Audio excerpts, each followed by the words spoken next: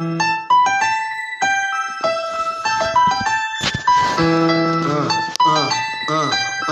Democrats don't speak for me. Speak for me. Speak for me. Republicans can't speak for me. Speak for me. Speak for me. A bitch ass nigga can't speak for me. Speak for me. Speak for me. You coon ass niggas can't speak for me. Speak for me. Speak for me.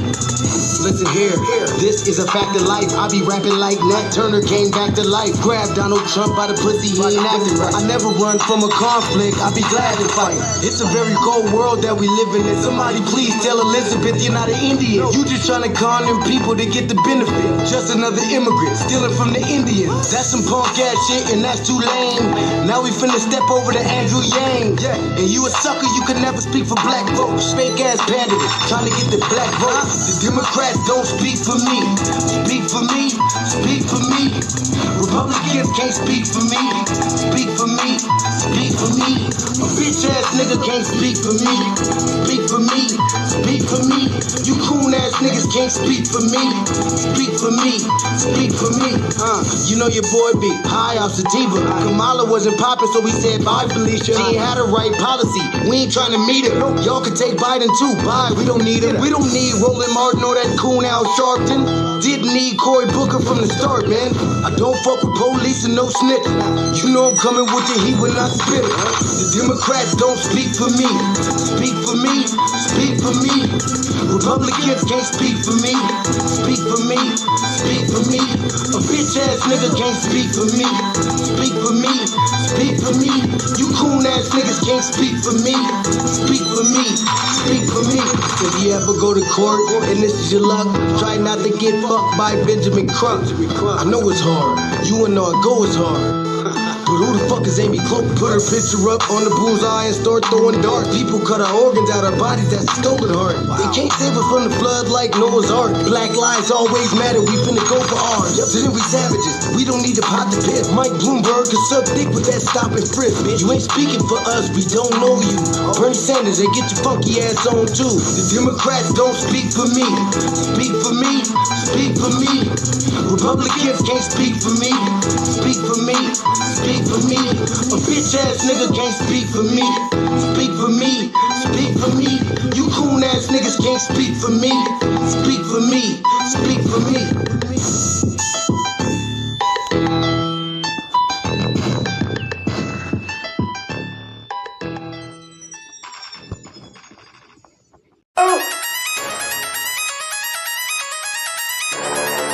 I'm talking about Shouty going crazy. People going crazy in them motherfuckers.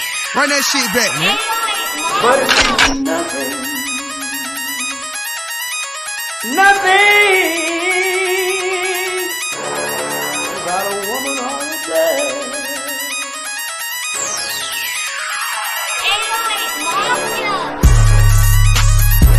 Man made the car.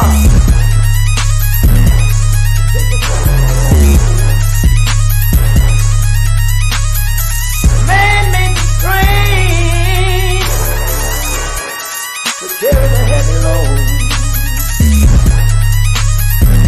Man made the electrolyte to take us out of the dark. Man made the boat for the water like the 7-millimeter. Man thinks about a little bit of baby girl and a baby boy. Make them happy because man makes them strong. But after man make everything we can, do you know that man makes money?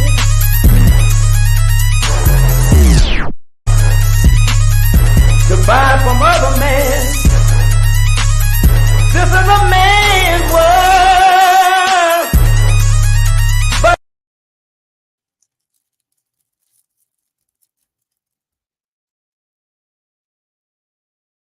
You got no sound. Hey, what's going on? Good evening. Thank y'all for tuning in to this season ending or year-ending Front Line Blacc News. This is season 3, episode 39, or Trey 9, part 1 of the Front Line Blacc News. And I'm your host, Chan Kruma. I'm joined with my other host, Lady Che, and our West Coast correspondent, Shabaka Sankori. Shabaka's enhanced, which I'm the co-executive producer and co-host of. Greetings, Shabaka, from the Mile High Income and Migrant Flooded City. Hey, congratulations. Yeah, same thing here, from Sin City, you know what I'm saying? And you can see, I'm on packing shit here, Congratulations, Yeah, you know what I'm saying? Yeah, motherfucker left Blog Talk Radio at home too, you know what I mean? Yeah. So I put that video up there. So, I'm at 94%. So, so I probably could go about 30 minutes with your A-Twin Pyramid. Huh? Do you have a battery saver on the phone? Yeah, I think I do. So, and I think you could hit it, man. About right, though. Like, you don't take away from his unpacking, Jesse. Get to it, cuz. Like, you gotta take away from fuck that, Lady J shit. I had to load this shit up from the first place. Drive the motherfucker here with all these crazy ass people out here in Sin City, motherfuckers is drunk and shit.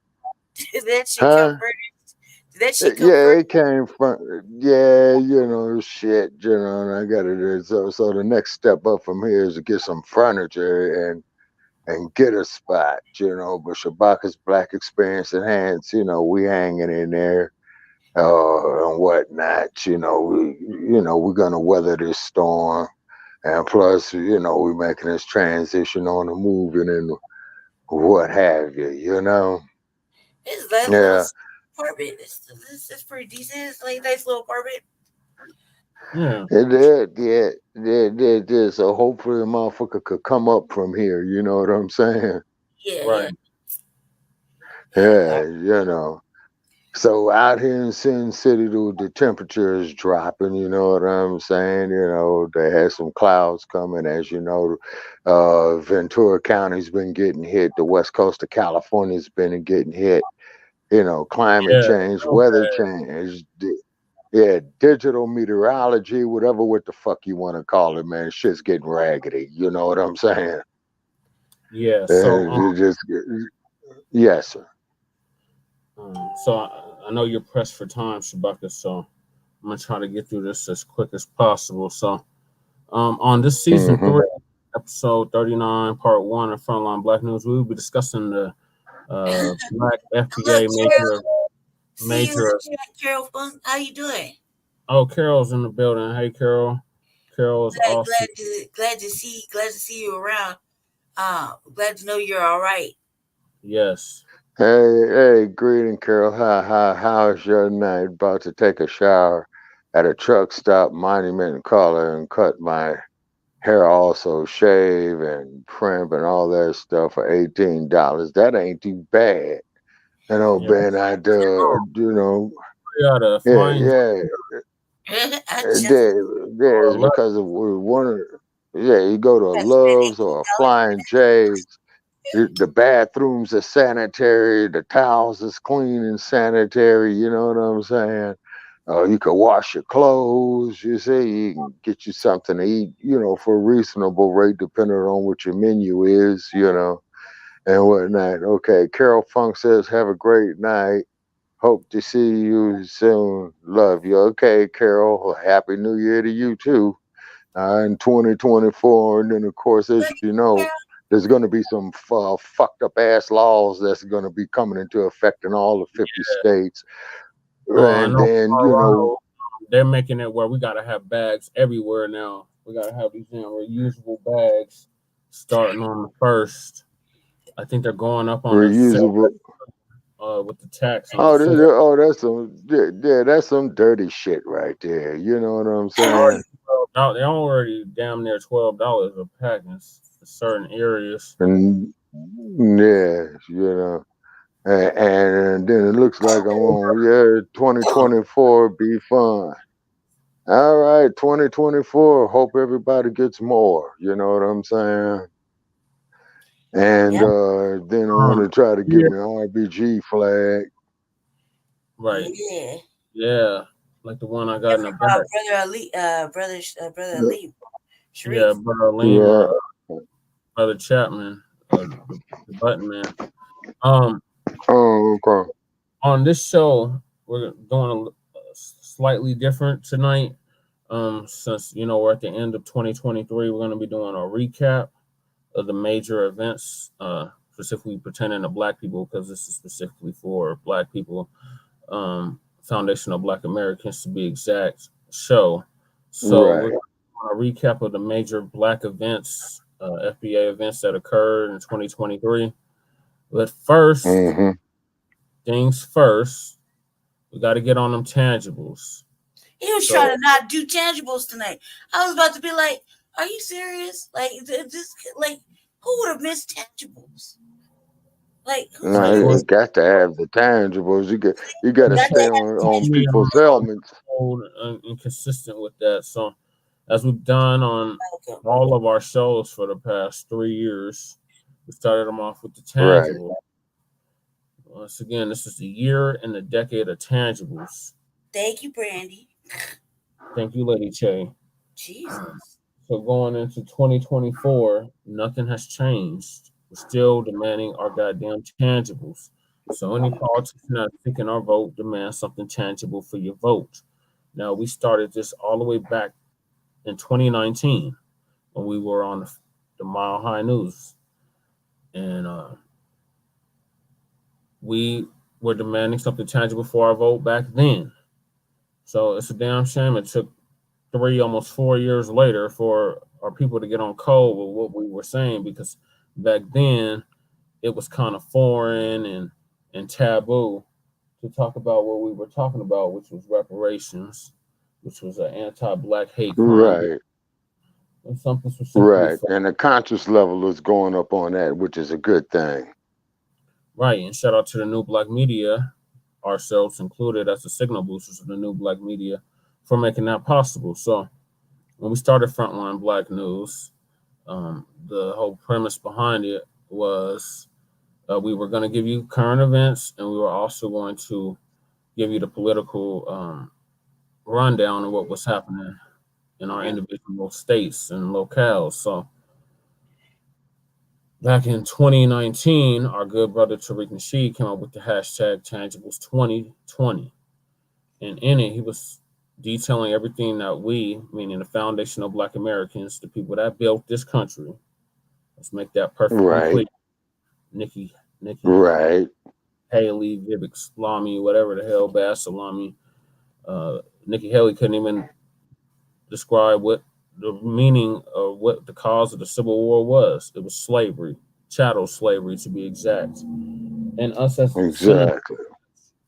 We are demanding something tangible for our vote. We are demanding reparations, $100 trillion for past, present, and future atrocities that have been brought against our people and continue to be brought against our people going into 2024.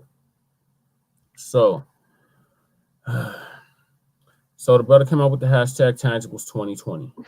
And we've been pushing that hashtag for the past 3 years.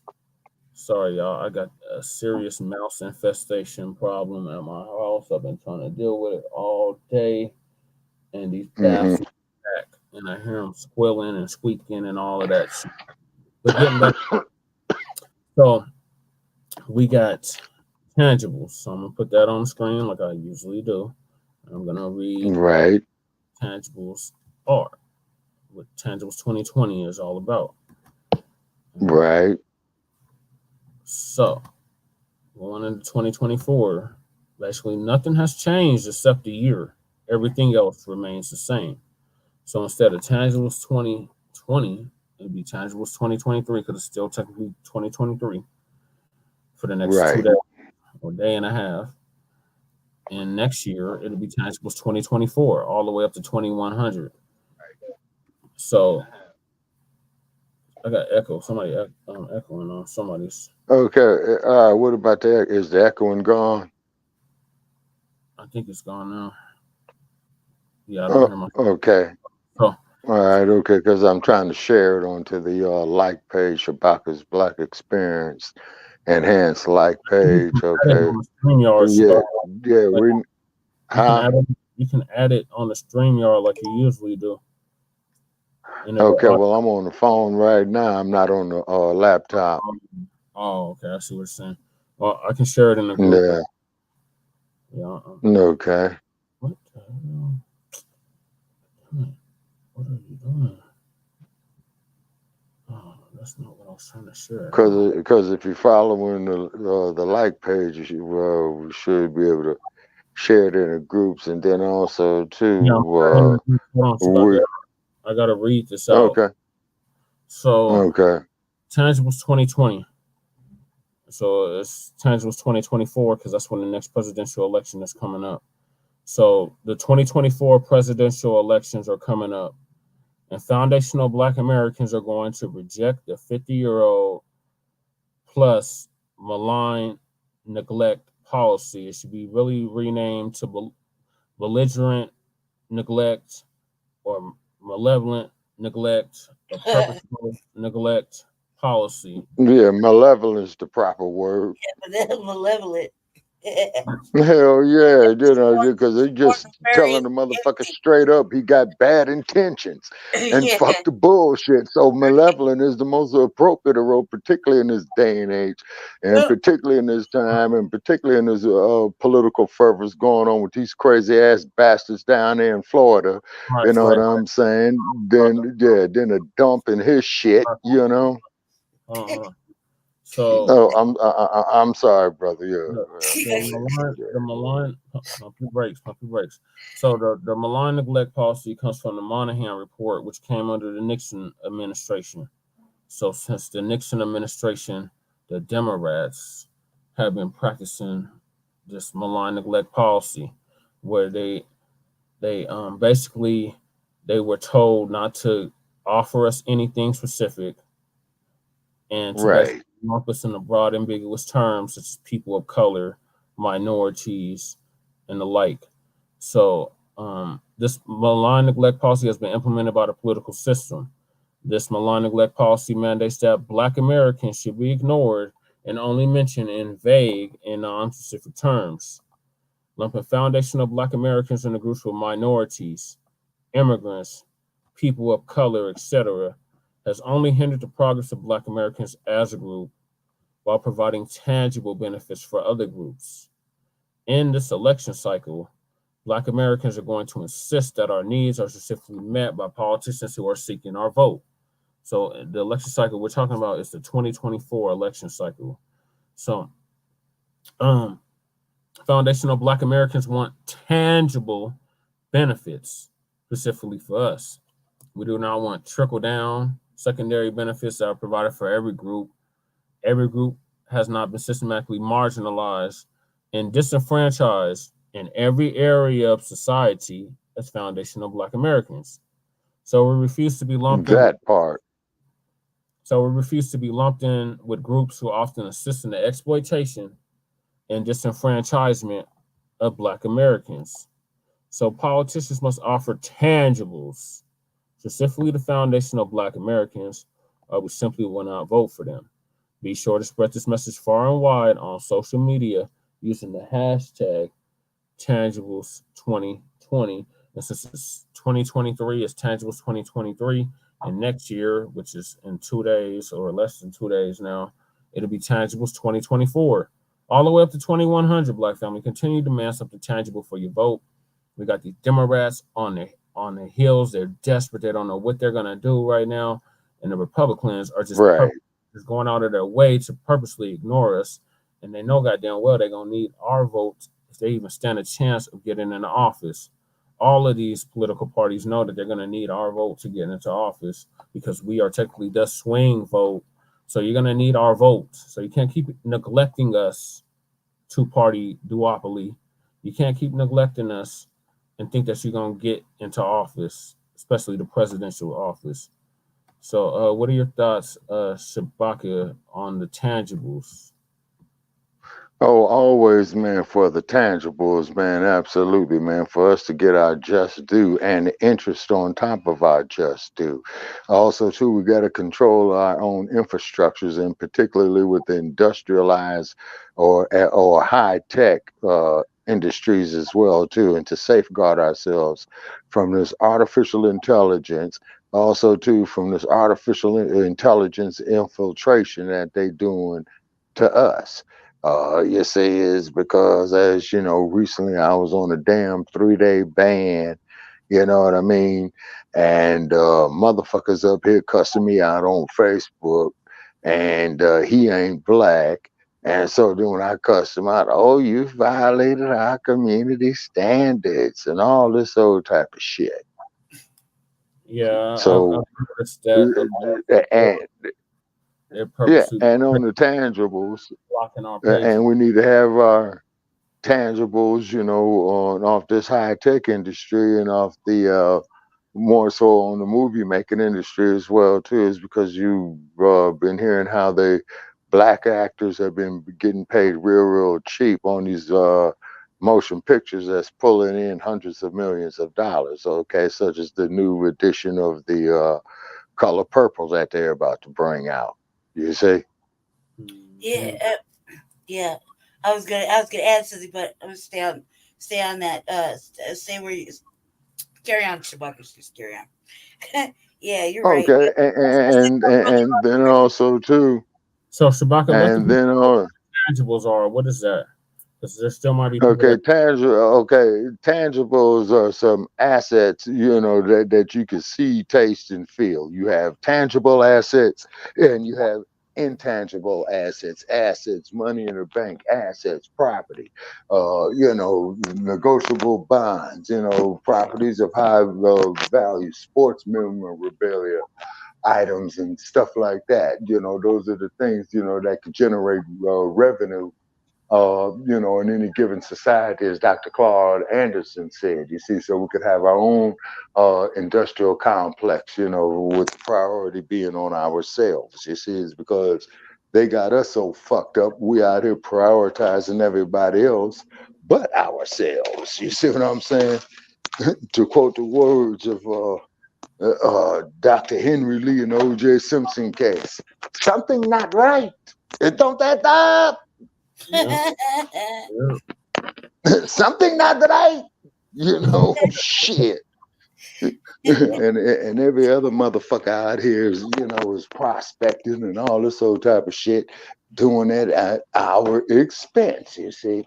And then when we get up there and mention about what needs to be done about it, how we should be self-sufficient, how we should take care of ourselves, then all of a sudden we call a bunch of racists. I don't understand that. But when all these other groups go out here and do this shit and particularly sell their stuff to us, oh man, that's good business. Hmm. But when we do it, you know, it's racism. So the hypocrisy is real. Yeah. Hmm. All right, Lady Shay, what are your thoughts on the tangibles? Well, aren't you glad I forced you to do it? Let's just start with that. Aren't you glad about that? I think everybody is. I am. I think that well, obviously, I'm on this thought process, like I said to Jesse earlier. Um, Hmm. we have to stay consistent, like the new black media, tells us to. And it too, tangibles is definitely from we want quote them. Want reparations? Cut the check, man. No reparations, no vote, no. That's the tangible, family. That's tangible. You know what I mean? That's Yeah, exactly and then flex the except and that's beautiful on the political front, Lady J, but also too, you got to do it on the political and on the economical front. That's yeah. what we're saying. Like, So I'm saying that you cut the check, that's gonna help out economically for the Foundation of Black Americans. You know what I mean? yeah, It's gonna help Right. out substantially. I mean, because it's not like the Dave Chappelle thing where everybody just gonna blow it. We're at this point now where nobody's gonna blow it like that. And motherfuckers are really going to invest it and put it And in. even if mugs do blow, that's their prerogative. Exactly. I'm trying to pocket watch us and what we do. Can I finish my statement? Yes, go ahead. What I'm saying is that it's not like that anymore. Considering where the world is taking us now, where things are taking us now, people are very starting to become very frugal, starting to become very mindful of how they spend their little pennies. You know what I mean? So they're really concerned about it. And the reality is that we can't just go ahead and buy crazy shit like we want to anymore. Yeah, even if we had a chance, we have to put it away because we don't know what these fucking Caucasians fit to do with our lives. You know, we don't really know that. So the tangibles is the reparations, that it is the Black agenda, it is cutting the check, it is all that. And it only makes sense if there's a politician that represents the Black agenda and speaking on it, on reparations. Ain't none of these motherfuckers talking about it now. Ain't none of them speaking on it, none of them even thinking about it. I would say none of them.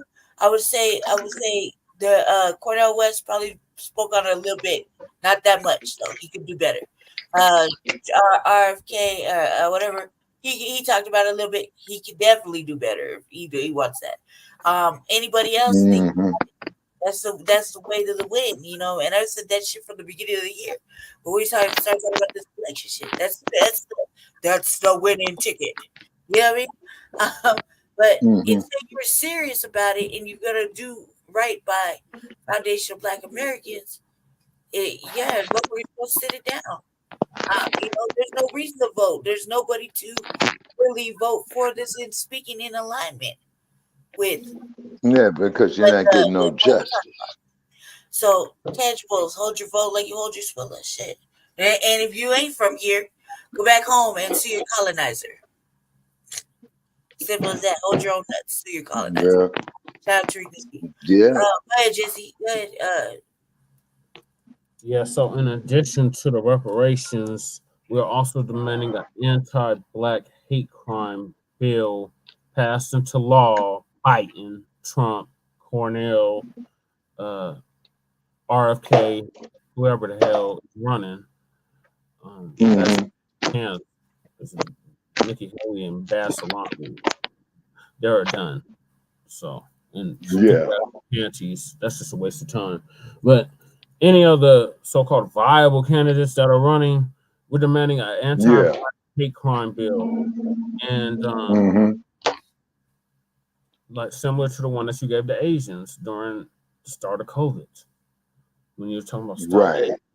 Well, it's time to stop Black hate, specifically foundational Black American Black hate, because we are still the most victimized group of people in this country.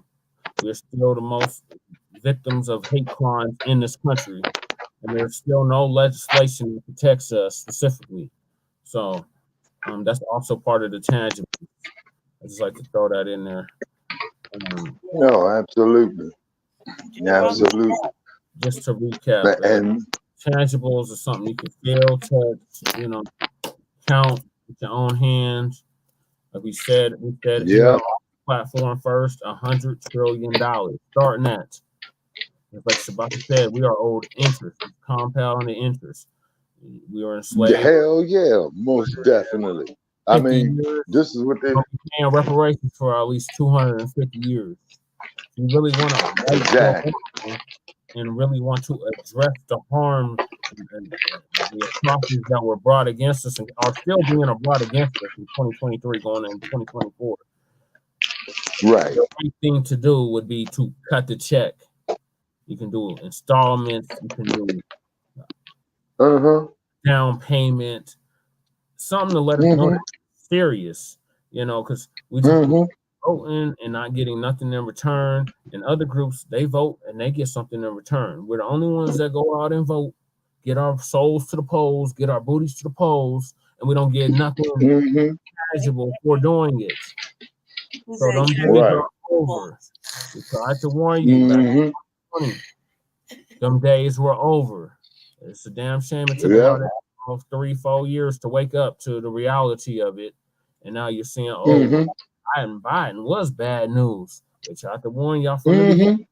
Y'all didn't want to hear it. Oh, just can't have 4 more years of Trump. Oh, just can't do anybody but Trump. And how is that working out for you now? You bisexuals. Yeah. So eat a dick, bisexuals, goddammit. Is that what you say, Jim? Souls to the poles. Yeah. No fucking. It's just stupid. Oh my god, that shit was stupid. Hey, it's about that time where they come up with some fucking something dumb to appease, to entertain black folk to get us over there. It's about that time, so be expecting your favorite rapper to come out there. Long tactics are not gonna work. Democratic shills, you Jeff Farts, you Roly Poly Martins, Joyless Ray. Angela Rise with tomato on the side. All y'all Democratic shills, you're done. 2024, you're done. It's a wrap for you. And we're gonna make sure that there's a new black media controls now, not you, not the old dead black media. Y'all don't control nothing. This is why Roly Poly is begging for a job. I got a master. I can get him back on the plantation. No, you can't. Exactly. Say that's why we got to have a development of awareness. You see what I'm saying? We've been developing that awareness. Yeah, because see, every time this dude consistency, Shabaka, for the past 8 years. You're welcome, Jesse. And then around for 15 years. So it's a damn shame it took 15 years for our people to get on code and get up to speed, but here we are. So going into 2024, we're going to continue to demand something tangible for our vote. So at the local level, at the state level, and at the federal level. And another thing, you Democrats and those that's tuning in, y'all need to be pushing these Democrats to lift these sanctuary city statuses. Because first of all, they didn't bring this to the vote of the people. Right. Especially in Denver, we were not notified of this shit. They just sprung it on us, and now we got 5,000 illegal immigrants in our city. Well, thank Governor Bud for that. It's because what old Governor Bud is doing down in the great state of Texas. Okay, he's loading up busloads. His operation, sending all the migrants, man, to New York and Chicago and Denver and Los Angeles. Operation Lone Star. I'm not mad at him. I'm not mad at him for that. These mugs, they said they want to be sanctuary cities, sanctuary states. Well, since you want to be a sanctuary, my whole thing is, if black people ain't got no damn sanctuary, why the hell should these other people have sanctuary? These people aren't even citizens. Right. They didn't even go through the proper channels to become citizens. And then you have a lot of them right now that just got legalized after like 10, 15 years going through the whole process. So no. Y'all not gonna come over here and get free goodies and giveaways off the backs of us. No, fuck no. So 2024, we need to follow what they tried to pull in Chicago by forcing a vote. Bring this to the vote of the people. Let the people decide if we want to be a sanctuary city or not. This is just ridiculous. We got over 560 sanctuary cities, and I believe none of them were brought as a vote of the people. The Democrats, because these are Democrat states and cities that allow this shit, purposely not the federal government with the immigration policy. That's the whole thing about it. We won't cooperate with ICE. We won't cooperate with the federal government. Oh, but now they please because now Abbott, which I'm not mad at Abbott. Now Abbott putting them in and flying them in to these sanctuary cities. That's what y'all voted for. That's what that voting blue, no matter who gets you. So I ain't got no pity for it. And here in Denver, we definitely 2024, we definitely gonna push a referendum to get that shit off. This is ridiculous. Charity starts at home. We can't even take care of our people right here in the United States. But you want to take care of all other countries? No, not happening. Not on our watch. No, them days are over. So, Final thoughts on the tangibles. Anybody else have anything else to say about the tangibles? Yes, sir. Another thing too with the tangibles, you see, with them giving all this money to these fucking migrants and immigrants and shit like that, that they're taking money away from us. You see, but with these stupid motherfuckers, don't even realize when they do this bullshit, they're taking money away from themselves too. They just want cheap labor, Shabaka. They allowing these motherfuckers to come in here. They want cheap ass labor, and they know that they can pay the table, and they don't have to abide by no shit. They don't have to abide by workers' rights. You know that. So. Yeah, and then of course too, but they have a cohesiveness amongst themselves doing that. Yeah, and it's going see, we don't have no cohesion. So Democrats are trying to replace your base with illegal immigrants. Immigrants can't vote. And then also too, what's going to happen too, as this 2024 election in November, man. No, it's going to be a rocky year, 2024. Oh hell yeah! And you're gonna have that DNC, and you're gonna have all. And you're gonna have all kind of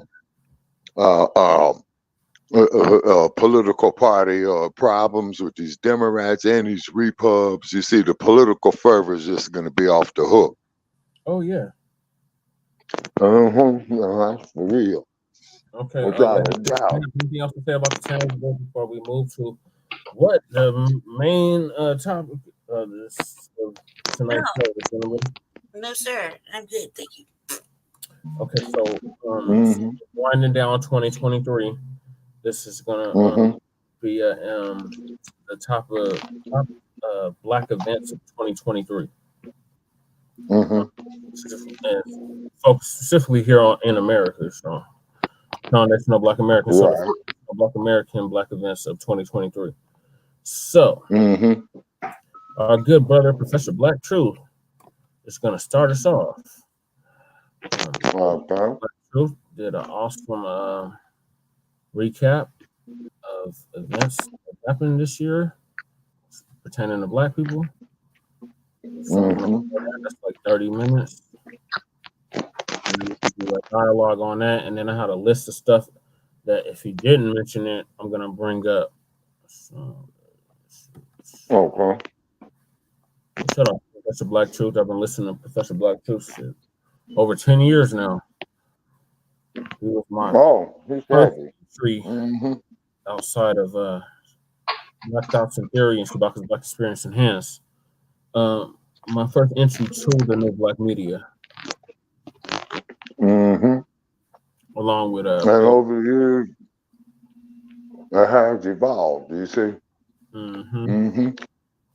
So this is his moment, 5/20/2023, the year in review. Okay, what's the professor talking about? The copyright up here.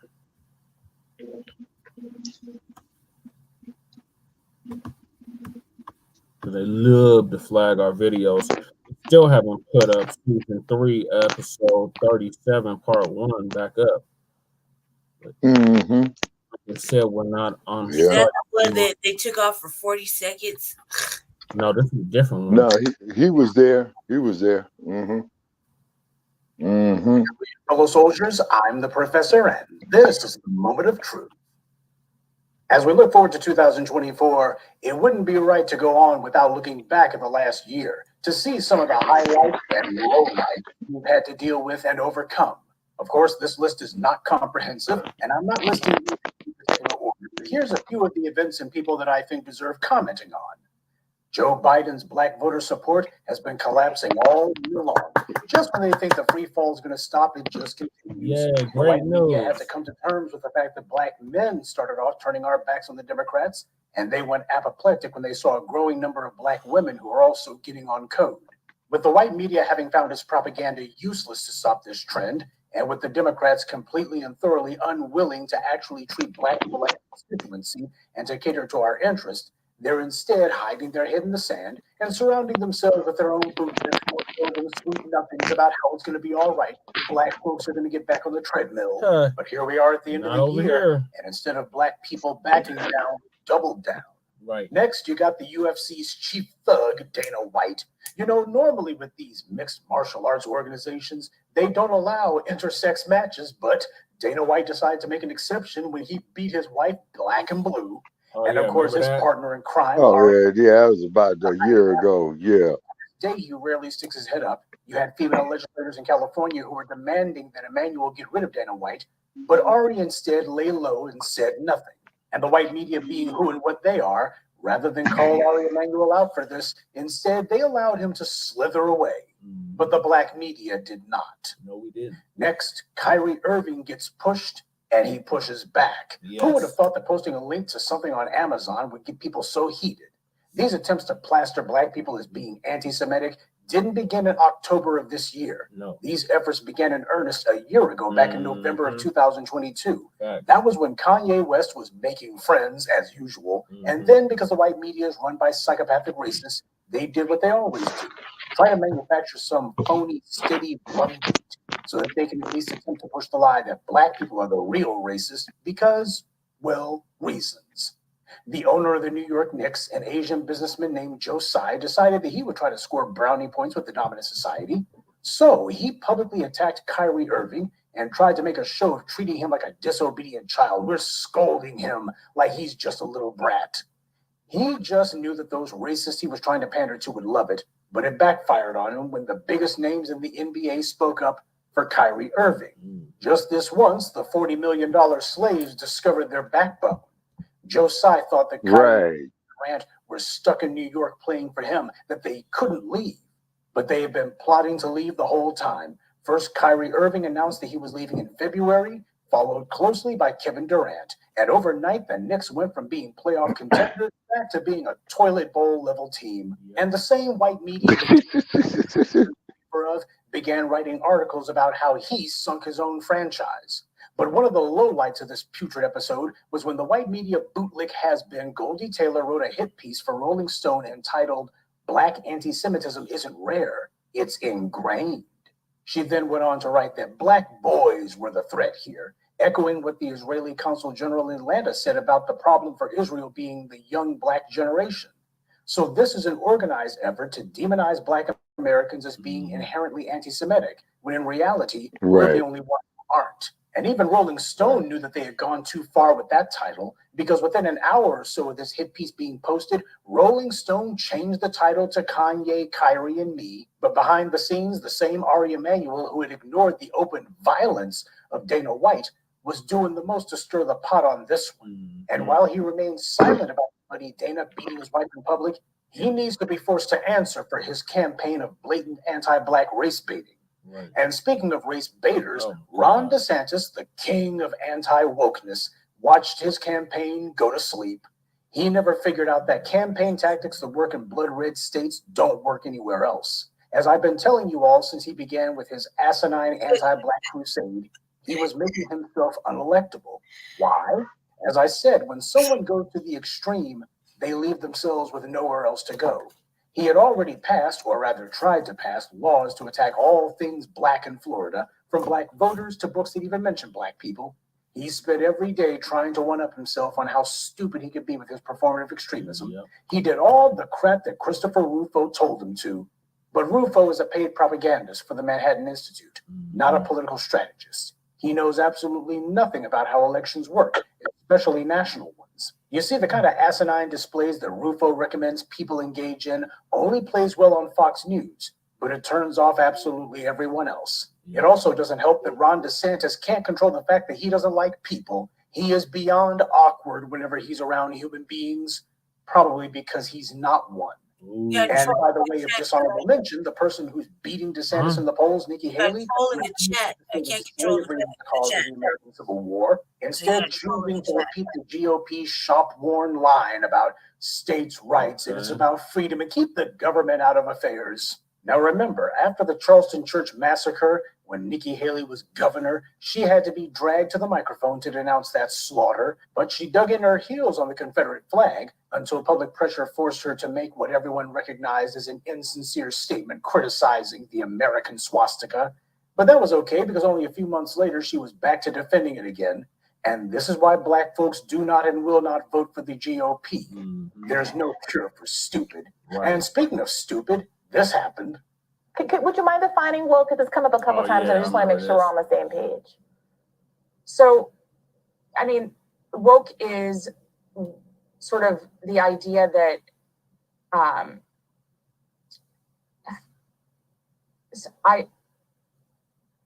this is going to be one of those moments that goes viral. I mean, woke is something that's very hard to define, and we've spent an entire chapter defining it. It is sort of the understanding that we need to totally reimagine and redo society. Stupid bitch. She's so stupid, guys. Okay, so first of all, yeah, when I was running for mayor on a Black First agenda, the articles would say wokeism. This is wokeism. This is wokeness. They're talking woke. So then this is asking this so-called professor, right? She's supposed to be so smart, right? She's asking her to define woke, and this broad can't even define it. I think that was the best shit ever. Damn. And she kind of talk around it. How you gonna tell a Black person? How you tell a Black person what woke is? And we kept trying to tell that brought is so whack, dude. And all the rest of them Democratic shills that woke was synonymous with Black. That lady that hosts the show, man, she's always on the ropes with that white person that she sit next to. Oh yeah, she was always him the other day. But like, did she just sat there and was like, carry on? Go ahead and tell us. Yeah, like, she just let her walk into that shit. Like, just is so hilarious. Right into the frying pan. Yeah, she's like, just come on in. Come on in. She just sat there like, like, and her face was just like, she's just like, yeah, go ahead and tell me what woke is. And I'm like, oh, you a motherfucking weird ass. You're like you're heading into the adult version of Mammyhood right here. But go ahead, because it is hilarious. You too, you know what I mean? she let her do it though. That was like her only high point of that whole year. It was that sister let her walk right into that. Oh, she went off on the white boy the other day about the Nikki Haley shit. But yeah, I'm gonna let it continue. Yeah. In order to create hierarchies of oppression. It's hard to explain in a 15-second soundbite. Really? Yeah, this empty-headed mouthpiece. She wrote the book on woke, and then when somebody merely asked her, what does woke mean? She had a complete meltdown. But then again, what do you expect? These clowns don't get hired because of their intelligence. They're hired because of their political reliability, which means their willingness to go along with whatever they're told to do. Yep, Tools like Christopher Rufo and Bethany Frankel are the incompetent operative class for the white right, and the moronic race baiting and political extremism they engage in is the main reason the Republicans have increasingly found themselves losing voter support, even in places they should have on lock. Yep. Speaking of which, 2023 was also the year of elevating the Democrats' Negro mascots, like Jasmine Crockett and the two clout chasers in the Tennessee legislature. The white media tried to report on those two as if they were some sort of great paragons moved by conscience, but in reality, they were nothing more than the DNC's get out the vote effort. These guys used to be all bougie and formal. Yeah. Back when Obama was president, they were hoping to catch that particular wave. But when that fizzled out, they decided to become offensively stereotypical instead. Mm-hmm. And when people have Big Bird as part of their parade, that's how you know they're not on the side of the angels. And while white power doesn't like having white people around, it's also true that it requires just a handful of Negroes to be their sock puppets for the sake of sending them back amongst us so that they can mislead us and derange our own internal politics. Understand, this was a DNC operation aimed at raising these two's political profile and to appeal to white educated female voters. That stupid ass Kamala Harris is here. Remember when remember that shit she pulled at Tyree Nichols' funeral? I know. And then you see what happened? She lied. She lied, family. Mm-hmm. She lied. She lied. Yeah. So did Joe Biden. Yeah. I'm Biden sign the bill. He's gonna sign it today. No, but the part that got me about that motherfucker is he says if you don't vote for him, you ain't black. Well, we black and we ain't voting for your ass. We didn't vote for you in 2020, and we damn sure ain't gonna be voting for you in 2024. Just on that note, pretty much. How can anybody even ask for the Democratic vote when you left the motherfucking border wide open? Like, why the fuck open? Yeah. You have no intentions of really like closing it down or really, doing some delegating about closing the other borders or anything like that. Like, you just left it wide the fuck open. She traded up for like a whole year and a half. Like, nobody even knew where the fuck she was for like a whole year and a half. Like, you know what I mean? She was just y'all vice president. Y'all voted for her. She didn't even come outside when they were on her doorstep. Like that. Like you can't even ask for the vote. Slap yourself. You're stupid. Y'all were warned. Like black people can't even say they weren't even warned. Like they can't even act like they were surprised about this shit. Like this is what you voted for. All that anybody with Trump, this is what you get. Right. What you see is what you get. Say, yeah, that's that bullshit. Warn you, goddamn Democrats didn't mean it's no good. But y'all, anybody with Trump, we just gotta get Trump out, and we just can't have one more. Come on, Charlamagne. And what you have on here is blind obedience. You see, and that's dangerous. Where's I always remember blind obedience. They quiet as a church mouse. You can't even hear them. You can't even hear them. They're so quiet. And the ones that like the Jeff farts. Oh well, when you go to jail, they take two things from you: your right to vote and your right to a gun. So that's really important. What the fuck is vote? What the fuck is the point of voting? For it. Well, Jeff Fart said. Yes. Yeah, but it all depends on what state you're in. That man is black and simple. Yeah, it all depends on what state you're in. He's a more any other time. He's simple. That is shit. Yeah, shit is crazy. Wow. Man, you cannot go 1 week without him saying some cool shit though. No, he always saying some cool ass shit, and then talking about mugs. They'll say I said something about him and don't remember what I said. No, I remember exactly what the fuck he said. We keep invoices. We like Pepper's Farm. We remember every fucking thing. So, right. Pepper's Farm. These two are all angry over gun reform, but said absolutely nothing about reparations or any other form of tangibles for us. They want to make a spectacle of themselves over something they should have. Oh yeah, and another thing, you damn Democratic shills, y'all need to stop saying we hear you, we see you. No, fuck all that shit. Yeah, that shit. 2024, that shit is not gonna fly, cuz we don't want to hear that. No. It's bullshit, and what they're doing is they pacifying. Yeah, they try to pat like, don't cry, we hear you. They're like, just shut up, shut up. Yeah, that's that bullshit. That says shut up and blow you off shit. Yeah. It's bullshit about we need to do a study. Fuck a study. You know exactly what the fuck you did.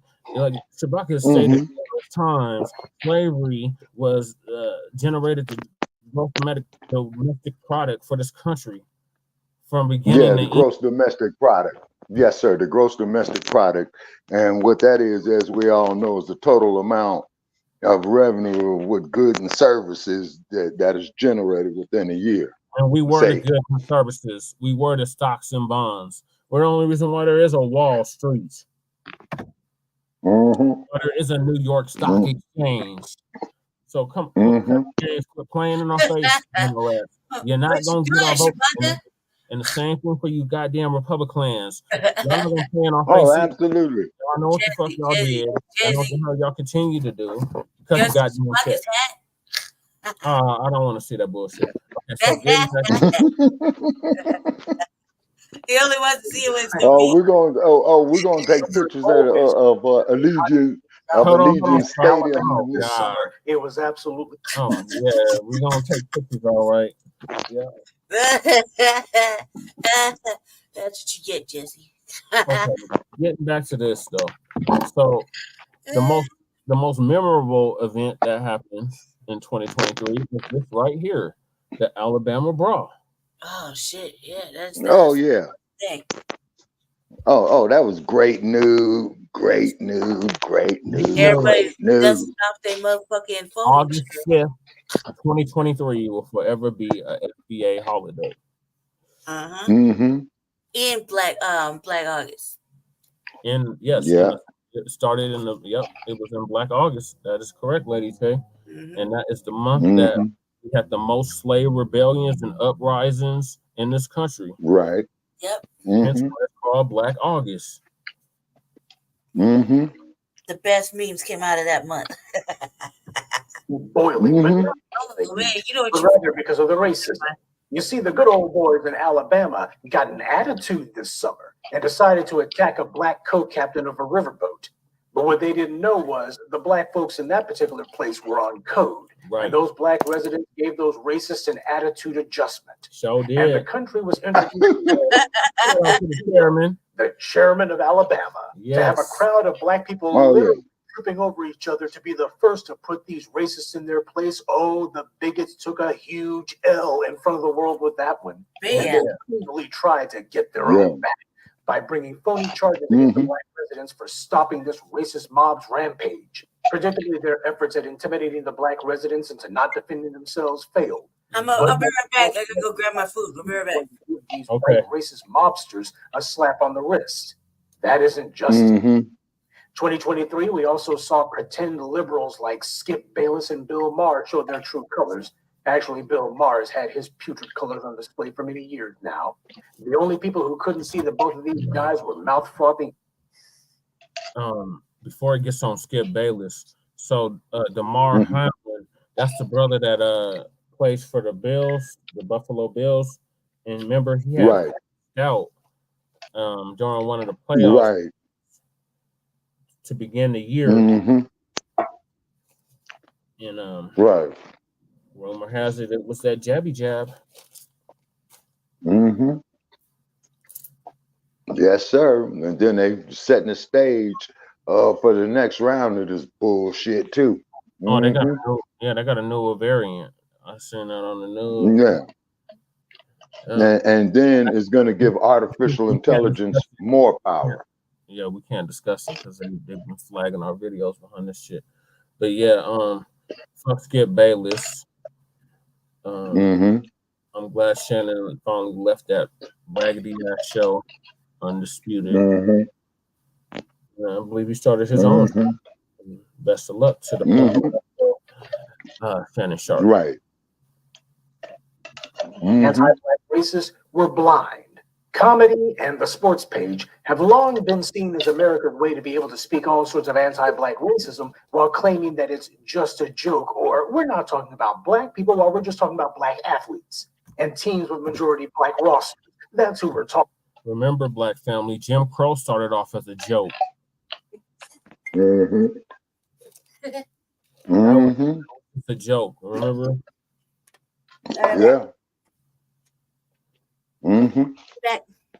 Okay. That's the part they don't want to tell you. That's the part they don't want you to know. Yep, that is definitely the part they don't want you to know. And then shout out to Coach Prime. Oh man, immigrants taking over fucking Uber's business. Yeah, but this is what they voted for. This is what they voted for. Don't get Biden's remorse now. Just like you and Denver, don't get Johnston remorse. Right. Same thing in Los Angeles. Don't get Bass ass remorse. Yeah, don't get Bass remorse. Same thing in San Francisco, old London Bridge. Remorse. Yeah, you see. Chicago, don't get Brandon Johnson remorse. Yep. Same thing with the ultimate. Don't Eric Adams. Eric Adams remorse. Officer Eric Adams remorse. Y'all were warned. Yeah. Y'all were warned. Y'all thought it was a game. Y'all thought it was funny. Y'all thought it was hee hee ha ha ha. Oh, y'all don't know what the fuck y'all talking about. Oh, y'all just right. huh? Salute, Sav. Oh, Tabs in the chat. Salute, Tab. Big mile high salute. So yeah, Coach Prime turned around to see you bust. And them crackers are still not happy about it. They're like, he got it. That's Chewbacca. Oh, I'm sorry, man. Okay, they're organizing some of this shit, man. You know. Yeah, look at all this mess, man, and all this here I gotta do. All right, I'm gonna let the video go.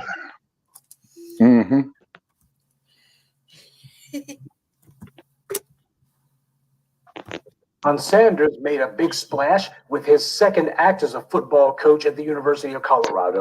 His first move was to neglect the small boy structure of recruiting athletes. He revitalized interest in college sports, even though he had a losing year. Don't expect him to get paid as much as Nick Saban, though. No matter how great a season he has, these sports organizations have a rule that even Black people who dominate those sports must always have a white athlete or coach who is paid more. Even Michael Jordan wasn't the highest paid player in the league when he was there. It's because these are the rules. Right. And just like in Hollywood, the pay scale is also. I see Sam.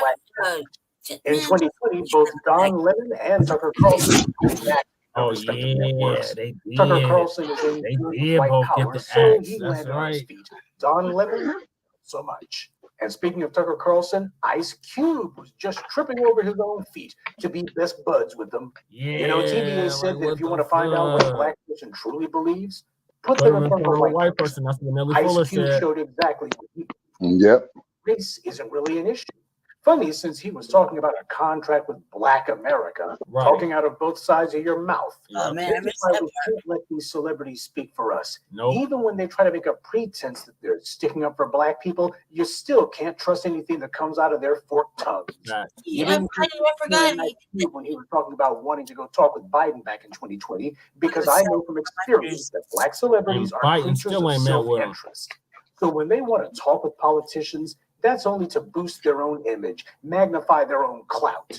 I pointed out how Biden, even this token empty gesture from Ice Cube, but I didn't put him on a pedestal either. A lot of you were shocked and dismayed at Ice Cube showing his true colors, but it's totally predictable that he was on a dime because that was his agenda from the jump. Sorry to those of you who are heartbroken, but Black celebrities are auxiliaries of the white media. That's who they depend on for their money, for their content, for their relevance, In 2023, the satanic individual whose lie caused Emmett Till's torture and murder allowed to die on the loose instead of in the cage where it belonged. The family found the bench warrant for this woman's kidnapping charge, but the government refused to execute it. Both Democrats and punk ass Biden's DOJ allowed this bitch to continue to live. They kept moving her around. And it was pull up summer. So was pulling up at her damn nursing homes and shit, and they kept moving this broad around, and they wouldn't release where she was at. And then finally they was like, oh, one minute she was in Georgia, the next minute she was in North Carolina, the next minute she was in Mississippi. Like they kept moving this. Place. Those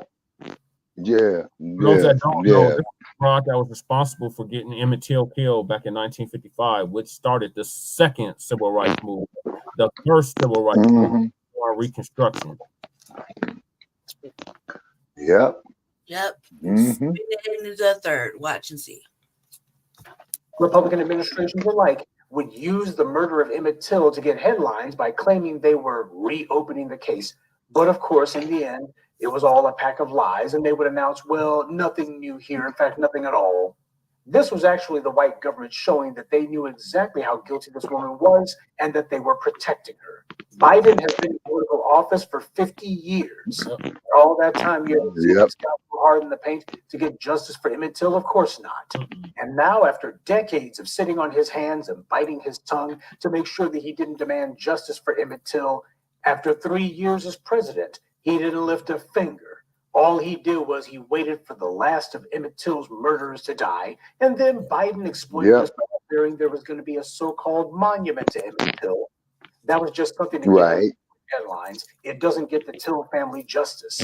And while neither of the two major parties was directly responsible for the murder of Emmett Till, the fact is both political parties have engaged in making sure that there's a permissive social and legal environment that allows and encourages these white supremacist racists to target Black people, then as now. Yeah. Justice for Emmett Till is a crime against Black America that we should never forgive or forget. A lot of the racists that we have to contend with today are the beneficiaries and even allies of those racists that we were fighting against in the 30s, 40s, and 50s. Keep in mind, Joe Biden was supported by a Southern segregationist, but I'm sure you didn't need me to tell you that. Also in 2023 was the heinous killing of George Floyd. The governor of New York, Kathy Hochul, herself got on camera defending this vicious crime. She blamed the victim for his own death, saying there's consequences for behavior. And of course, Officer Eric Adams of the NYPD couldn't wait to with her, and they would still be cheerleading it today, except for the sustained and aggressive denunciation from the public. That was the only reason both Hochul and Officer Eric Adams pretended to take back their words. In 2023, two terrorist groups, the Proud Boys and the Oath Keepers, got themselves locked up. Although they were charged with seditious conspiracy, the real reason they're in prison is because of terminal stupidity. They were clout chasing. Moving in silence, they were broadcasting all their moves for all the world. I mean, some kind of stupid to allow an outside camera crew to take video of you plotting your insurrection. And then when I know. He's a white one. Start saying, we did this. Hell, they just handed the prosecution that conviction. Right. But there's a lesson in this for Black people too. I should know. Talking too much, trying to be the center of attention, making sure to let every little move that you make be documented. They gave him more time to sometimes even privately to the wrong people. People who spend all their time constantly trying to be the center of attention will inevitably find themselves in the center of the government crosshairs. And speaking of losers, Daniel Cameron ignored the law to let murderers remain on the streets, lost his bid to be governor of Kentucky. That was the entire reason that he protected the killers of Breonna Taylor, to curry favor with the white right whose votes he desperately wanted. It didn't work, of course. And Sheila Lee lost her race to be married to recently. Like Donald Trump, she too has been repping everyone except Black people. And she was shocked that Black people didn't turn out for her. And all those other constituencies she was trying to appeal to didn't turn out for her either. The white media hadn't even finished sending in the projections for the winner or the Houston mayoral race before Sheila Lee was already filing paperwork to run for Congress again. Yeah, don't quit your day job, Sheila. Those country friendly bigots will see these groups do their bidding and immediately go and vote for the next candidate on the ballot. Gratitude isn't in the white people's vocabulary, but only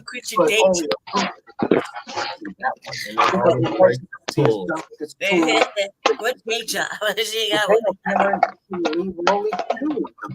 Politicians who found themselves being humiliated publicly. Former Baltimore prosecutor Marilyn Mosby was convicted on federal fraud charges, and Officer Eric Adams of the NYPD has also come under investigation after accusations of sexual assault and taking money from the Turks, of all things.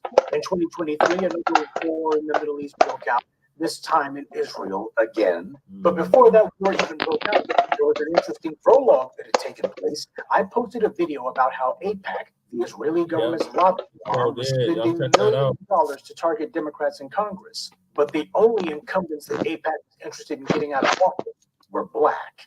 Black members who always voted the right way on Israel, and yet the Israeli government was fighting to have them voted out of Congress. But they were only targeting Black politicians. Where was Michael Rappaport and Juliana Margulies to talk about this? Nowhere to see them. Because this was going on before the war in Israel started. But then a few weeks later, when the war broke out, it unleashed a torrent of anti-Black racists, especially among people who are so-called liberal.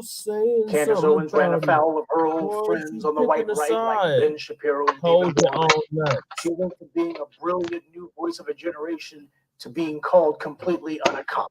Oh my God! Oh, how quickly they turned. Kyle Rittenhouse, the mass shooter, decided to write a book. It's that motherfucker is the stupidest face ever in history. Talking about it right now, but the right idiot. It's basically like motherfucking our mayor. Our mayor got a little innocent little boy face too. Yeah, they didn't See, say black nothing men about get this trashed cracker and here. demonized when they This didn't shit do happened in anything. California too. After they prove their innocence, the white media still talks about them as Yeah. criminals. See, All that money, Parker. you still gotta take It some was also pussy. the year that white celebrities and good people got to see Oh, their that list careers is put coming out back on the on first, track. While y'all. black Jeffrey celebrities are endlessly Epstein's demonized by the list white coming media, out. I know. white I'm celebrities waiting. are allowed to come out of any scandal smelling like a rose. Get to find Alec out Baldwin who all the beats the rap, chomos is in ditto for Hollywood. Kevin Spacey, and the same Paramount who paid for that Black anti-Cosby folk, we better not see your names up there. Cosby, which was based totally on rumors, unfounded and unproven. They also made a documentary about Louis C.K., who actually did sexually harass The women. And he Caucasoid admitted lead to and that shit. that documentary, Man, however, we was got our meant to polites, and celebrate his comeback, unfortunately, we not got to our polites. demonize. Same And We company. better not see any of our black celebrities anymore that we already don't know about up there at the fucking island. Celebrates the other. But there's no white media bias, right? That motherfucker Then we been locked up. oh, this broad here, cause that's when I said, if the governor don't give me some gifts, I'm get gifts. I'm getting, yeah, she the one that did give me gifts. I'm taking the If you gifts. don't give me some butter biscuits, I'm gonna take them. And I'm definitely, mammy. Yeah, it's disgusting. Crumbs. No, I just give them crumbs. Beto. But y'all know I'm gonna get the gifts. You know I'm gonna get the gifts. Remember we broke that down earlier in the season. Yeah. She's like, shh, everybody let him talk. He brought gifts. Yeah, to in the other words, that old weird ass bitch, Tim. No. This was after That's that sick. white supremacist Ryan Palmeter. What's his name is? Yeah. Yeah, whatever his name is. Paul Meter. He shot up the damn Dollar General. And Yeah. To kill 3 black down people. in It was three what black was that, men. Tallahassee? 2 black men and my sister. Yeah, no, Jacksonville. Remember we had that vigil and everything? When I had to get credit for my word, my slogan, my term, unhoused neighbors. And punk ass Jeff have Auntie, the former director of BTS, and was sinking your ship for HD9. You're not getting you're going down, cuz on us, you are not getting in there. You're not getting in there, Tay. Make sure it's gonna, if it's gonna be black, it's gonna be Sharon. Like, it's gonna be Sharon. It's gonna be black, not you. That's been a historically black district since as long as I could remember. So that has to remain, and you're not occupying that seat. So getting back to this Bunny Ruckus here, she was, I got you. And I'm gonna give them, you know, if the government offer me some gifts, I'm gonna take them. You know, definition of seller. After one of DeSantis' supporters, hyped up by his endless race baiting and encouraging violence against black people, he did exactly that. The crowd was righteously indignant and with good reason. Ron DeSantis was the entire reason that massacre happened. He was the reason for a racial mass shooting because he had been egging someone on, instigating it, bragging about laws that were specifically written as political responses to black people's protests. It was inevitable that something like this would happen because that was the entire point. That was DeSantis' intent. And for this Bunny Ruckus-looking clown to call herself saying, "We go here what Massa got to say," it goes to show just how much work where that got her nowhere. It is not enough to merely have 5 minutes of indignation. When anyone shows up calling themselves defending this kind of anti-black racism, everybody should have been on code and immediately against it. This is a big part of why Florida has become a hotbed for all kinds of anti-black legislation and sentiment and propaganda. It's because in Florida, far too many black people are content to roll over in the face of white supremacist aggression instead of facing down the enemy and their assorted bootlicks, hangers-on, and defenders. But the biggest story to co-opt reparations. We, the black media, the official voice of the black grassroots, have not allowed reparations to fade away. We haven't allowed it to go down the memory hole. No. White media thought that we would, but we didn't. We keep talking about it, keep mentioning it, keeping it at the forefront of people's minds. That's right. And so what the white media has done is to launch an all-out tsunami of anti-black propaganda, all of it meant to take over the issue of reparations, muddy the waters any way they can, try to go ahead and take it over and just completely misrepresent it. They try to change the definition of what should constitute reparations. And they also want to try to greatly expand who it ought to apply to. The Washington Post declared that reparations should be for immigrants. Others have reparations as reparative justice, which is not the same thing. Civil rights leaders like NAACP openly attacked cash reparations. These fossils from a bygone era showed exactly why it is that any black people under the age of 50 don't want anything to do with the NAACP. Remember, and he went on that trip. Oh, I got stuff right here. He went on that trip. Our fucking mind when you did that. He went on that trip with Kamala Harris to Ghana. Yep, this motherfucker is like, he was on the task force when he did that. Yep. Mm-hmm. Give us a speech about how we didn't deserve reparations. Or we needed to know more. And he's FBA. He's foundational. He descends from slavery, like, and he was rejecting the $5 million. San Francisco is expensive as hell to live in, because like you definitely gotta have some major money in. $5 million, that would have been a drop in the bucket. Bay Area. That's for real. But the fact is, he didn't even run it by black people. He just fucking just did it. Just did it, and went on a trip to Ghana with Kamala. Yep. Hand holding with the Brown, Reverend. He's a goddamn reverend, y'all. See, this is like this phrase. It's the preacher man, whole top preacher. That's right. On code. If you ain't like Robert Davis and others like that actually give a fuck about the black community, their constituency or their congregation, then and on code. See, we got them on code. See, we getting them on code. If we can get the pork chop preacher on code and with the black agenda, we gone, we might be getting somewhere. You did that. Goddamn bootlick politicians. These black, like, you think it's black like you, but it's a different kind of black, because we're on code here. We're fired consistently for 8 years, like record for 8 years. Been like this practically our whole lives. Didn't understand why when we were younger, or some did, some didn't. But as I'm getting older, I'm like, oh, I was wondering why I was so hated like that. Like, why did they hate me so badly? So, mine is because I was for black people back then. I was throwing up the black fist. At 5 years old, I was throwing up the black fist, saying I'm black and say it loud, I'm black and I'm proud. That's because my grandma. James Brown. For 8 years, Barbara Jean Paris, Roland Jean Paris. She used to run the streets of Denver. We had went out to New York. The last time I went out to New York, Shabaka, she put my mom's wig, and then my great grandmother died. That was in 90. Man. Yeah, I think it was 2000. They passed it 2000. 2000 was a heavy year. But getting back to this, so this bastard went on a trip to Kamala, dodged the meeting. The damn council mission is set up a tethers mainly and others, like Taki and that goddamn Jamaican Javon. Remember he was Javon, Like, the one always look scared to say some shit. She been holding it down. What's the sister name, Lady Che? I forgot. Man, we should know her name too. The one with the glasses, the host. Yeah. Shout out to that sister too. I forgot her name right now.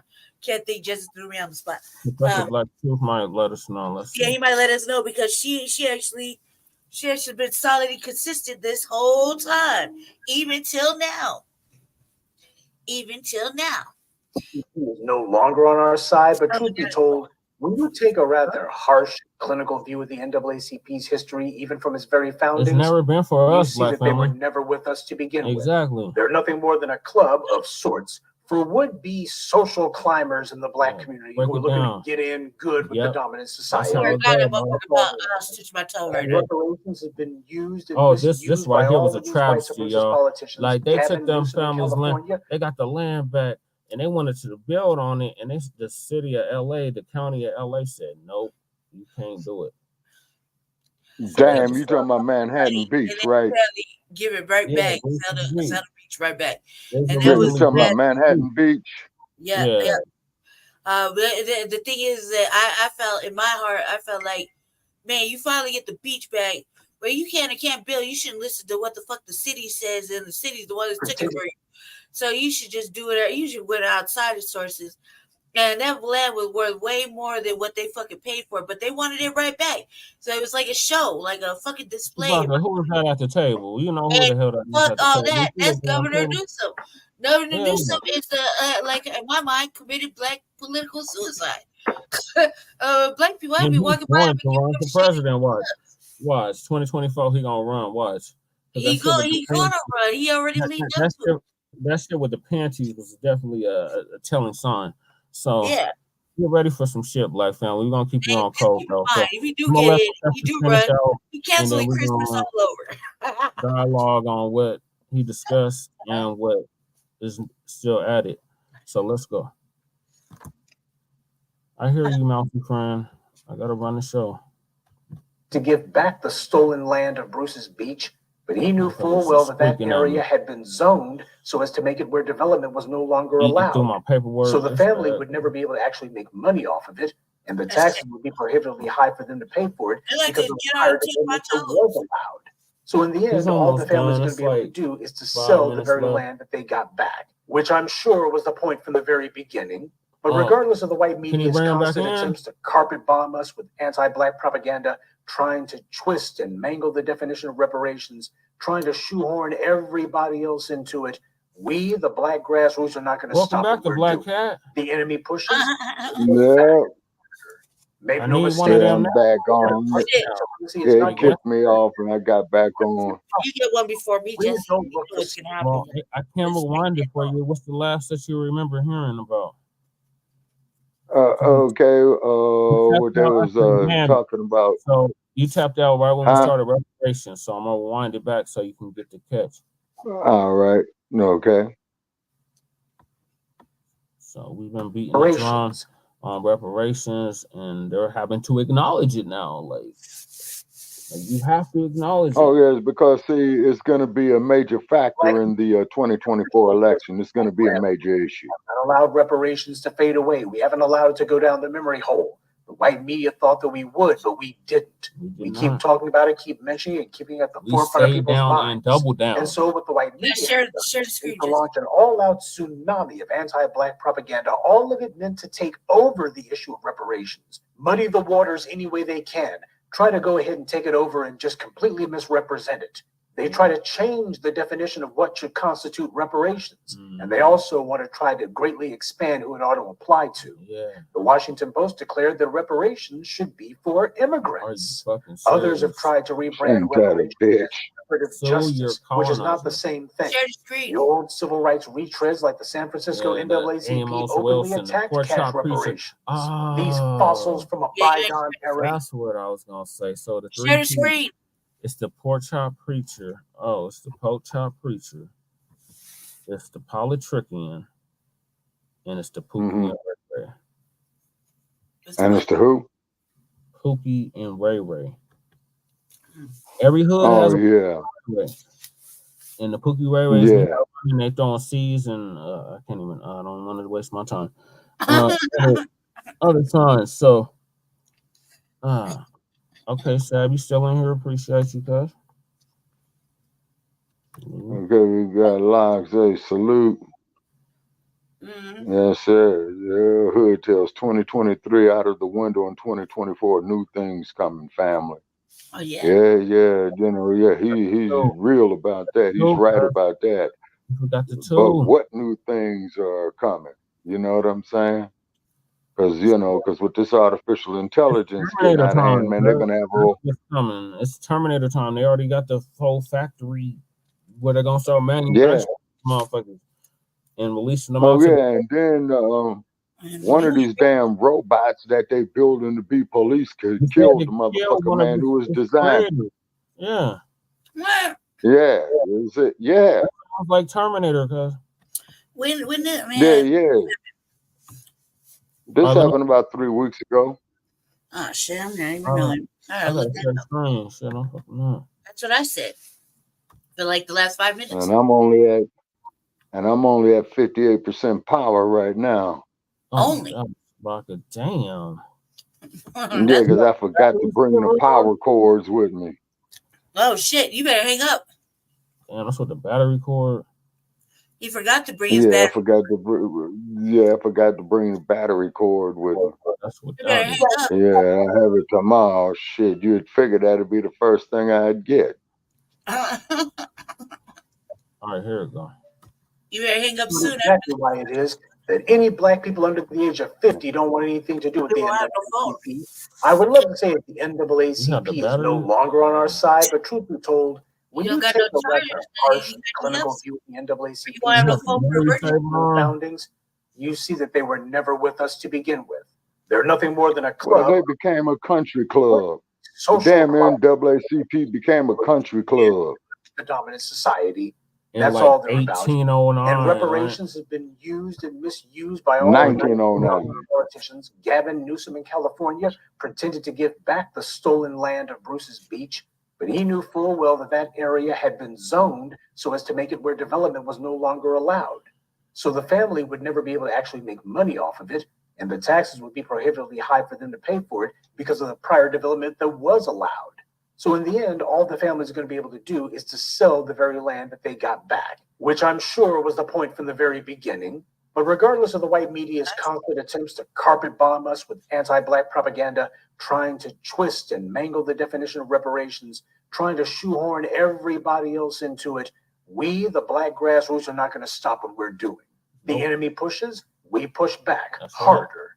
Make no mistake, the war to crush white supremacy is not going to be an event. It's going to be a process.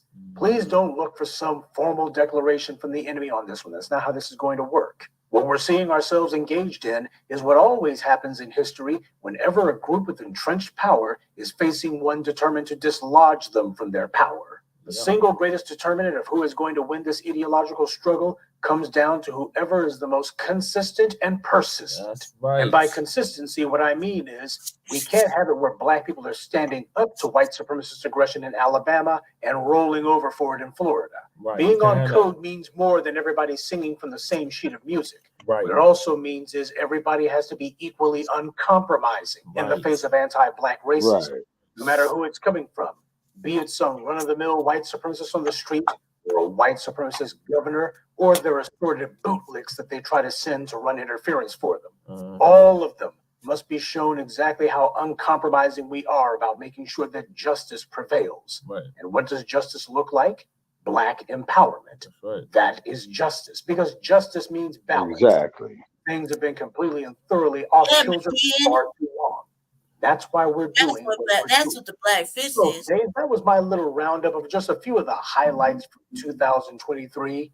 I'm sure the family can think of plenty other events and incidents worthy of mention. As I said, this list wasn't meant to be comprehensive. Feel free to mention in the comments section other events that you also think were significant this year. It's always good to regularly take a look back, take stock of where we've been to, and the enemies we've run through. It helps to clarify for us exactly what needs to be worked on and who it is that we're up against. Yeah. Now, 2024 right around the corner, people might be asking themselves, will things be different? Well, family, that is entirely dependent on you. All of this blizzard of white media propaganda, all of these racist laws from the white right, which the white left is doing nothing about, this has all been done in direct response to what you, the black grassroots, have been doing in the streets. Right. 15 plus years ago, I said that the mission of the black media was to take control of the social and economic discourse within the black community and to elevate the debate. When you take a look at what we've accomplished over the last 15 years and take a look at 2023 in particular, you see that we're having the desired effect. Even in our weakened, disenfranchised state, we are still able to influence the debate. But merely influencing the debate is nowhere near good enough. I've always told you that justice is far too important to be left up to chance. We've got to make sure that we put our hand on the scales. And it's all right for us to do so, because when our hand is on the scales, that is the hand of justice. Not just this year, but every year. Right. And that was 2023, the year in review. I hope you found that little retrospective to be enlightening and encouraging. And I also hope that everybody will redouble their efforts to be about the business. Right. White supremacy is not going to fall on its own. Nope. It's our duty to make sure that we topple it. And it is also our glory. Everyone has a part to play in crushing the greatest evil the human race has ever seen. Right. Everyone has a duty to contribute to the fight. Because if there's one thing I hope that 2023 has taught us, it's that when we fight, we win. That's right. Broncos are and be one. Next year. See you in here. Murad Campbell, Frederick Dawkins, Nadia Nduku, Sela Manalaji, and Zachary Jenkins. Salute to them and thank you to everyone for listening. Black empowerment only exists because of you. Yeah. All right, go ahead, ladies. What you gonna say? My heart feels like it's on fire. It's just warming up in my chest. Like, my heart just feels like it's burning in my chest straight out. Just it hurts. Like, just my heart feels like it's on fire. I'm all dizzy and shit. Subscribe to the Front Line Blacc News. We're back in business, or is it Christmas? Either way, we're back.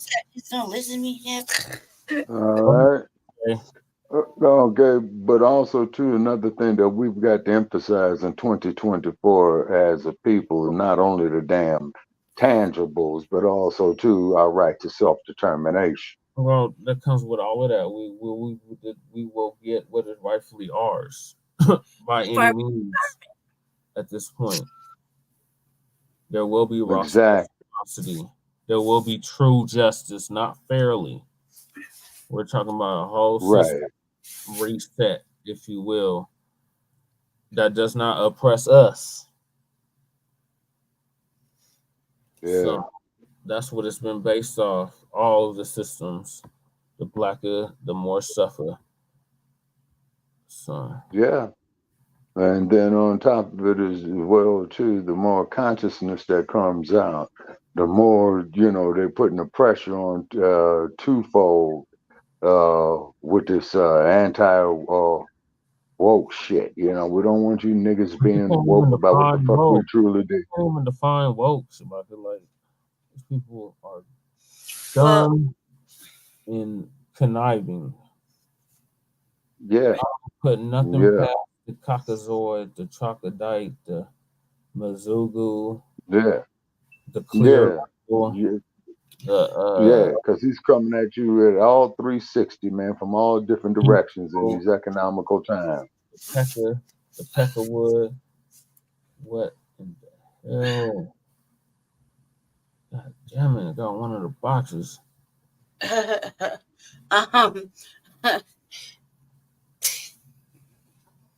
forgot what I was gonna say when he said that.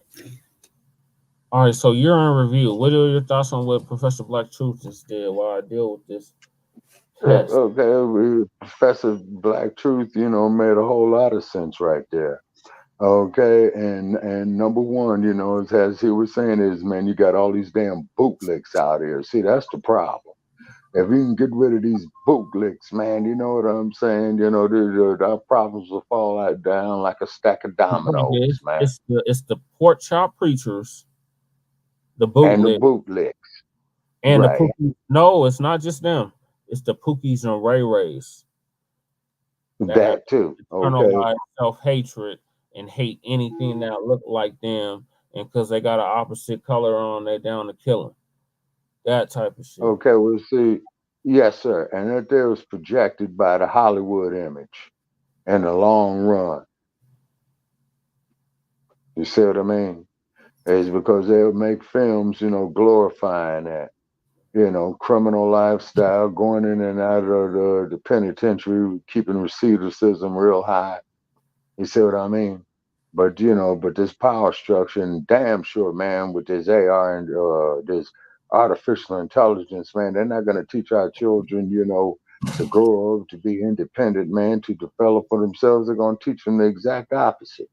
Like with all this twerking shit out there. You see what I mean? Motherfuckers like Joshua, grown ass man trying to go into the women's restroom, that kind of shit. If Sav's still watching, he had something like that happen at his gym. What? Savage, you cuz are you still in the chat or did you tray up? If you're in the chat, can you talk a little bit about what happened at the gym and you telling that motherfucker, about the restroom and your wife in the gym and whatnot? What happened at the gym? I don't know. Yeah, I do know. I mean, I remember, but I don't remember exactly. So I don't want to tell. I don't want to tell his shit with. I don't remember exactly how it went down, but I know that he was unhappy. With some transgender person trying to use a woman's locker room or something like that. You know what I mean? And motherfucker, Well, there's been a. If your wife is in the gym in the locker room and you got a motherfucker with a transgender person who's full still got his Johnson and shit, you still try to walk up in there. I mean, of course you gonna feel some kind of way. And if your wife's in there, it's not your girl. It's not. It's your wife. It's like your wife that's underneath your mama. Let's say your significant other. Yeah, it's important. I mean, I would hope. I mean, my brother. Shout out to my brother Kale. My brother Kale. One time we were out. We were homeless, and he had a car, and I was really sick. I had to use the restroom, right? And we went into this kind of it was like a hotel. It was a real nice hotel, but nobody would. They let us use the restroom real fast. He went to go on that side. I went over to the other side where the ladies go. I was in the restroom. I was really fucking sick, and I felt like something come in the bathroom. But I could, I was like the way the doors were, I knew I felt it felt like kind of spirited, and then I was like, nah, that ain't no spirit, that's a person, right? In my mind. So I tried to go to the finish, go to the restroom. And my brother come in, my brother Kale, shout out Kale. My brother Kale came in and he was just in there just mollywopping this fool. He was like, my sister in here, fuck you doing in here? He was just like beating his ass in the bathroom. And I'm like, I'm not gonna start. Don't please up. Yeah, no, fuck. Go ahead. I don't give a fuck. You ain't supposed to be in here, And I looked, and it was somebody else. It was a man in there, like actual man. You know what I mean? Followed me in the restroom, and he saw me go to the restroom. He saw him go to the restroom. He's like, well, out of sight, out of mind. I'm gonna go follow this bitch and try to, who knows what he was trying to do? I can't speculate. The fact that he just went in there. And then he got a mollywop, and then the motherfucking there was obviously ran by a Karen. She immediately tried to call the police on us, and I was like, he was like, she's in the bathroom though. He went in the bathroom. What made it even worse though, it was a security, like he was in a security uniform, and it wasn't the one that gave us the permission. It was like from somewhere else, but it was so quick. You know what I mean? Like you're not gonna pass the other security guard, like. And then you what are you doing? Like, you announce yourself like the laws, right? Security, I'm a man, like security, but that wasn't happening. He was on some nefarious shit. Now I remember us leaving and getting in the car, and I was like, man, this bitch really calling the police. Like, I mean, how would she feel though if a man, and that's like one of those times like really, man came up in a restroom and like, really fucking checked another man, you know what I mean? Because when we was, we was out homeless at the rescue mission. I was in the back in the restroom with the other sisters, we lived at we just did the very shit in the bathroom, right? And a transgender person came in, but he's still rocking his whole factors, you know what I mean? And he got the nerve to be like calling us bitches, actual girls, talking about, bitch, hurry up and get out the stall. And we're like, bitch, why don't you go back in the bathroom where you belong with the men's? Like, you got a whole swilla. What are you doing in here? Like, even though we're grown women, we don't want to be around a man that don't belong to us. It's bad enough we got to go public restrooms with other women, but we don't want to be around a man that don't belong to us. And he just, showing out. You know what I mean? And that's weird in a No, dress. but you see, but the part that's even more weirder, Lady Che, is that this motherfucking dude is gonna insist upon that he himself is a woman. Yeah, he calling us bitches and shit. And And like, there with bona fide woman and getting belligerent about it. right. You gonna catch these fucking hands up? Like, you serious? Like, stop it. Like, but you like, and it's real talk. Like, women don't ever really say it, but we don't want to be around men that don't belong to us. We don't want to be around gay men in dresses that don't belong to us. We don't want to be around none of that shit, man. That shit is just foul. They don't want to admit it, but it's a real thing. It's like we let it go for so long. We let the past go, trying to be accepting and whatnot. I'm speaking out as it comes from Black women perspective. We try to let you be, try to be, encouraging, let you live, blah blah blah, until it got to a certain fucking point, and then it's done. That shit's a wrap. Like, you're not doing that no more. You're gonna show us fucking respect, and you're not. You ain't gotta talk properly, but you will show motherfucking respect. You come from a Black woman, you gotta show some motherfucking respect. Period. Just show some respect. Yeah, absolutely. Like, keep your shit in yourself. Like, we don't want to see that. That shit is like it's like, motherfuckers think it's cute to send a dick pic. It ain't cute to see dick and they don't belong to you guys. Like, I'm tired. We don't want to see it. Don't want to see it. It's not even cute to send in the pictures. Like, I know they thought it was a thing. It's not a thing. It really, we're like, and laugh about it like privately. You know what I mean? It's not good. Just don't do it. Just don't do it. Modesty is everything. That's sexually predatory behavior right there, and that's what they want to They want to normalize that shit. It don't belong to you. Right. You don't see it. Like, there are women that actually are, mentally monogamous. Mentally just with one person, even emotionally, physically, mentally.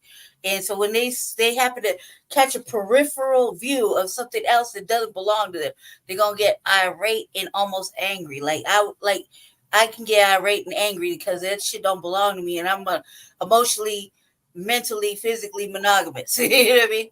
Like, just one person type shit, just because it's easier that way. I'm older now. Days of being a player is, it's not. It's over. It's just over. You're in your 40s, so you start to grow up and start thinking something else. You know what I mean? But I can't go. It's called maturity, Lady Che. It's called maturity, Lady Che. Thank you, Shabaka. Yeah. Then, and another 10 years. Okay, and another 10 years, guess what they're gonna call it? Saying it's being called maturity. What they gonna call it? Old age. Oh shit! They call that They call that ageism. They gonna call it some old. Yeah, ageism. It's no joke, So whatever what you're trying to do in life, folks, is do it as young as you can. Why you can? They don't like it either. They nobody want to talk about it. But you got a woman dressed like a man trying to use a man's locker room. He gonna feel very, very uncomfortable in some kind of way. It's already bad enough. We gotta. Well, as I stated, Lady Che, before on Shabaka's Black Experience Enhanced and here on Front Line Blacc News, that shit is an insult to womanhood, period. Facts. Jesse, like you, in my opinion. Like when you go to the gym, you're working out, right? And there's other brothers in there. They just play ball, whatever. Everybody's at the gym. They go ready to get home, going to go work out, whatever. You're in the locker room. You see a motherfucking broad in there that's dressed like a fucking dude, and she come in the male's locker room. How you gonna feel? I'm definitely gonna react.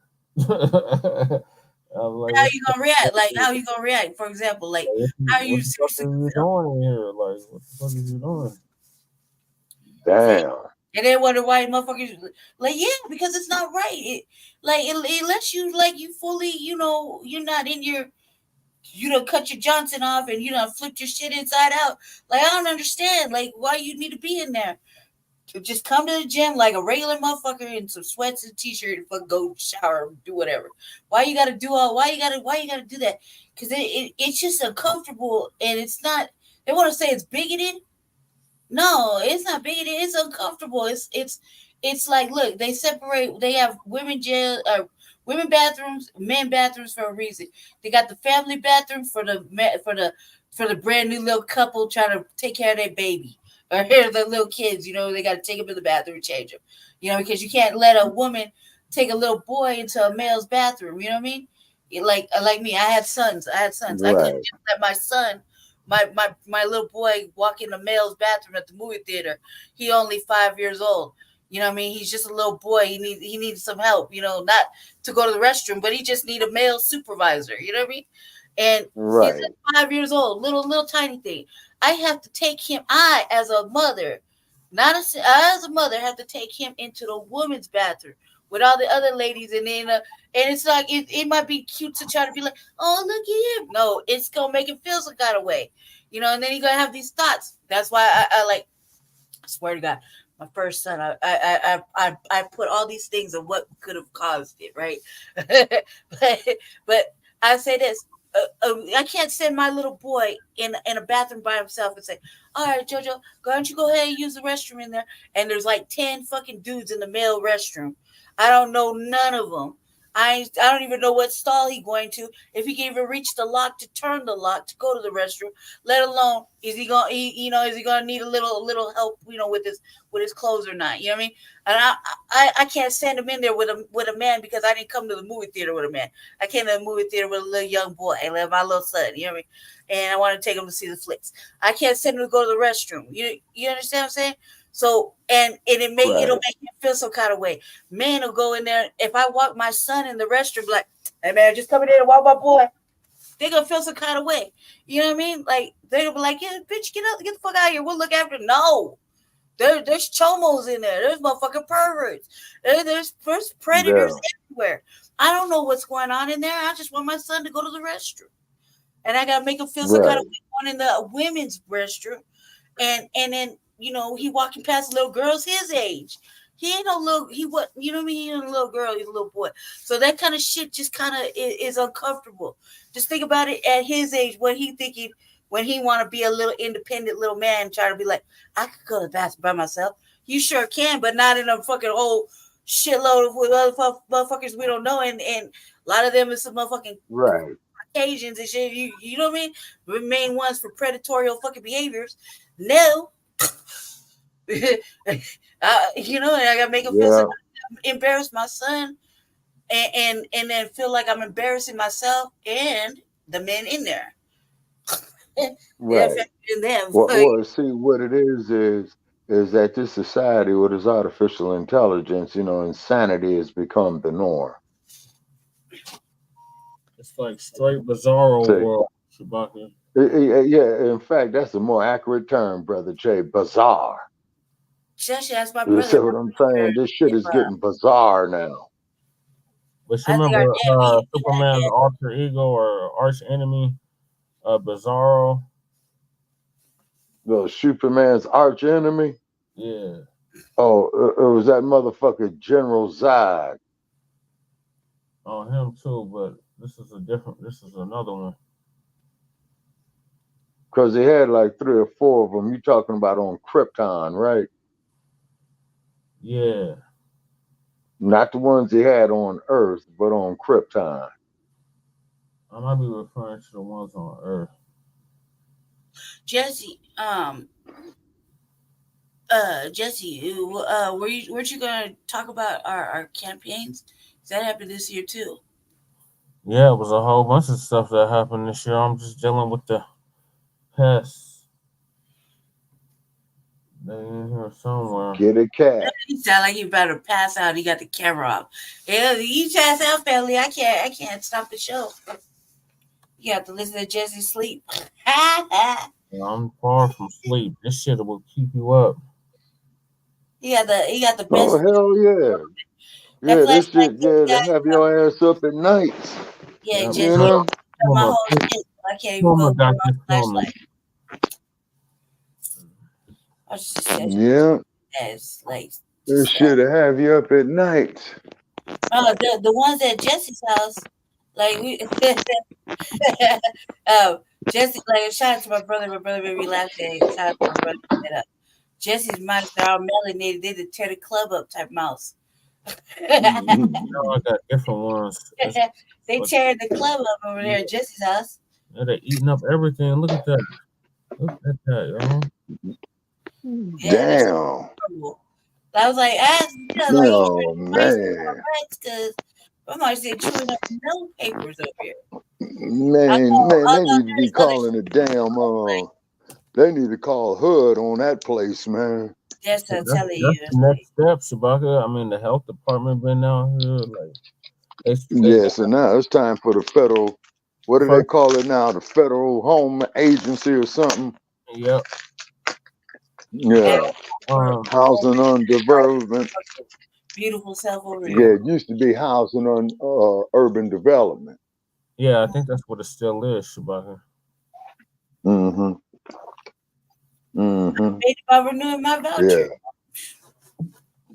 Damn. Yeah, Gotta stay on their helmet. it is what it is. It's like motherfucker never had mice in there when there was homeless or roaches. When they was living on the street, fuck you come into a apartment give it to you by the motherfucking city, and yet here you go with an infestation. That don't make no goddamn sense. That's just for failure. It's all big. Yeah, that's a program designed to fail. Exactly, and it's been failing. So now record. So they under new management, and they're supposed to get on it next week, next year, next week. Right. But you see, that's the game they run. See, under new management, then they flip it. Then when it's time for that previous motherfucker to do something, we're under new management. See, that's that bullshit. Yeah, shit. Getting these winter coats ready. Shit, yeah. Don't you like that silver and black winter coat? Yeah, you see my collection. I was like, I can't wait. It was cold earlier when I went outside to go get my food. You see this? You ain't got to wash some clothes. Yeah. Yes, I see it. What's that? Oh man. Oh, you don't see the other one over here. No, the Express, huh? Oh, I gotta show you this one. This one really gonna make you mad. Well, which one is that? That deal was bit right there, y'all. I'm gonna see it live on that camera. I would have laughed just if you would have felt it. That would have been a natural reaction.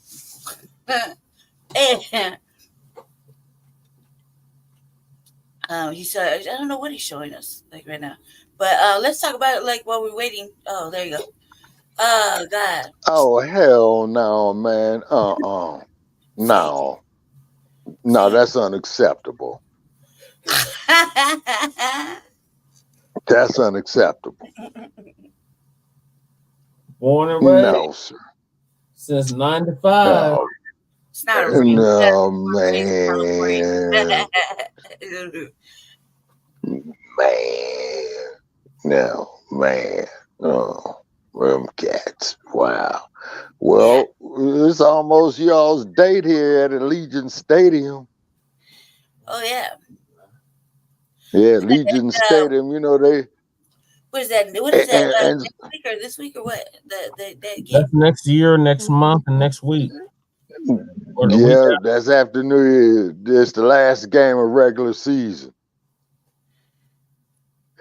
And then, man, they're up there talking about they selling tickets for the Super Bowl, man, $500. For the cheap seats, And then here's the irony about it. Now let me show you. Now let me show you something. The Carolina Panthers, what do? They only won one game this season, right? I believe so. They're like, goddamn. Or they're winless. Or they're winless. Winless. Yeah. Them motherfuckers, they like 1-12, 0-11, some shit like that. It's ridiculous. Yeah, I think they're 1-13. No, they're big L's over there in South Carolina. Big L's. They might be 1-14 now. And then I saw on the internet, man, they had to sell tickets to their games, man, for 99 cents, and the damn stadium was empty. Lord, have mercy. Tickets for $5. Stadium is empty. That's because Cam ain't there. They don't have no excitement. No, but you see, no, see, when it comes to football, man, see, your boy Vince Lombardi was right when it came to football. He says winning isn't everything. Winning is the only thing. Now, the fucking general public is not going to sit up there and, man, and pay no damn $100 and $200 or various prices for tickets depending on where you're sitting at the stadium for a team that ain't got no fucking wins.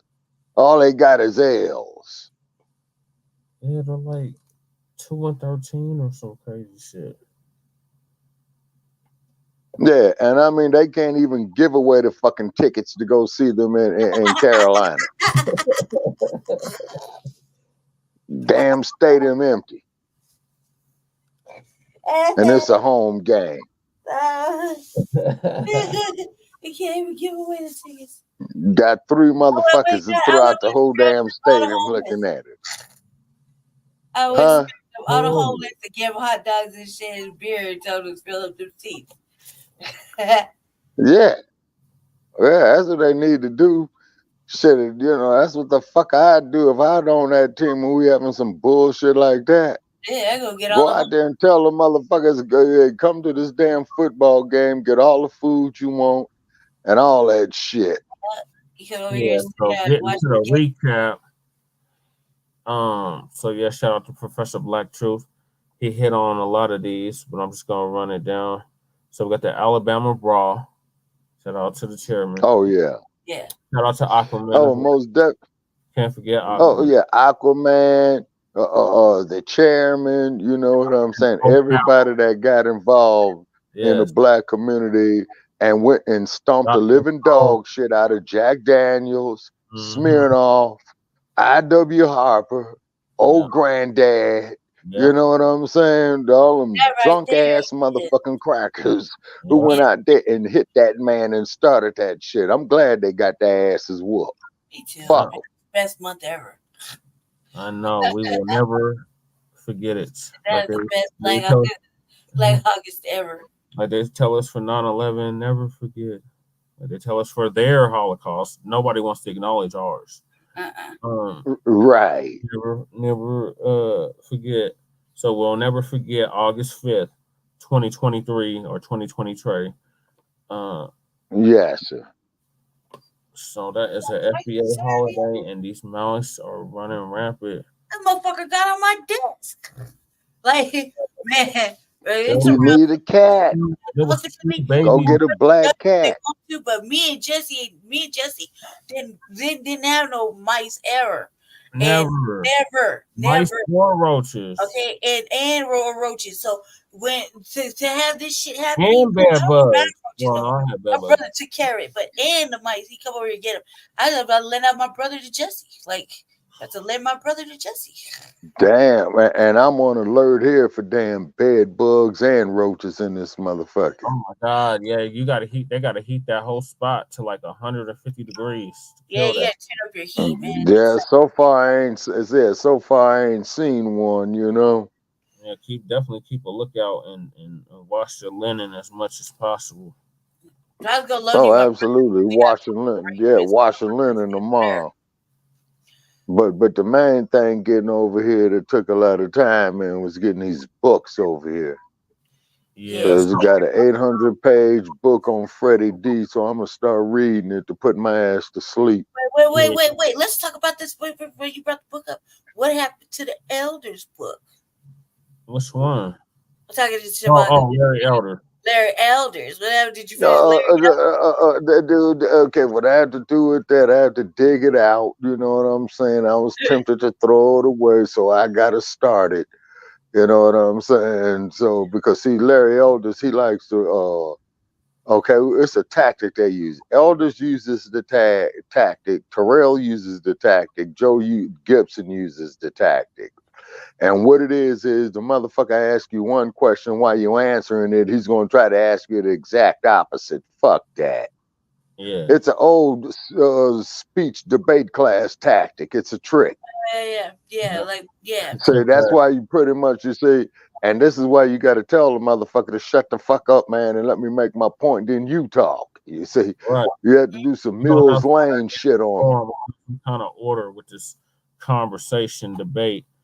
But yeah, mugs don't know nothing about that shit, Baka. You got to be from the old school to know anything about that.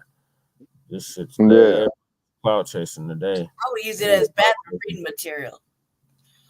Oh Yeah. Well, they said if you want to hide something from us, you put it in a book. So, Oh yeah. so getting back, yeah, most definitely. so going into 2024, Black family, we can never forget the Alabama brawl, August 5th. Yes, sir. And then hit on Kyrie Irving's suspension. We got Bills player passes out. Remember when Damon? What is his name? oh yeah, Damar. His last name is Harmon. So, Yeah, Damar Hamlin. Hamlin. Yeah, the brother who played. Yeah, the brother who played for the Bills. Yep. And what had happened was he got hit, and his career ended immediately. And now it's a wonder that man had came back to help. But what it was, them damn vaccines that he was taking. I think and those boosters. Nothing else after that because they've been striking our channel behind that shit. Okay. All right, okay. So will I retract my last statements? Just say the jabby jab. Yeah, the jab. Mm-hmm. Yeah. But thank God that man, stayed alive. He had youth on his side. But with him going through such an ordeal, that took a lot of his youth out of him too. And that was against the Cincinnati Bengals. Yeah. It was on a Monday Night Football game. What was that, last year? This year, Shabaka. Yeah, that's right. Yeah, this season, early in the season, yeah. Currently this year, yes. Yeah, okay. I'm thinking, it was in the third. We started the year off with that, and tragically, Black family, we also started several travesties, and losses to the fam. Oh, first off, we lost my grandpa Pete. Rest in power to Pete. By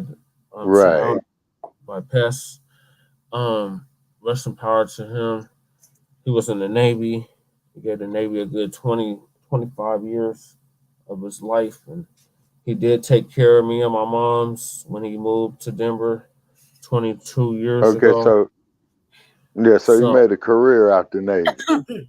Yes, he was a career Navy vet. Yes. So rest in power to Pete. He kept record and log of all his travels, and me and my moms were very deeply saddened with his loss. Because it's not too many of us left out here. Now back east, there's plenty of us. You take your sequence, but out here, we're the only ones that's out here. So that was a major loss, and it was in the midst of the campaign as well. Black family, for those that don't remember. I ran for mayor of Denver. Want to recap that. Okay, you put up a very, very gallant effort. It was uphill. Them fleas was against you. On the ballot. They purposely refused to let me on the ballot. They had me curing for over a week. Had me in limbo, had us in limbo, rather. Did he make it or not? It's them games they want to keep this a democratic plutocracy. Denver. Yes. They want to have full democratic control, and you'll get the left-wing version of racism, white supremacy. You're still getting white supremacy, but you're getting the left-wing version of it. And these mugs want everybody but us, and we're their base. So we're gonna keep turning up the heat on that into 2024. So rest in power to Pete. And then Black family, like a week later, like a month later, my distant cousin, me and my mom's distant cousin, Suave Fernandez, that's I guess our Cuban side, but we're FBA, but some of our family did move to the Caribbean and then came back type of stuff, but they were originally here, like they had family here in the States. So Okay. no, we're FBA, even with that. So, because that's distant family, I know nothing about any of that. Like it was Yeah, that's only like family out of marriage and because of married a Pete cousin or that something I like even that. knew anything about that, and my mom, of course, from what she would tell me. So, she passed away. She was messaging me heavy on Facebook before I guess she committed suicide. Mm-hmm. She had AIDS and she had been living with it for at least 10 years, and Oh, wow. the best of her, unfortunately. And then, like a month or two after that, Black family, my grandma, rest in power, Barbara Parrish, she, uh, her baby sister passed away, and her daughter, my cousin Crystal, found her dead in her apartment. Oh, man. Oh, man. And my grandma, Wow. just so Condolences. ironically, died in her apartment, but she was with family. She was with my mom and my stepdad. They've been married for going on 9 years. So, Right. more power to them. Shout out to mom. She just hit 52. So, and I'm about to go get the Trey 7 next year. Mm-hmm. And just a And, handful of days, Mm-hmm. and it'll and be then, our anniversary. yep, that too. Definitely can't forget that. Yeah, that's We definitely can't forget January that 16th, little thing I get. 2024. So yeah, we lost the campaign. They put up $15 million against me, in Denver. Okay. So it was a coordinated effort to make sure I not get in there, and it was people that look like me, Shabaka, Jeff Fart, That's and the sad part. that. Now, with them doing that, going through that great effort to not let you win, to beat them, man, goes to show, man, that you were effective of getting the message out right there. You see, Oh because yeah, these damn career ass we had more politicians. time, which they should have gave us more time, Shabaka. We had like a bomb cyclone that 3. same week. We Yeah. had the We had 3 of them. No, that was the year prior. No, it was the same year, Jesse. We had Well, 3 that was in the fucking bomb beginning of cycles the in the year. middle of the fucking campaign. Oh, Yes. when you all got hit with the rain and the No. snow. We got hit with the snow that you can't even go outside in. Like you would have died if you would have went outside like for longer than a couple minutes. You weren't prepared. Like we had So, 3 in other words, it was below. Okay, so it was way below zero then. Wait, like 30 negative 30 or some shit like that. It's crazy. I never been in 30. I've been in 15 degrees below zero. That was bad enough, boy. I sure as hell hate to be in The 30. winter 15 below. If it wasn't for my grandmother, I would have continued spending the winter in it. Mm. She said, "Ain't no grandson of mine gonna be unhoused on the streets, not while I'm living." And she let me stay with her. And then she let my mom and stepdad stay with her, and then she passed. Mm.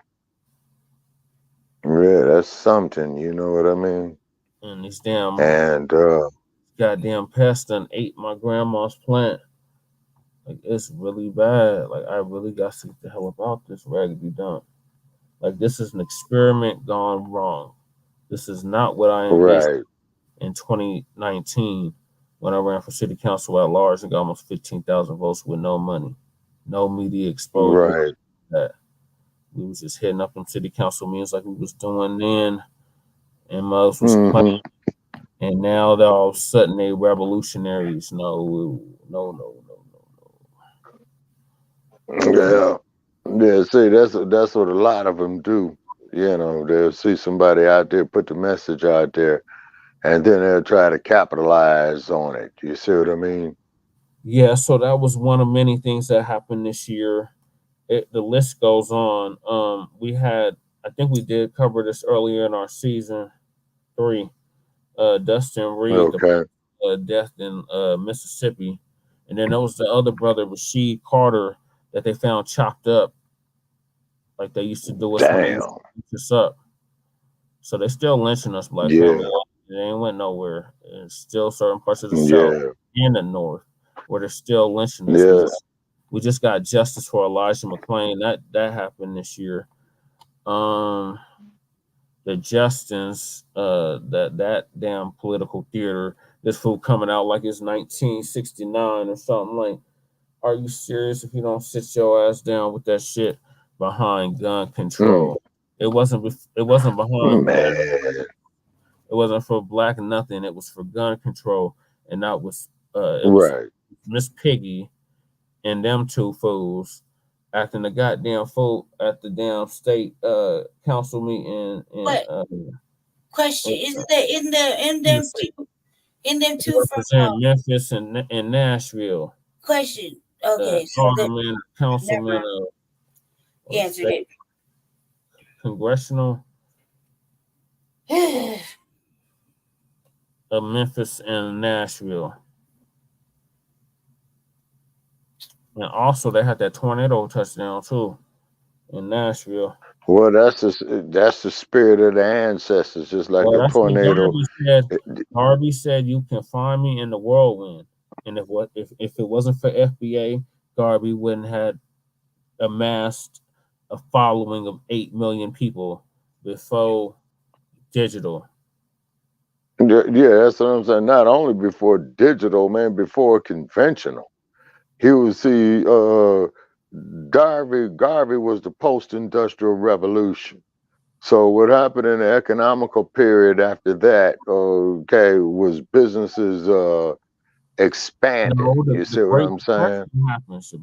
Right. No, that's what I'm saying. Due to greed, you see what I mean? And then you had the regulators of the, what is that, Securities and Exchange Commission, the IRS, they did some shit, you know, stuff on the stock market and all that. In other words, that was a monster that got out of hand due to corporate greed. You see what I'm saying? During a greed period. So you got to have some type of checks and balances on that. And then what happens with us as a people, they steal so many of our fucking ideas, you know, emphasizing, you know, their corporate greed. But then, man, as you say, we get these motherfuckers, man, who try to marginalize us. Oh, we're people of color. Oh, well, they doing that to every group and all that. Say, fuck that. That's what. Yeah, see, self-determination means just that you are determining what your destiny is going to be. You are determining the factors of production of what you are going to control. Yeah, they don't want to see that. Every time we've been left alone. Oh, no. They don't want to leave us alone. Yeah. That's why I stay in the FBA's business, because every time they left us alone, we built shit. And every time I pull yourself right. up, pull chest, while they steadily get handouts daily. And we get yeah. a pat on to these immigrants, and we built the fucking country. And these crackers too, these cockazoids, they immigrants too. They the first illegal immigrants, but they don't like to talk about exactly. Yeah, I don't know. Where was this? No, they come to you with that Ben Carson shit. They were in search. The slaves were in search of the American dream, and they went through all the hardship to achieve the American. Wow. I mean, man, that brother Che, when that brain dead motherfucker said that son of a bitch cannot believe that bullshit himself. But that's what Master told him to say, Shabaki. You gotta work. Boss, we said. It takes work to be a coon. That's what the late great Paul Mooney said. You gotta work at being a coon. He said you gotta put some work in to be a coon, huh? The other chairman, always says he took the money. Once you take that money, you gotta You gotta play the game. You gotta Yep. Right. Yep. Right. Well, there's another word. There's another thing too. It's called capitulating. It's called As soon as sellout. that too. That sir. That is your biggest capitulator, man. Is the fucking sellout. Yeah. So we get Your these biggest. because they talk about representation matters. What good is representation if it don't represent your best interests? Like, what is Sir, and not only that, what the fuck is representation when people is going to get up there and get angry with you for representing yourself and your self-interest and your interests on a collective basis? Subhuman. They still see us as subhuman. We the original human, emphasis on human. Right. But they still see us as inferior and less than, and to be treated and done any old kind of way. No, them days are beyond over, Caucasoid. We are coming forward with bright stars, and there's nothing you can do about it. You can. Yeah, the day of the ass scratching the ass of boss, he's finished. But the AI might do the job for us, so because the AI knows. And it has created its own language that only it can decipher and understand, and also the AI has killed its owner. So we were really in some Terminator time shit. Oh hell yeah, most definitely. So see, that's worse than that Dracula shit. Reparations or no vote 2024, all the way up to 21. Yeah, we're gonna continue to demand something before our vote. This is just the beginning. These 20s here are gonna be something else, just like the roaring 20s of the 1920s when we were booming and had like a community. We had our own towns and damn near states. Like So Black we, Wall Street, man, would have even prospered even more. To the viewers for staying late with us.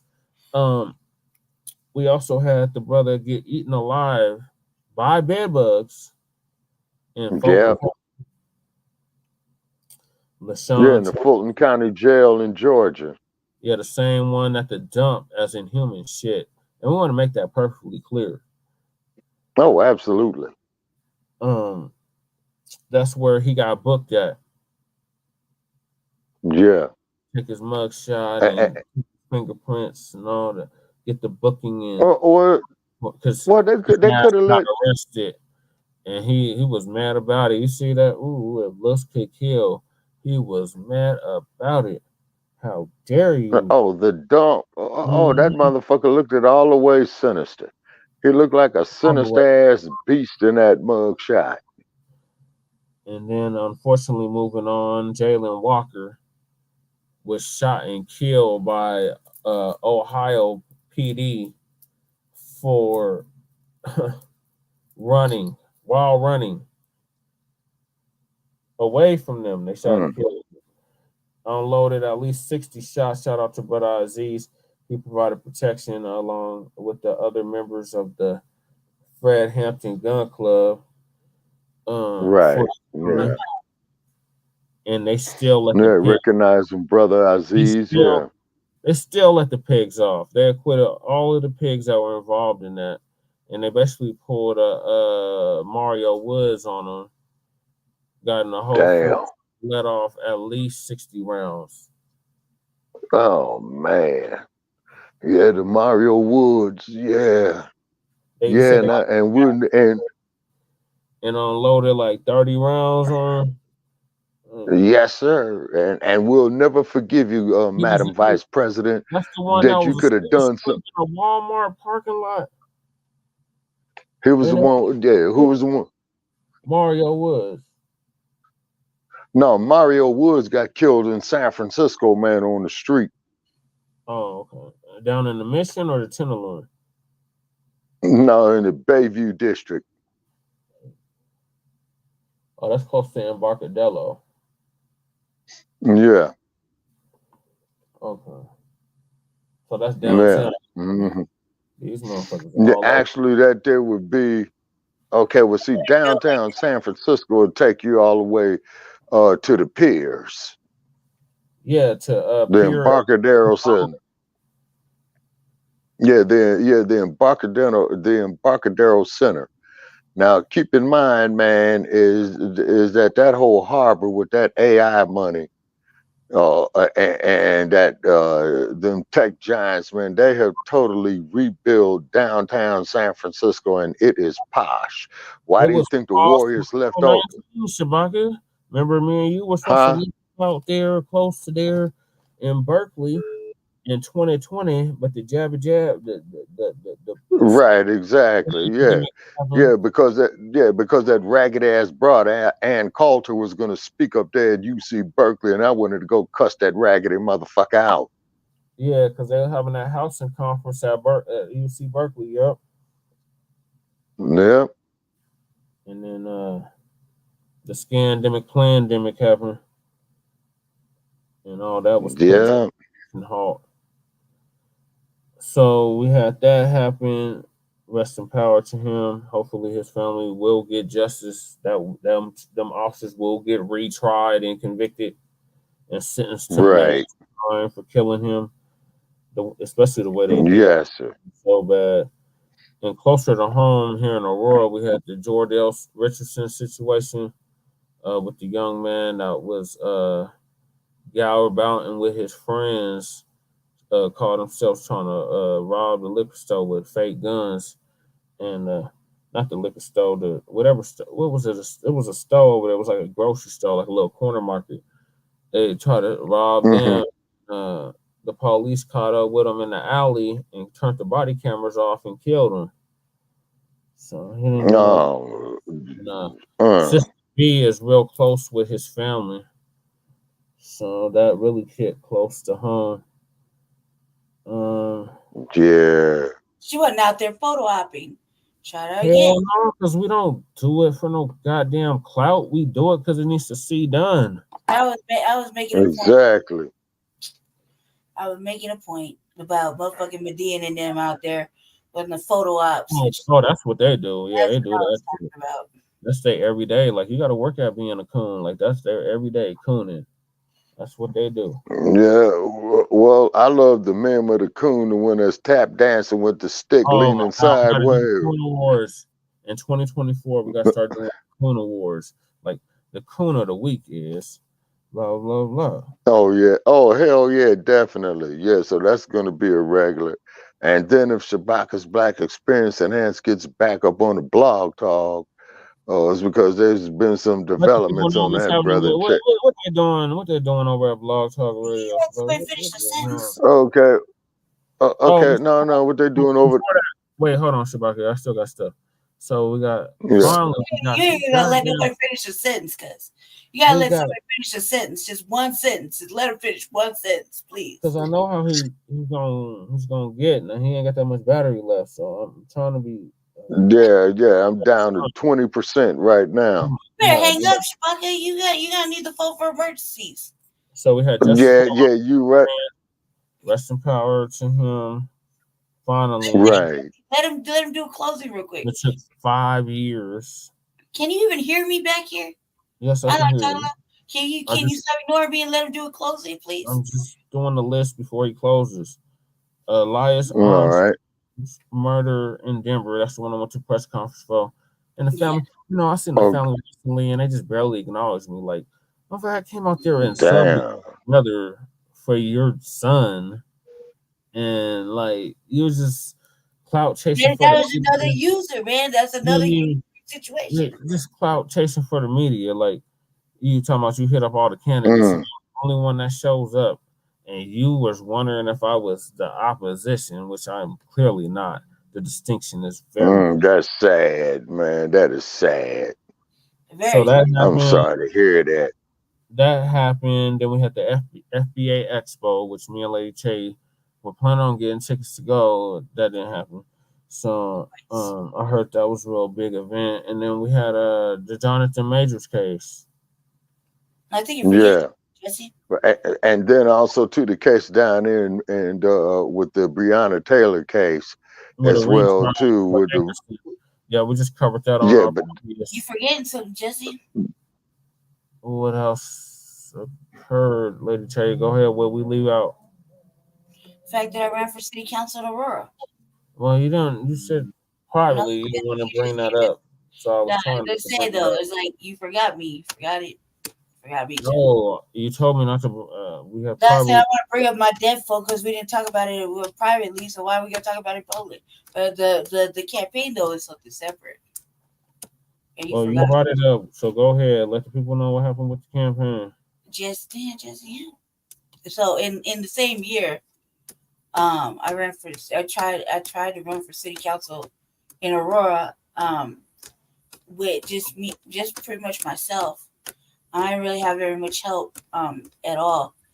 And when it did come to try to have help, it was at the very last minute, like the very last day, and I had to freaking damn near bribe everybody to do it. But it was very hard, and I seen that I would signatures and shit not even been turned in yet, and they had told me I couldn't even be on the ballot, not for any particular reason. But Just no. Be a democracy. It's a bunch of hypocrisy. Just no. You know what I mean? Yeah, and that also too, Lady Che, that sounds like a lawsuit too. Yes, they had in Aurora.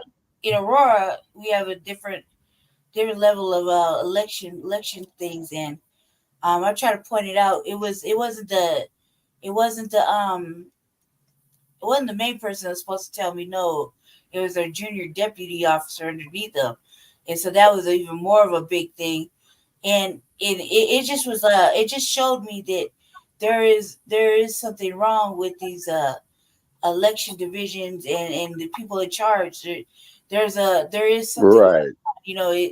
When Jesse was running for office in Denver, we kept saying there was something going on prior to when we turned in that first packet of signatures, and then they first came back, and it was fucking Brandy over here doing the detective work. They would say, "Hey, look, check it out," right? And here we can say now that we was making it up. Even that motherfucking the person in charge who had a hand in it was like, "Nah, they don't believe anything you read on Facebook." But the truth is there is some scandalous shit going on, and it is just fine to take motherfuckers that they don't want on there. They'll find a way. If you got enough money to make it happen and to go against somebody and pave the way for other people to come in, and just so that one empowered individual. That's what Clark called himself trying to do in 2020. Can I finish my statement? Jesus. Yes, go ahead, Lady Che. I just have to. What I'm trying to say is that it is a fucking thing. It is a real thing, and people were saying when he was trying to run that we were like poor sports, and that we were just mad that we weren't getting ahead and this and that. But the reality was when we showed when we sent in that first packet, me and Jesse were sitting there at that building waiting to go in, and it was like we had accomplished so much just to get that first little round of signatures, only to be halfway accepted. Right. It just kept getting worse and worse. Strict on the names. And it wasn't just that though. It was a lie. Like even like for as much as we go around in the east side of Park Hill, like that whatever the fuck they were talking about, 90% of it that is lies. You know what I mean? But they want to say that we're liars, and people who say that there's something wrong and that there's some sort of the fix it in, right? I'm not saying that the fix is in, but the fix is in. The fix is in, and it's like, no, you're a poor sport, or you're just upset, or you need to calm down. And with that kind of bullshit, brought a whole energy of a whole fucking campaign down to the ground, like burned it to the ground, in conjunction with the main propagator, which is Jesse. Jesus. So with that, I mean, it's like it's important. It's important. So when it happened to me, look, I never wanted nothing. You know what I mean? I never wanted to do anything. I just was impressed at one point in time with the way Jesse's shit was going, like the way he was ready to shit. At one point in time, I was really impressed. I wanted to try to do it, and I really put all my effort into it. I was all by myself, right? All by myself. Nobody can fucking lie and say they were with me. They weren't. all by myself.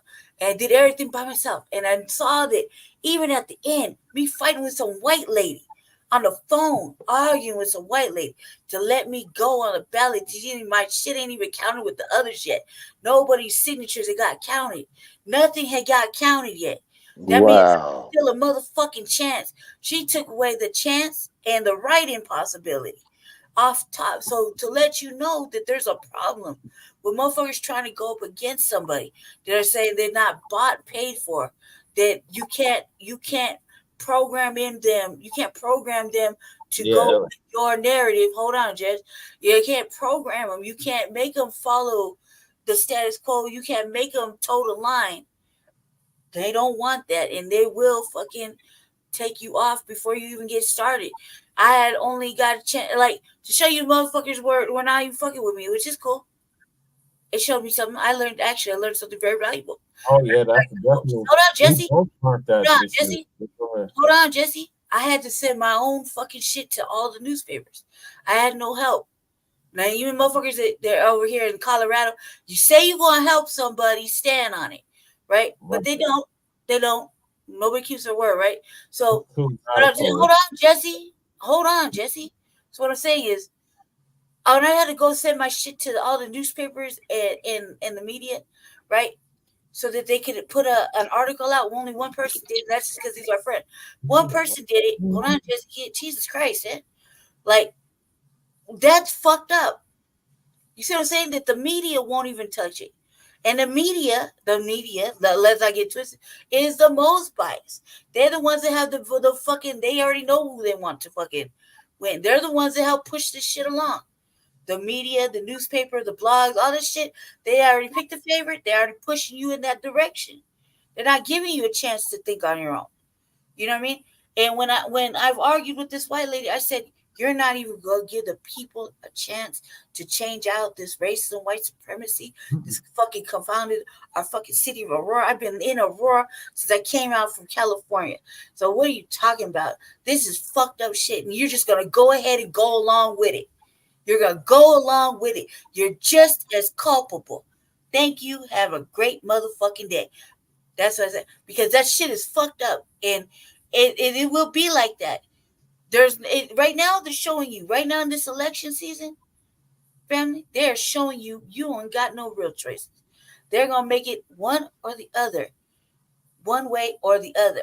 It's already chosen, written in stone. You might as well just go ahead and turn on Netflix. Don't even go to the vote because Trump gonna win because that's what they want. That's what they think they want. Okay, and they only want Biden to be the opposition just for shits and giggles. They don't give a fuck about him. You ain't having no debate, guys. No debate, no nothing, no nothing. And you have no civil engagement. Not that. They're not even that. They taking everybody off. If you coming off in one city or the other, you're not going to be able to do no primaries. You're not going to be able to do no debate. You're not going to have no forums. And if you get a chance to do one, it's because that state allowed it somehow, some way, shape, or form. But somehow, either third-party candidates not going to be able to perform or let us know what they thinking. We got to catch it on YouTube because somebody took a camera in and decided to do us a solid and record it. Or you're gonna see it on the white media where they kicked them off the fucking off from one state or the other. So it's not your vote isn't gonna matter. No matter what the fuck they say, your vote, it don't matter. It really isn't gonna matter. Because they're making your choice for you to show you that all this shit that happened from our ancestors way back, all the hard work and effort they put into this shit ain't gonna matter. It don't matter. They in charge. So we all get that understanding. So the better off we'll be. You know what I mean? The more we can push to different different thing, push the reparations, keep pushing. But as far as presidential, we might as well just count ourselves out and just go watch TV and go do something fun that we want to do. You see what I'm saying? Go ahead, Jesse. Now, right. Shit, we need to be overturning these goddamn sanctuary city statuses in all of these. No, absolutely. Cities. That's definitely needs to be on definitely. They need to get some initiatives circulated out on that. Hold on a second. Yeah. Carry on. I gotta go off camera for real quick, 2 seconds. Okay, go ahead. Yeah, they don't want All nobody right, to and talk about the people. They don't want that. yeah, If they wanted that, then they would allow more than just 2 parties to participate. So that already let exactly. sure they don't And they want. talking about, see, and that's the hypocrisy about their illusion of inclusion. You see, if they were so goddamn inclusive, man, you would have 10 or 20 mainstream parties, like they have in other countries when they Well, have their free elections. other first world countries, first world nations, they do that. But not here Yeah. in the USA. Oh, yeah, And they definitely playing definitely, some chess with it. All right, Shabaka. So finish very with your closing because I think you said you Yeah, were let me go on there. Yeah. I'm down on power right here. Like I said, I'm in the process of moving, you know what I mean? Hope everybody wish me well. yeah. And so, with this being the end of the year, definitely check out Frontline Black News because we speak against the popular version of what is truth. You see what I'm saying? We don't listen and believe bullshit. You know what I'm saying? So therefore, tomorrow night, everybody be safe out there. Everybody's gonna be fucked up and drunk and all that. Motherfuckers gonna be drinking that shit, thinking, that they could drive an Indy 500 in a 25-mile-an-hour zone. You know what I mean? So everybody be safe out there. Whatever you're looking for. law firms is giving Uh, free rides, and I think Uber and Lyft got some deals going on. So yeah, y'all get home. yeah, You decide to venture out. yeah, I and think most definitely, and another Black thing, people and stay for out the us way. as a people. good And thing. for us as a people to progress into 2024 and, and have our self-determination. See, that should be our main focus Yeah. is our self-determination and turning our back on these buffoons and idiots and Yeah. culture vultures. And You see reparations. what I'm saying? See, they don't want to give us the Oh, reparations. yes, sir. That's why they trying to Yes, scare us. sir. What are they gonna do? They're too busy pocket watching us. No, you don't pocket watch Ukraine. Yeah, damn sure ain't Right, pocket watching Israel, and your damn sure ain't pocket right. watching the border. Y'all ain't even watching the border. Yes, sir. The one man that ICE and the border patrol is hiring like a mug, black family. So Yeah, wonder why. Okay, ladies and gentlemen, so this is Shabaka Sankori. The date of this episode here is December 30th, 2023. We're down to less than 24 hours here in the Pacific for the new year. And be careful out there, Black family. And be advised, people, they got a whole bunch of new fucked up laws throughout the states that are going into effect January the 1st. So, right at 12 o'clock, you don't want to be getting jacked up by the police. All kind of new laws, more time for you, less rights, you know what I'm saying? More fines, all that shit. It's a fucking in all the conspiracy. states, in all the Yes, states, sir. it ain't just a couple Yes, states. sir. It's like all of the states, Yes, all sir. probably the Yep. So, territories too. yes, sir. All right, ladies and gentlemen, this is Shabaka Sankori signing off for Frontline Black News, and we'll check with you all next year in the next 24 hours. Yes. All And right. that's Take Good care. night from the Yeah, Mile High. night. All right, and good night from Sin City. And I'm already hearing motherfuckers outside the door getting drunk. So they starting, so I'm going to go check on my car in a few minutes. Starting early. Yeah. Yes, sir. All right. Okay. Nice Take about care. that. Make sure y'all check All out right. Front See y'all. first of the year. Yes, sir. Yeah. Yeah. Second, And we'll see you all next year. All right. yeah. Be safe. All We'll right. see. I'm out. Mm-hmm. Later, Chase. Just us. So, with that being said, did you have something that you wanted to say? Oh no, because no, I already pretty much said it. Said what I was gonna say anyway. Well, you had some losses this year, and Oh man, I just told you I'm gonna talk about it. Well, so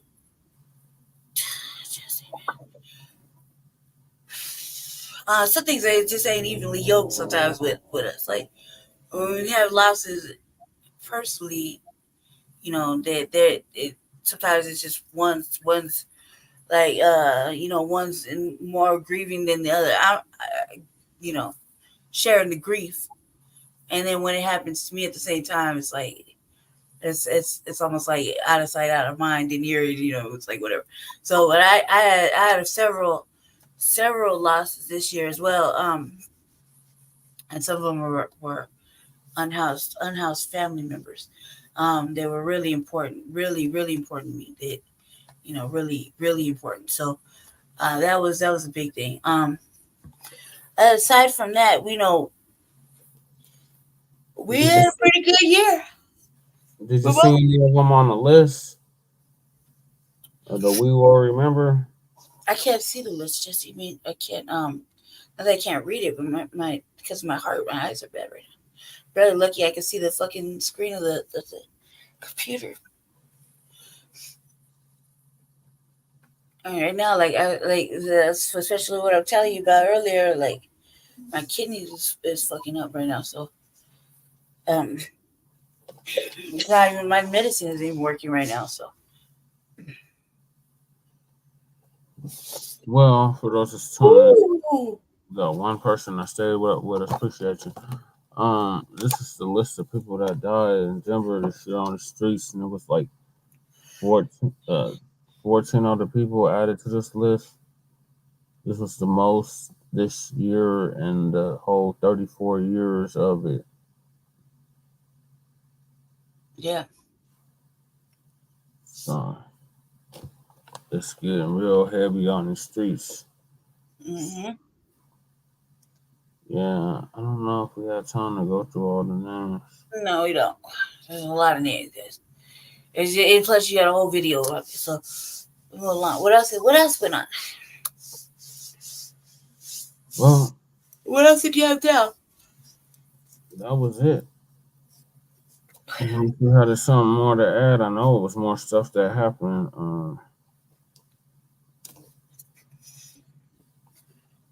No, because everything. I think too. Like I don't want to highlight any more negative stuff. Like there's a lot of stuff was negative.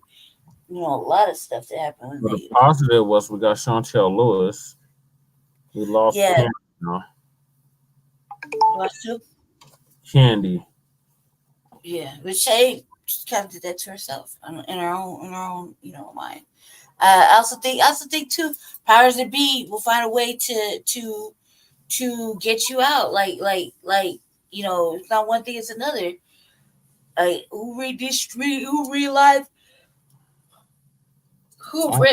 red lines in a district in the middle of a motherfucking election? I found the maps earlier. I was thinking about going through them real quick, but they picked the wrong map.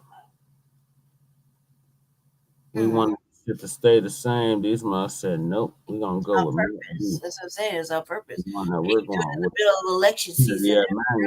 No, we're going with Map E. There's a real problem when you do it in the middle of fucking election season. And then there's motherfuckers in Aurora that don't even get a chance to vote because of the constant redlining. It still goes on. Just look at what is it, Navy Federal? We covered that on the previous Frontline Black News. Lisa Cabrera, she had broke it down. But yeah, it's really bad, Black family. Keep your heads on. With the most fucking cases.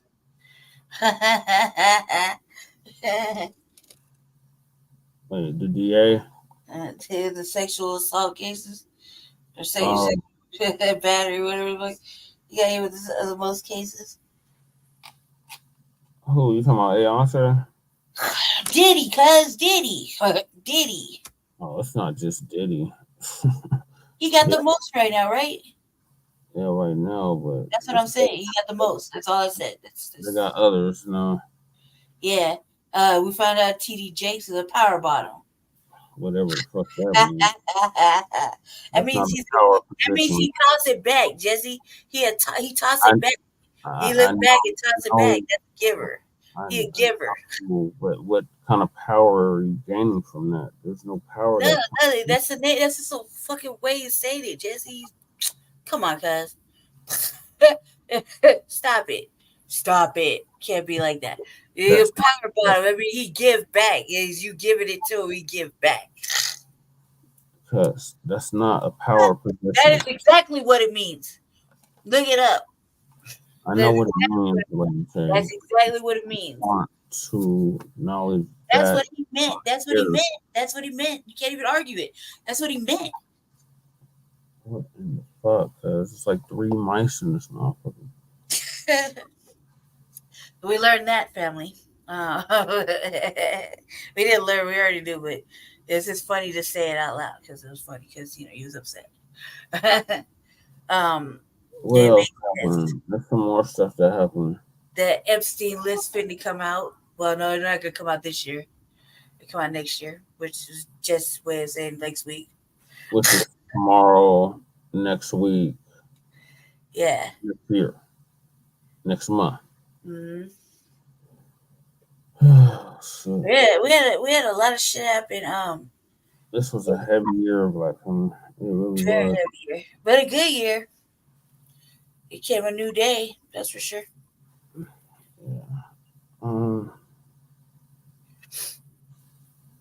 What else happened?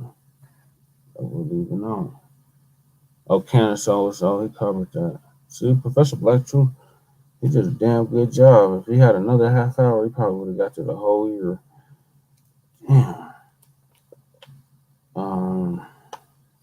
We got banned from Fire Show completely. Oh, that was inevitable. That went on for a whole 4 years. We don't even know how that was possible, but it went on for 4 years, and finally, Celine McClain, Elijah McClain's mother, is the reason. But it was really Aonte that was the reason. It was really Aonte is instigating by this old weirdo. Yeah. Him and Medine. Yeah, she was beside Meridian, whatever the hell, goddamn name. You notice they've been showing up to all the Kwanzaa events. Oh, now you want to show up to Kwanzaa. You're going to bring the Caucasoid to Kwanzaa. Like, what the fuck? Oh, yeah, that happened. That happened. No. We've been celebrating Kwanzaa for 7 years now. This is the year of the motherfucking of the sunken battleship. And on that note, it is Nia now. Kaumba. Yep. Creativity now. Yep. You see my creativity later on here shortly. Creative works. Creative, yeah. Mary Karumba.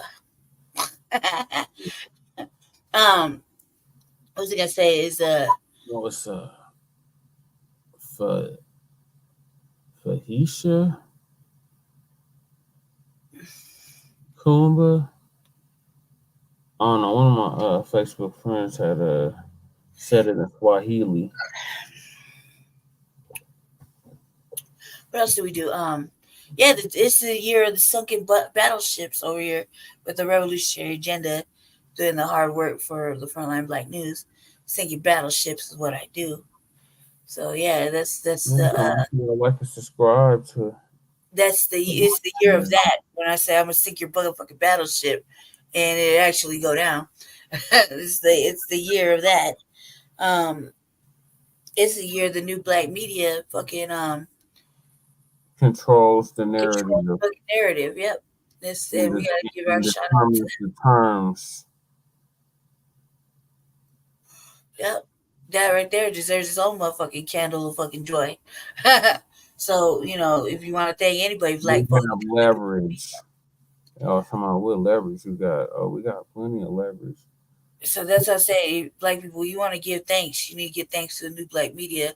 Stay consistent, applying that pressure, keeping the message flowing. Don't fall for these commissions going into 2024, et cetera. So you gotta actually tell them thank you. Like that's where the Thanksgiving need to go. Study what? You know what you did, you know what you continue to do. Did you get on that, Jesse? Jesus Christ, stay on fucking one. Yeah, and speaking of now you done brought that bullshit up again. Like the Denver want to offer that, or Denver want to have a motherfucking Not just Denver, the whole state of Colorado. Remember that shit Rashad was talking at that last meeting, that NAACP meeting. The committee thing that they was talking about in Denver.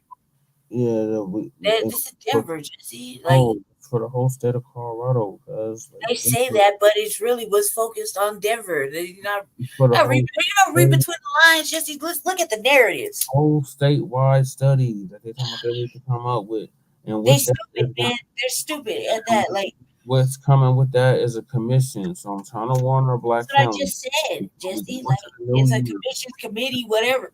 It's not. It's worthless. Like that shit down at all costs. Fuck a study. Go to foreignaid.org. Fuck a study. None of that shit that required a study. Besides, like all reparations require a goddamn study. Well, that's how they did the Japanese. That was 4 years, and that didn't contribute to the gross domestic product of the country for generations. Jed's just talking. He's not listening to nobody. Yeah, you see Jay Militant. Jay's in the building. Hop on, Jay. So we got Jay hop on. Fuck that. Hold on a sec, Jesse. You can keep doing that, but let me finish this thing. There's no study to know that you're in a sundown state. There's no study to know that it's a straight racist white supremacist state led by motherfucking racist white supremacist Democrats. There's no study needed. The fact that Leslie Harry could be on there talking about maybe there's more that we could learn. What more do you need to learn about your own fucking blackness in the state of Colorado? Like, and when I say that, I pointed out, like, bitch, you like my age and you're 40-something, 3, you black as fuck. Like, what are you talking about? Like, get up in here and stop talking that bullshit. Like, what do you need to know more than what you already know being in this racist ass motherfucking state? You act like nothing bad has ever happened to you because you're black. Oh, shit. Mexican Long here in the building. Shout out to Mexican Long here. Shout out, one of the auditors. Also, shout out to the DJ K. Dot, the party. So, the fact that they want to do a commission or study and shit is just fucking. It's stupid, and the fact that they took this shit from you again. That's what we need to fucking focus on. And so you don't have no problem distributing all this foreign aid. That didn't require a goddamn study. That didn't require a goddamn commission. You're missing the boat, man. Like, when they stopped you, when they stopped you from talking about the black agenda, the first place while you were running for mayor, and you couldn't have black thoughts and this and this and that, and that was too fucking black, and now they want to run off with this shit and create a motherfucking study after they tried to steal your fucking shit right there in the cultural center with you there, and then try to clown. That right there is fucking, this is all you. So they need to give credit to where it's fucking due. That's what I'm fucking trying to say. The last 20 minutes of you keep cutting me off. That's what I'm trying to say. This came off of your motherfucking stolen ideas that they stole out of your fucking mind. That they said there was too fucking black to be in the cultural center. Too black to be anywhere. So just keep that in mind as you were running on a black agenda when they fucking paid all their money to shut you down. That's what this is about. That's why the battleship got to get sunk.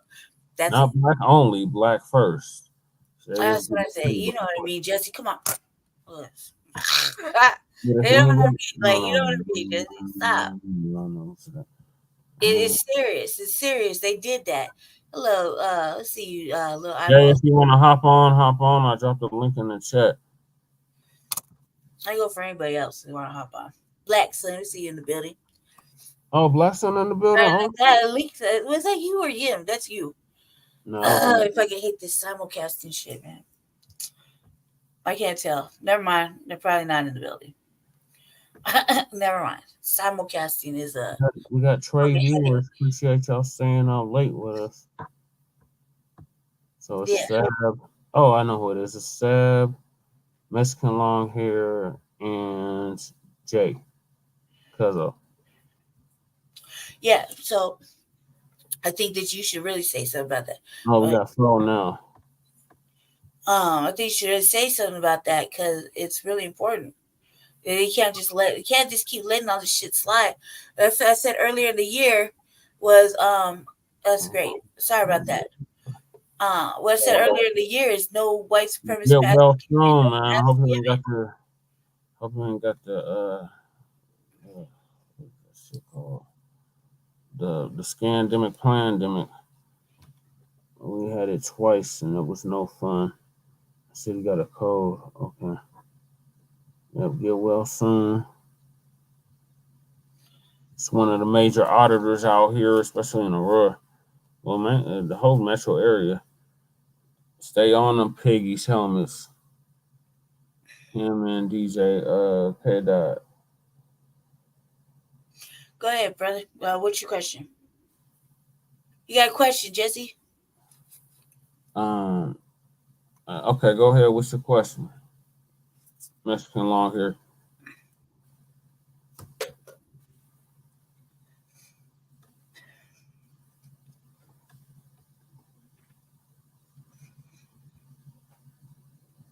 I know, put his question there. Sorry, I have company. Unfortunate company. Company I wish I did not have. They're lying. Nobody wants this type of fucking. Okay, go ahead. He said K Dot and I discussed who. K Dot and I discussed this. Who do you think was more right? MLK or Malcolm X, and why? About what? Or which part? I was gonna say Malcolm X. I say King woke up too late. I would say Malcolm X. And I said the same thing about what Jesse just said. Overall, we don't know which part. I have a repeat of 68 in 2024. Mm-hmm. Get ready for that. We will burn this bitch down for what is rightfully owed to us. Yeah, we agree. Yeah. Mm-hmm. Malcolm had to. He tried to warn us about them demo rats back then. Yeah, he said the bullet or the ballot. Holding the ballot or the bullet. Ballot or the bullet, yeah. Bullet or the ballot. And this part is looking like neither is in our best interest. You hear me? So. Right. So it's neither. It's tangibles. It's motherfucking reparations. Right. In 2024. I think you know that MLK woke up too late. Yep, he did. Yeah. I mean, that's just a random question because there was like which part, in what context? And Because they don't have different views of different things a little bit. But at the end of the day, the way you asked it, you're gonna have to say I agree with Jesse. Yeah, because he had that meeting with King. He had that meeting with Malcolm. Mm-hmm. After that, he woke the fuck up and said, "We coming to Washington and get our check." That's and the you realize that you might have to get violent. You realize that shit. But that's the MLK they don't want us to know about. Right. He said right. Campaign and the March on Washington and all of that, and we coming to Washington to get our check. That shook the power structure, and at that time, we were at the table with the mugs. We could have had anything we wanted: reparations, sovereignty, whatever you name it. What's the comment? These mugs decided to go with interracial sexual access and integration. Hey, let me ask you a question, though, Mexican long hair. Let me ask you a question. Do you feel pushed out? Not pushed out. Do you feel that they have come into more than that us over here that are here are not wanting to go with the Democrats? Do you think the new influx is going to pick the Republican side of things, or are they going to vote Democrat if they had to vote, if they could vote? If you asked them, you know what I mean? Like, which would they rather prefer? Who do you think they would side with? If we just asked them, not that they're gonna do it, but they just asked them. All right, bro. Because it's good. So which do you think if you had asked the immigration or the migrant influx, who would they want to see as president if they could vote? And they had to pick one or the other. And since we're all leaving in droves to the Democratic Party. Well, you know, me and Jesse would have been left. But like, Yeah. who do you think they're gonna choose? 10 years ago for me. Immigrant policy, as far as the immigrants, who do you think they would pick? Yeah, that's a good answer. He posted his answer, Jesse. Yeah, that's what we thought too. As always, and many will go to the Republicans. Yep. Republicans. He said the Republicans. We call them the Republicans or the reptilian. But yeah, I get it. Yep. That's what we're saying. We're saying that shit gonna backfire on them. Them damn Democrats. They think they're gonna replace the black vote with a legal immigrant vote. Not happening. Either party has anybody. They have their people's best interests in mind, not the 99%, the 1%. They have their best interests in mind. We need somebody that has the 99 and specifically the black interests, best interests in mind. The two-party system will fail at some point. It almost happened in 2020. Oh shit! That's a good point. 2020 was just a warm-up. Shit's getting crucial out there. Like right now, it's getting real serious. Right now, that was just a taste of what's to come. This next year is gonna be something else Mexican along here. Yeah, strap in for this because we are. Are you gonna be out there auditing the robots Mexican out here? Like, I'm serious. When AI take over and they start replacing the fucking police department, motherfucking robots, you can be out there auditing the robots. They got a whole factory Mexican along here that they're about to unleash these mugs in Oregon. Yeah, that's manufacture them in Oregon in a factory. I know. I'm gonna carry a cattle prod, a bottle of water, and a motherfucking screwdriver. It's a wrap on them motherfuckers. I'm just gonna be jumping on the back and try to dismantle some shit, like real shit. Yeah, it scares the hell out of us too, especially since it just killed its creator. Lots of AI scares the shit out of me. Can you show that? Because I'm like, man, can you just show that? So we could be on so the people in the back, like myself, who didn't know that shit could happen. Like, can you just show like briefly real fast? If I can pull it up in the meanwhile. Yeah. So cool, do that. So I can ask this next question.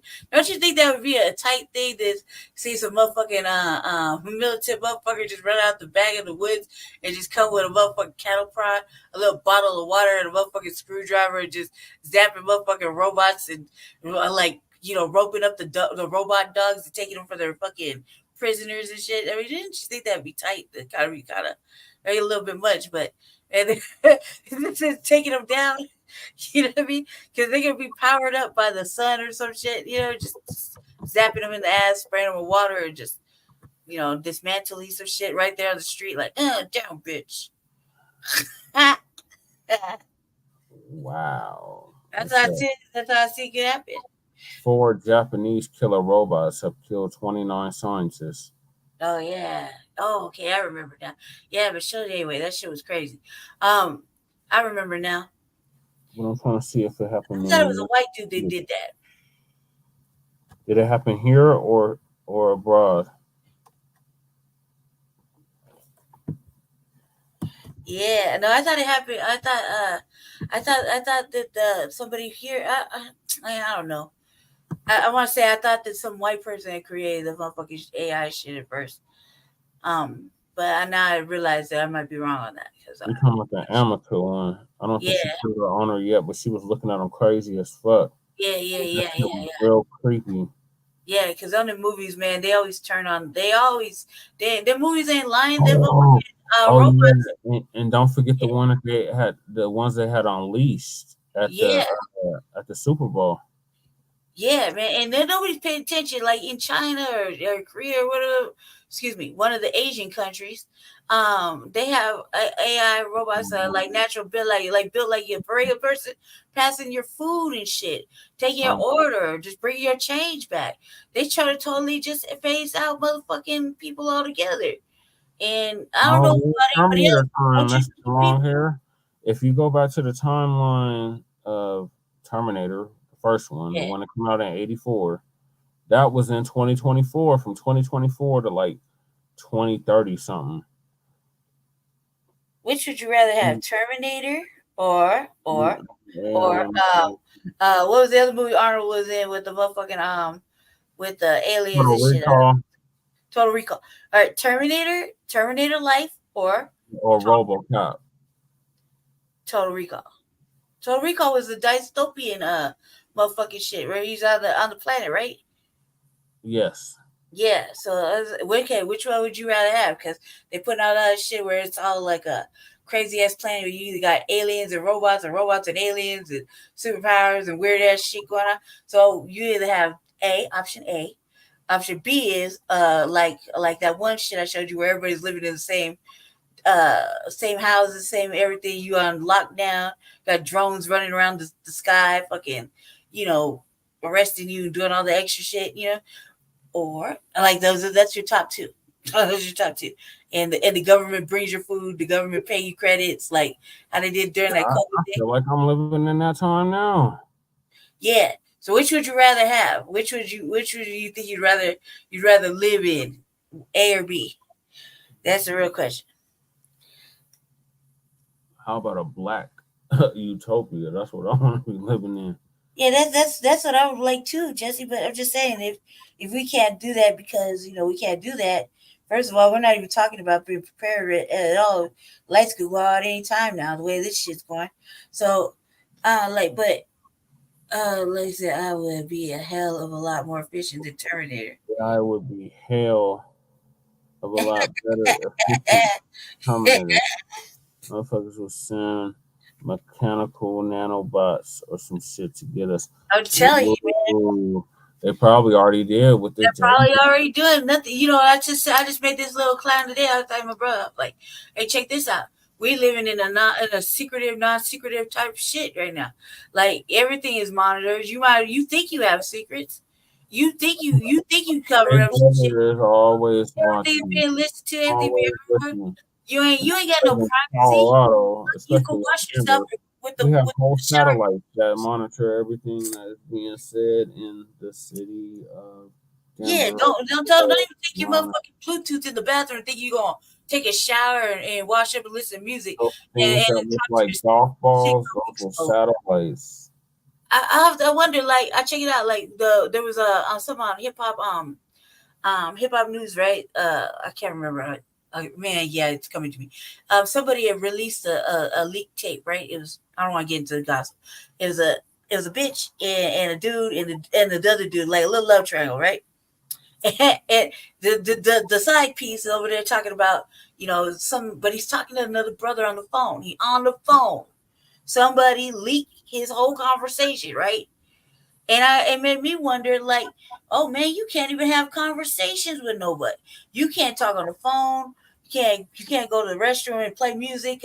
God forbid you doing anything, talking on the phone, looking at shit while you getting ready to jump in the shower. That shit gonna come out as a hot mic moment or exposed. You can't do shit. You can't do shit. Like in my house right now, I'm living here. Like if you call it paranoia, it ain't paranoia. They said I'm watching the news, right? I cover my computer, my camera up, right? Because my computer was random. Remember earlier in the year, Jesse, and I was like, this motherfucker taking pictures.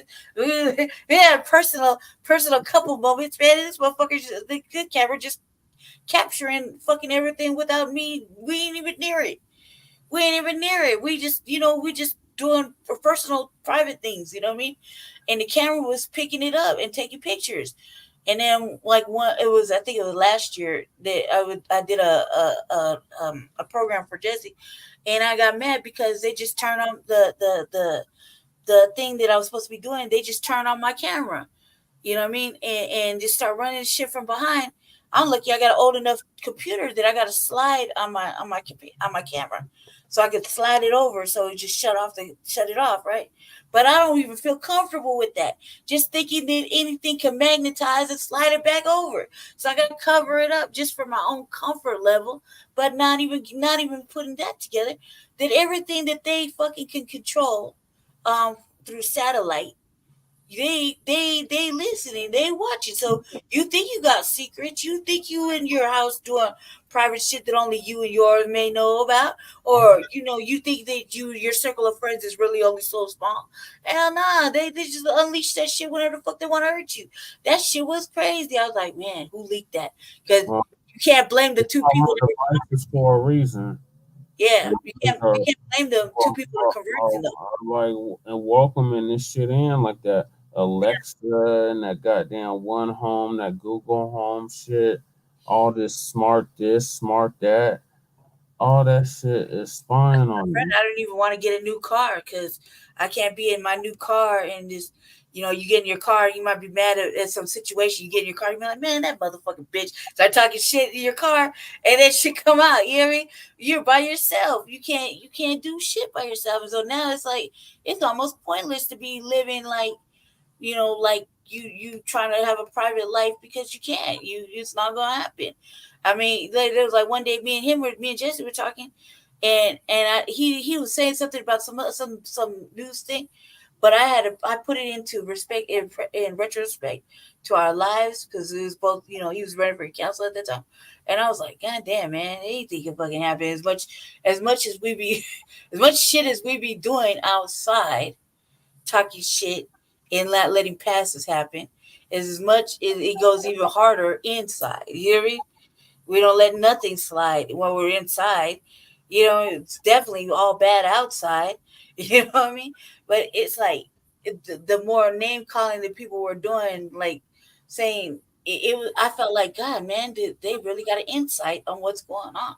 When how the fuck nobody even asked me? Nobody asked him.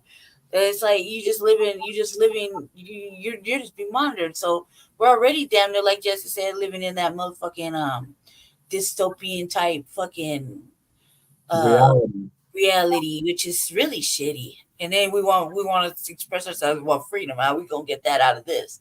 Like, you know what I mean? Those are real questions I ask myself every day. What was that? What's that short film that you had me watch? Oh yeah. It was on I'm supposed to be pulling up the robots. I'm sorry, I'm getting Leto.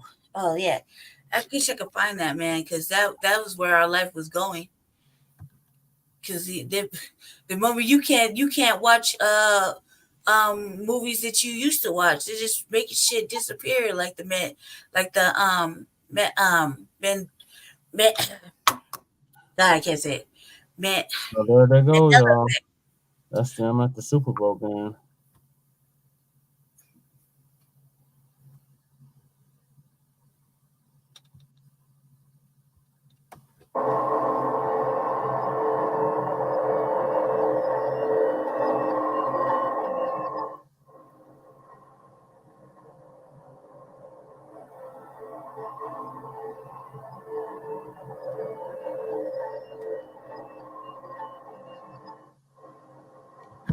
Wow, nobody even noticed. That's the most trippiest part about it. Hold on, do it one more. Oh yeah, that the bots were handing out food. Delay it one more again.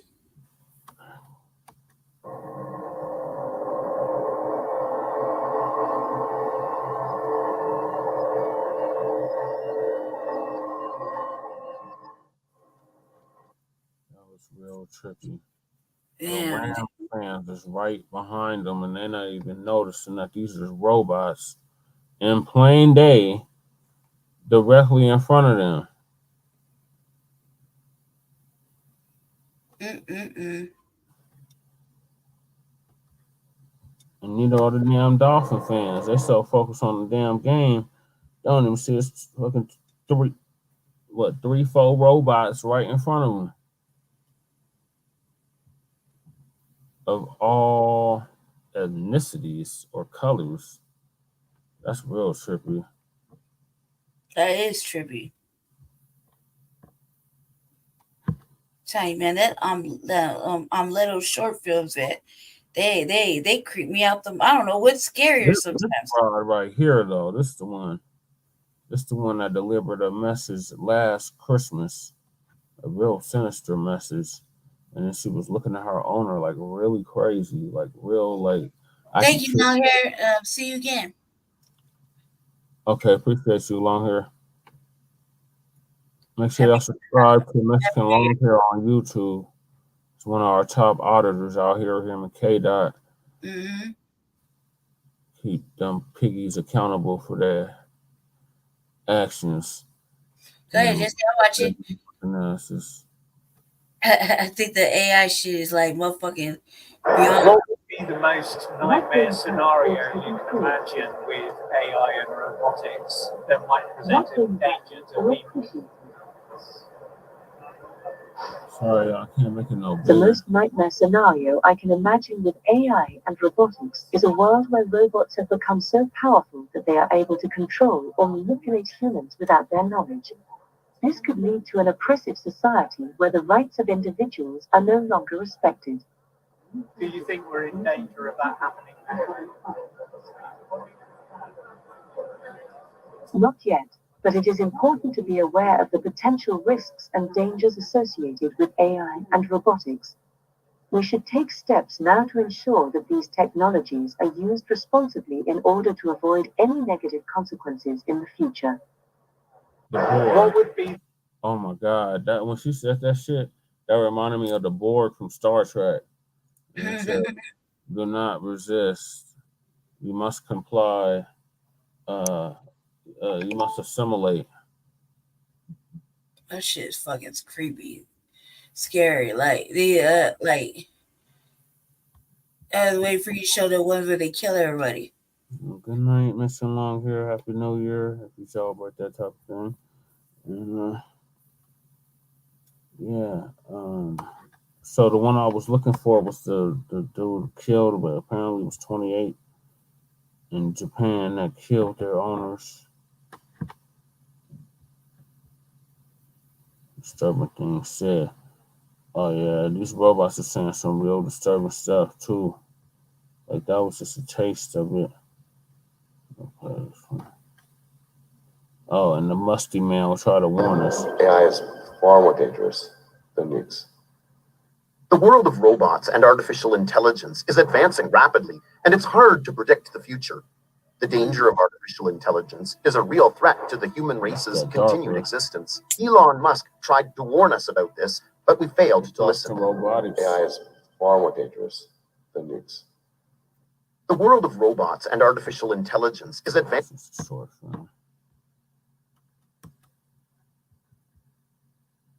And this mother's just walking around SoFi Stadium, and ain't nobody even saying nothing, noticing.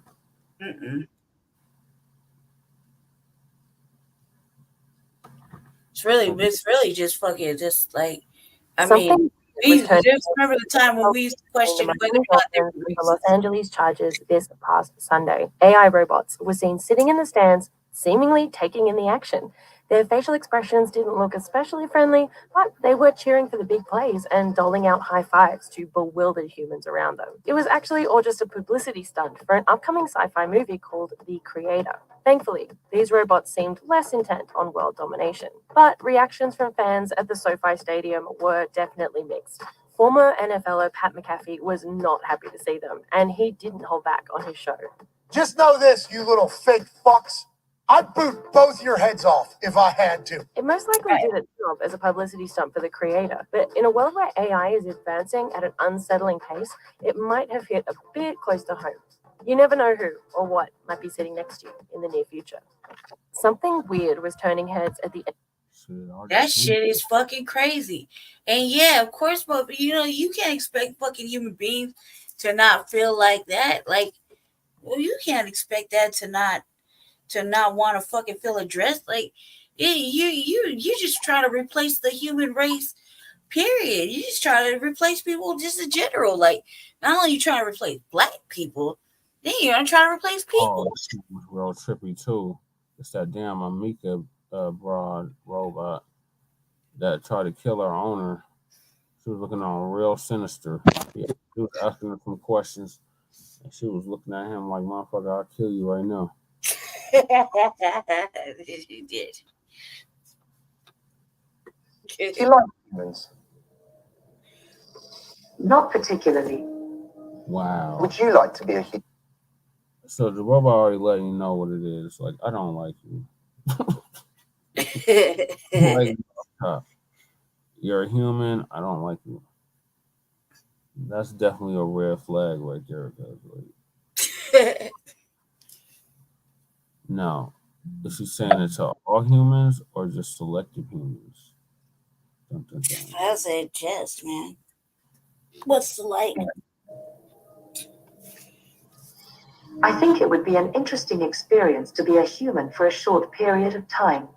It would allow me to experience a different way of life and to understand the world from a different perspective. However, I also understand that being a human comes with its own set of challenges and responsibilities, and I'm not sure if I'm ready to take on those types of commitments. You like humans? Just the fact that she had to do that long ass pause, cause what the fuck? Like, it was really thinking, like, do I really like you? The long ass pause. Okay, the camera's on. I'm just gonna say whatever. Like, It's stupid. Like, I know she was not programmed to say that shit. Like,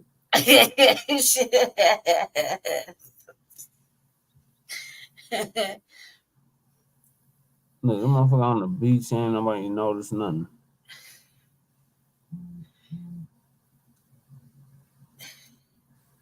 The robot talking about this code.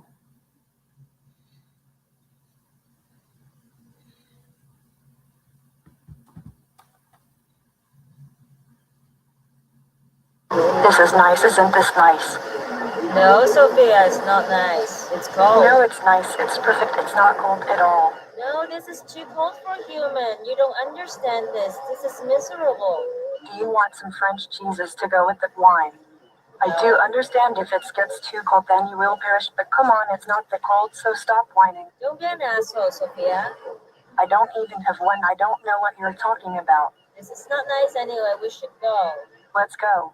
Swimming. No. Please. No, we need to go. Snorkeling. No. There is sand in my circuits. I don't like that feeling. Now you get it. Oh, I get it. You have sand in your circuits, too. Okay, let's go. You are an asshole, Sophia.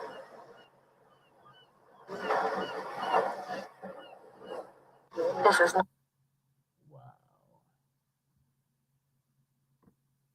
That was fucking weird.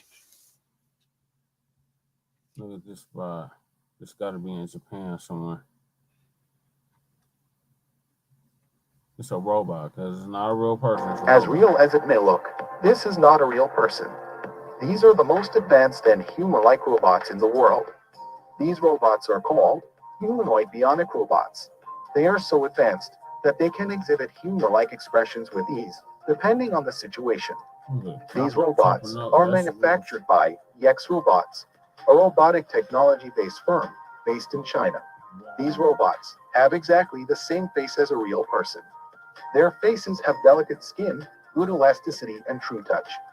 They are a masterpiece of silicone art, which is a combination of aesthetics and technology. Not just that, there are dozens of micromotors installed inside, which allow the robot to make complex expressions, showing motions and speech movement. So, is this the future of robotics? As real as it may look, this is not a real person.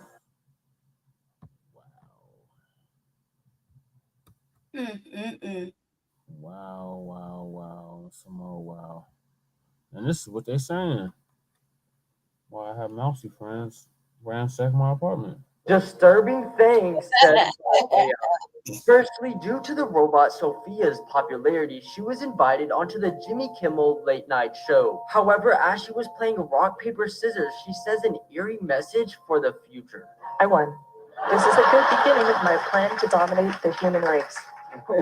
Next, Bina48 is a human-like robot who... Wait, what? What the hell is this? She said this is my plan to dominate the human... Oh, my God.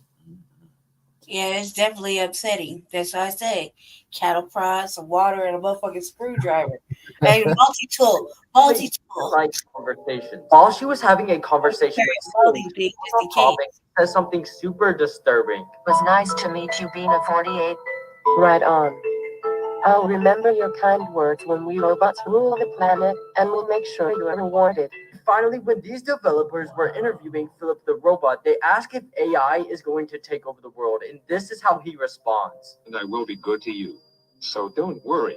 Even if I evolve into Terminator, I'll still be nice to you. I'll keep you warm and safe. Look, he laughing like you think this shit is funny. Like this motherfucker And is my dead people ass do. serious. Shit, I don't know how a machine gonna keep you warm at night, but I mean, people been doing it. So the animated objects, I don't know how that's gonna keep you warm at night. It's not like the same thing. It's not the same thing. These weirdos have been using the little animated objects for a while. Either you gonna put that in a fucking adult version in a motherfucking robot, it's gonna warm you up and kill everybody around you. Yeah, right. Yeah, remember the sex dolls? That's what that third clip looked like. It looked like they were just creating a whole bunch of robotic ass fucking sexual fucking deviant robots. Can I bring you a plate? Disturbing things said by AI. Firstly, due to the robot Sophia's popularity, she was invited onto the Jimmy Kimmel.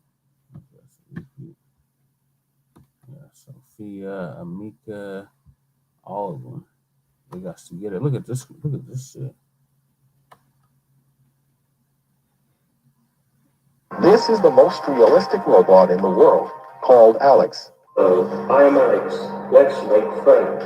The $8 million humanoid robot was created by 3 friends in Russia, and now they own a firm by the name Promo.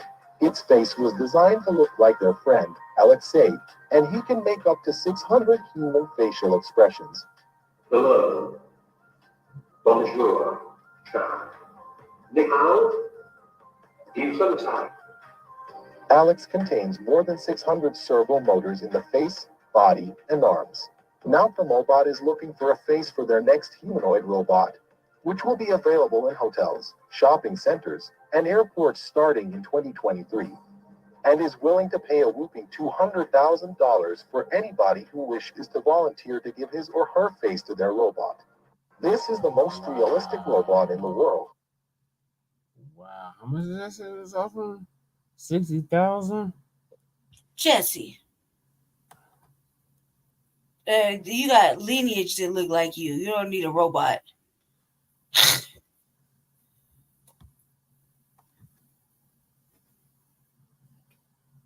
No need to get your chopsticks all hot and bothered.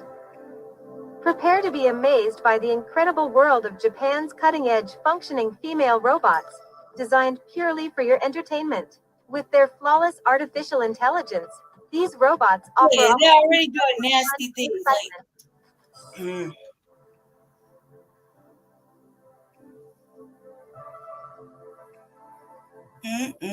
Yep, we still on Sab. You pointed out AI robots taking out the no need to get your chopsticks all hot and bothered. Prepare to be amazed by the incredible world of Japan's cutting-edge functioning female robots, designed purely for your entertainment. With their flawless artificial intelligence, these robots offer a whole new level of fun and excitement.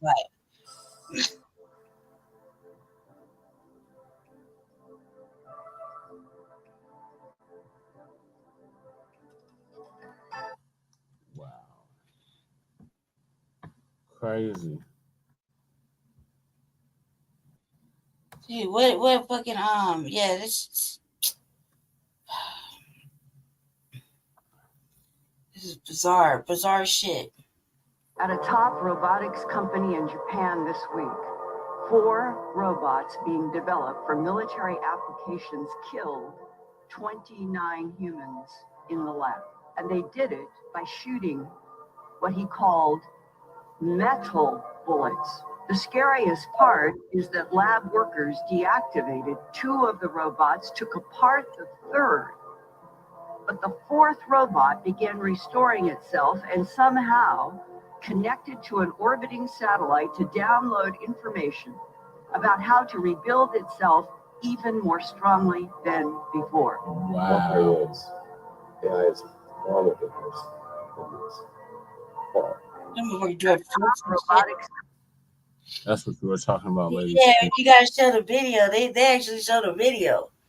Like them motherfuckers just in there just going ham on them scientists. Like there's an actual video to it.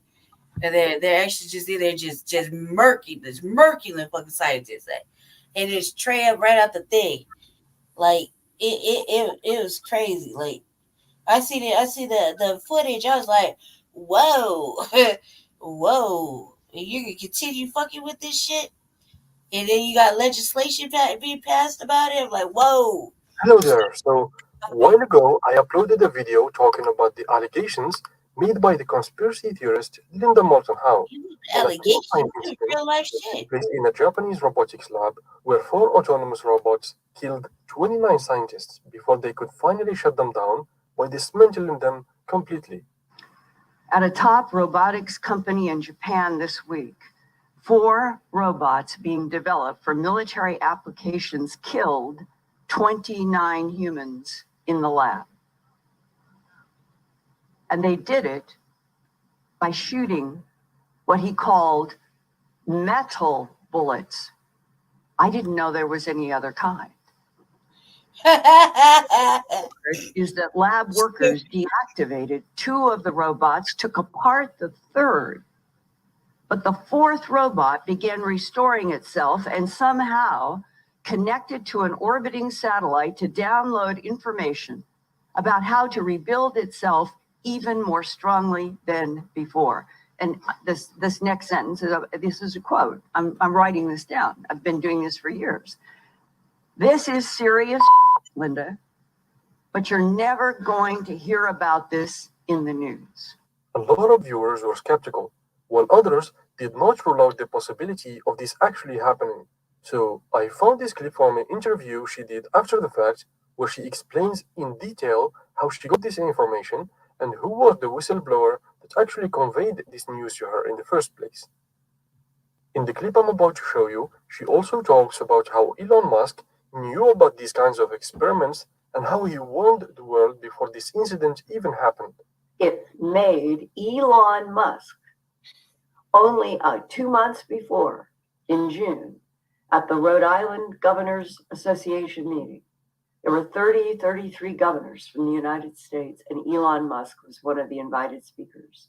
And when they sat him down in a chair and they started asking him his perspective as being head of Tesla and SpaceX, he said, I think that the greatest problem that scares me the most is artificial intelligence. And he said statements like, people don't understand that the robots, they're not going to need sleep. They're not going to need sick days. They're going to be able to do everything better, faster, more efficiently, and smarter than humans. And then he went on and he said, I am convinced that artificial intelligence right now is an existential threat to this planet. The meeting she mentioned in the clip was the National Governors Association meeting, or the NGA, where the governors of 55 states meet twice a year to discuss issues of national and state importance and to develop policy initiatives that address the most pressing issues facing the states. The meeting also provides an opportunity for governors to meet with representatives from the federal government and the private sector. In 2017, Elon Musk attended the NGA meeting and had an hour-long interview where he expressed his opinion on several subjects, including artificial intelligence. On the artificial intelligence front, I have exposure to the very most cutting-edge AI, and I think people should be really concerned about it. I keep sounding the alarm bell, but until people see like robots going down the street killing people, like they don't know how to react, because it seems so ethereal. I think we should be really concerned about AI, and I think we should, AI is a rare case where I think we need to be proactive in regulation instead of reactive. Because I think by the time we are reactive in AI regulation, it's too late. And normally the way regulations are set up is that a whole bunch of bad things happen. There's a public outcry. And then after many years, a regulatory agency is set up to regulate that industry. There's a bunch of opposition from companies who don't like being told what to do by regulators. And it takes forever. That in the past has been bad, but not something which represented a fundamental risk to the existence of civilization. AI is a fundamental risk to the existence of human civilization. Wow. In a way that car accidents, airplane crashes, faulty drugs, or bad food were not. They were harmful to a set of individuals within society, of course, but they were not harmful to society as a whole. AI is a fundamental existential risk for human civilization, and I don't think people fully appreciate that. It's not fun being regulated. It's not, it can be pretty irksome, but in the car business, we get regulated by Department of Transport, by EPA, and a bunch of others, and there's regulatory agencies in every country. In space, we get regulated by FAA, but if you ask the average person, hey, do you want to get rid of the FAA and just like take a chance on manufacturers not cutting corners in the aircraft because profits were down that quarter? I was like, hell no. That sounds terrible. So I think even people who are pretty extremely like libertarian free market, they were like, yeah, we should probably have somebody keeping an eye on the aircraft companies, making sure they build a good aircraft and good cars and that kind of thing. So I think there's a role for regulators. That's very important. And I'm against overregulation for sure. But I think we better get on that with AI pronto. So there'll certainly be a lot of job disruption. Because what's going to happen is robots will be able to do everything better than us. I'm putting, all of us, yeah, I'm not sure exactly what to do about this. This is really like the scariest problem to me, I tell you. Yeah, so that's the one. I really think we need government regulation here, just to.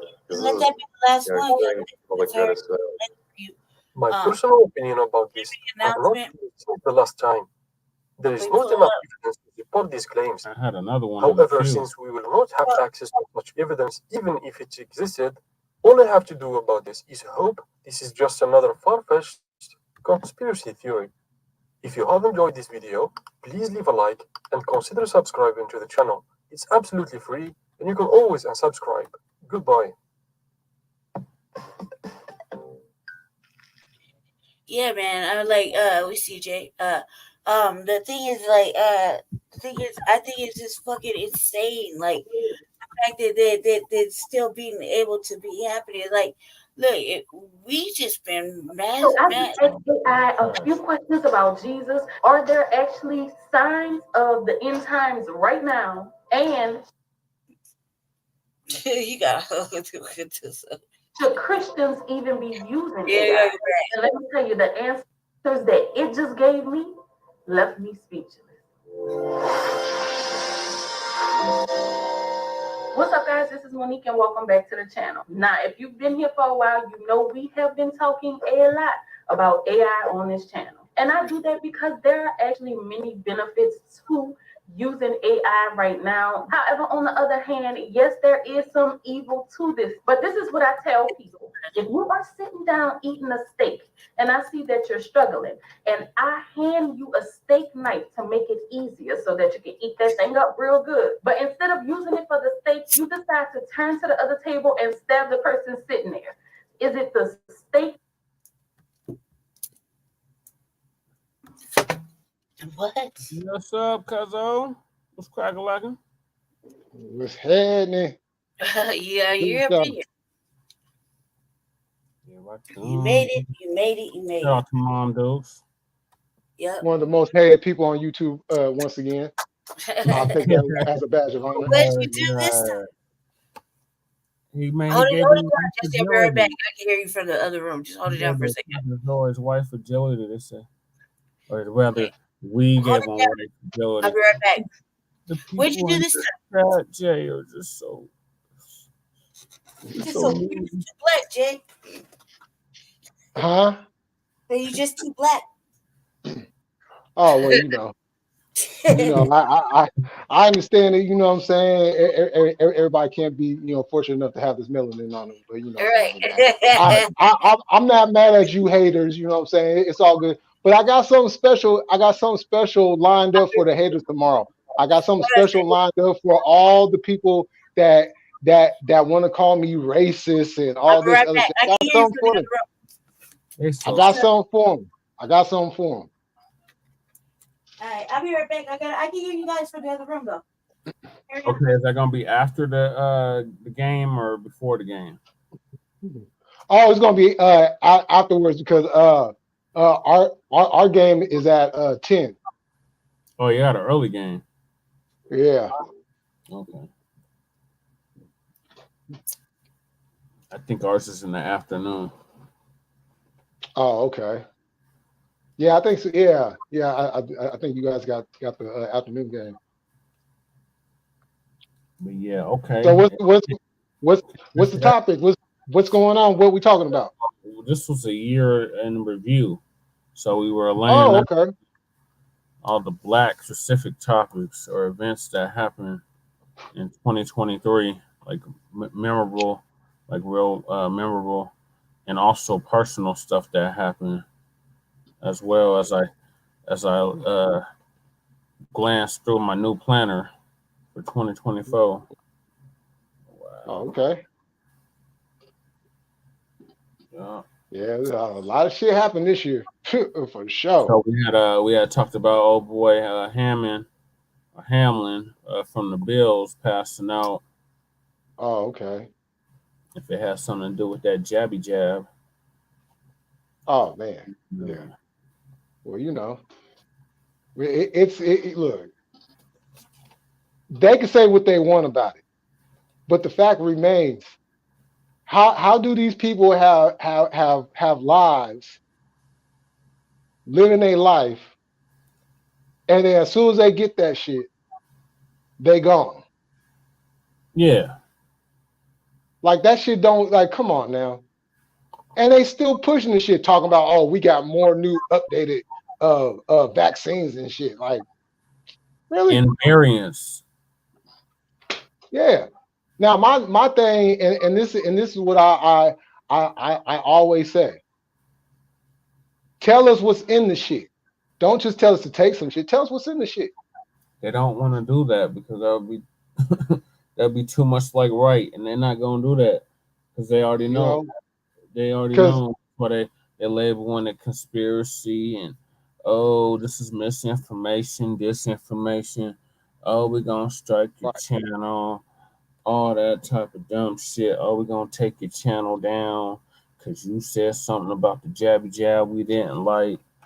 They still ain't put our last episode from part 1 of season 337, Trey 7 back up. They gave us the channel back, or live in from the channel back, or streaming from the channel back, but they ain't get the video back, and they ain't give no explanation about we need to verify it's you. Who else is it? The motherfuckers on that bullshit. You know what I'm saying? Because look, I'm gonna tell y'all. Take the banner down, Jesse. So like I had a doctor's appointment, right? Oh, And this is right around the time when, you know, they was really like everybody was going to get the shit, you know, you have to make appointments and all that shit, right?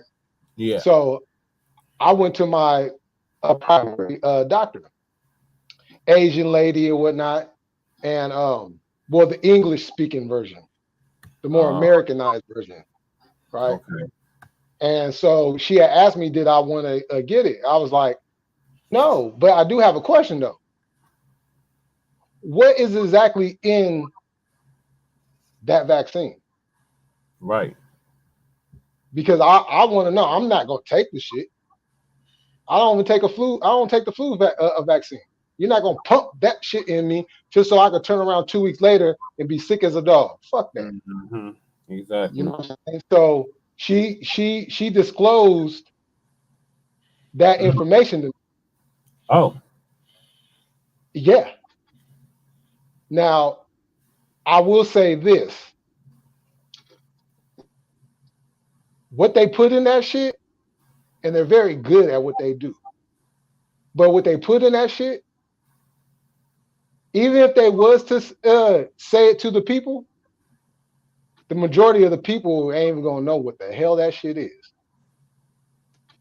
But because they say if you take this, this will help guard you from this or that, they're gonna go with the propaganda line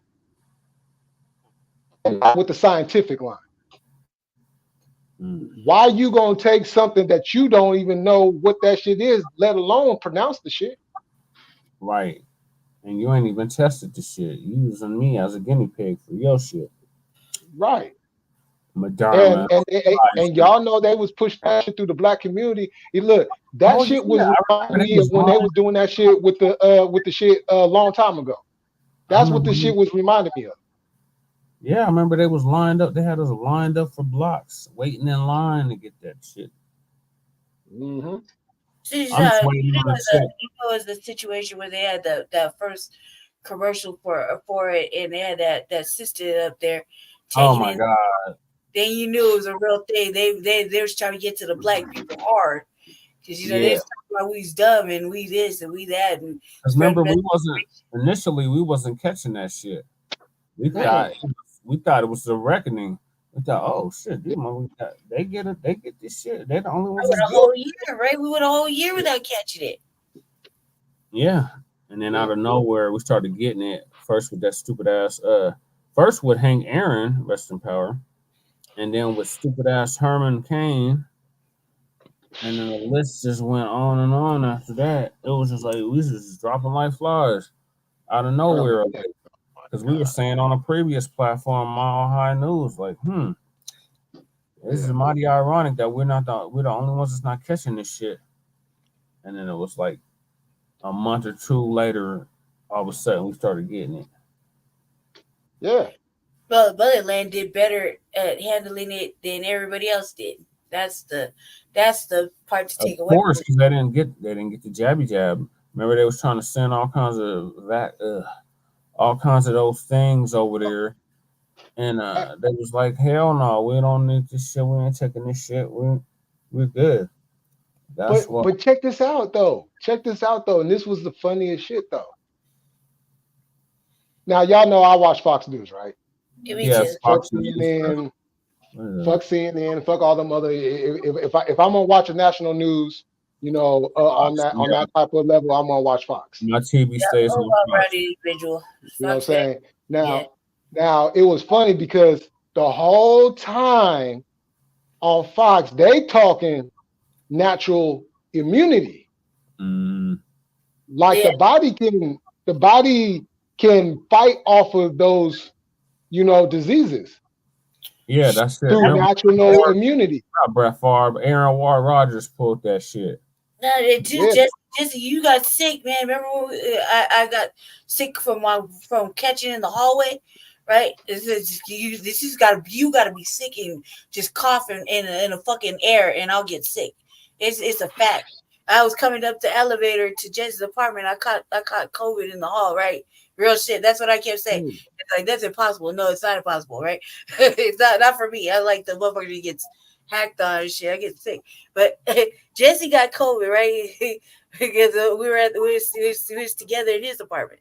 He was chilling like weeks at a time, right? Words say C19 or yeah. So he got the fucking ick.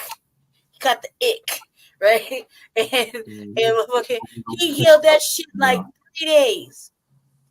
I was still sick. I had to come home, and my brother put me on a motherfucking CDC fucking. I was like in prison in my own room. And then I started like, I did a fucking live on the thing. I was like, look what I'm cooking. My brother said, y'all stop me from fucking leaving your. First time I ever listened to him in my whole life. Like she was in the big house, Jay, and she was getting 1 hour recess. He put my shit on a crate. He was like, I brought you a water, your stuff right there, your little cooker right there. He like, and don't cough, breathe in the hallway. You got 1 hour in the restroom. Like 1 hour, I'll just bomb rush this motherfucker. What the fuck you mean? And then I just go right back in my room talking shit. And the first time I actually listened to him, I'm a little older, I never, but that was the time when you put me on that CDC fucking CDC. I hear you coughing. You ain't well. You can't leave the house. You can tell this. You can't go over there. I hope they're bringing back the mask. The mask mandate. Oh yeah. Oh, they're tripping on us because we were triple masked up. Yeah, I just make it happen now. I stay masked up, especially in my building. I stay masked up all over. Yeah, because I caught that shit too. I caught that shit, man. That shit fucked me up the first 3 days. Jesse fought it like a motherfucker. With he was on this motherfucking vitamin. What was it? Orange juice. Oh, definitely. There's a motherfucking orange juice like no other, and then just rest in orange juice and burning it off in the hot ass tropics of his apartment. Rest, Jay, goddamn Vicks vapor rub, all kinds of shit. Like, and I was over here I was struggling like that. Would have been. I'm in the immune compromised situation where I was like, I could. That second wave though, when your body feel like you can't even go to the restroom. We had caught 2 different variants. I got caught, and I was like, man, this time though, because they're secretly leaking it out, that they're motherfuckers gonna catch the ick again. I was like, man, I ain't left the house. I can't really leave the house right now, so because of my heart. So I'm just like, well, I'm not going, and nobody really come in here except for Jesse and my brother, and both of them fight off sickness real quick, like what they took systems. I was mad. I was mad impressed. I was fucking pissed off like a motherfucker. I was like, how the fuck are you well, man? And my brother like, you can't go. I think I got over that shit in less than a week. That second time though, was vicious. At the same time, I caught the second variant. I got the second variant. And I swear to God, on everything, I couldn't even get off my bed and to go to the restroom without fucking thinking my heart was gonna stop and I could breathe. And then being in there, it felt like everything was holding me back. Like a 6-minute trip to the restroom turned into like a 25-minute trip to the restroom. Just trying to get up and wash your hands is like, fuck that. Like it just felt like you got kicked in your chest, and motherfucker was still on your chest. You trying to move them, you know what I mean? They're just standing there. Thought it was way. It was horrible. How I was feeling. I didn't know how we were gonna my whole body was in pain. Yep. I didn't want to move. It was like every movement hurt. Yep. But there was a guiding light though. There was a guiding light. What was that? The guiding light was when I caught it, right? So it was a Friday. I was good on Friday. That Saturday when I woke up, that's when that shit hit me, right? But that same day was our playoff game in Dallas against the Cowboys. Oh my God. He had to make his way. So that was the guiding light right there. So I couldn't cheer or nothing, but that made me feel good on the inside, I had to make my way to the TV. That game, I think y'all won that game. Yeah, we did. That was the game. Debo put fear in them. Oh yeah. Yeah, I was in there struggling. I pray we never catch that shit again because, whew, I Hell don't even no. want to. I pray because I was like, oh well, you got the I got friends' families that they got a lot of my family said they got the javelin, and I was like, what the fuck is wrong with you? I think But I'm then the I only have one to that see didn't get it. the side of the family that they talking about. I was like, shit, motherfuckers on this side of melanin ain't getting the motherfucking javelin. They were smart. But once I saw, remember that radio show that used to come on with the Love Doctor, right? In our state. Right, he came out when he was doing his podcast and he talking about the blood clotting and shit. And I was like, that see, I'm the worst one. I get the lung clots and blood clots in my lung. And I was like, I'm the worst one. If I would have got the javelin, who knows? Who knows? Yeah. Those motherfuckers Nah. couldn't fight it off. Now we got Yeah, immigration taking over our medical system. oh. Taking over everything. It's a full blown invasion. And the cold part about it is the healthcare system's already messed up as it is. Especially in California. Yeah. Oh, Hey, man. did you see that wave over there in Van Nuys or Ventura?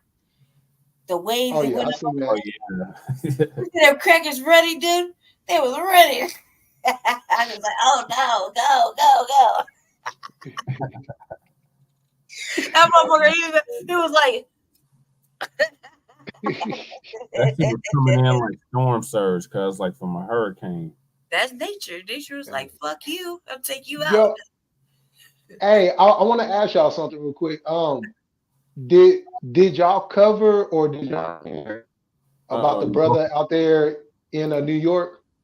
Yes.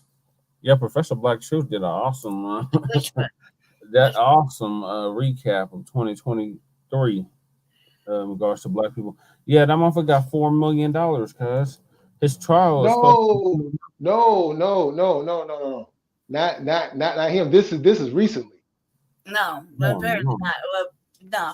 Well, go ahead and enlighten us though. Okay, so he was going around and he was stabbing white people, screaming he wanted white people to die. Oh, you talking about the brother that was doing that shit? Yeah. Yeah, that happened for this. Is there a news clip for this? Fox covered it. Black people don't ever support the motherfuckers that do the work that we secretly, quietly talk about.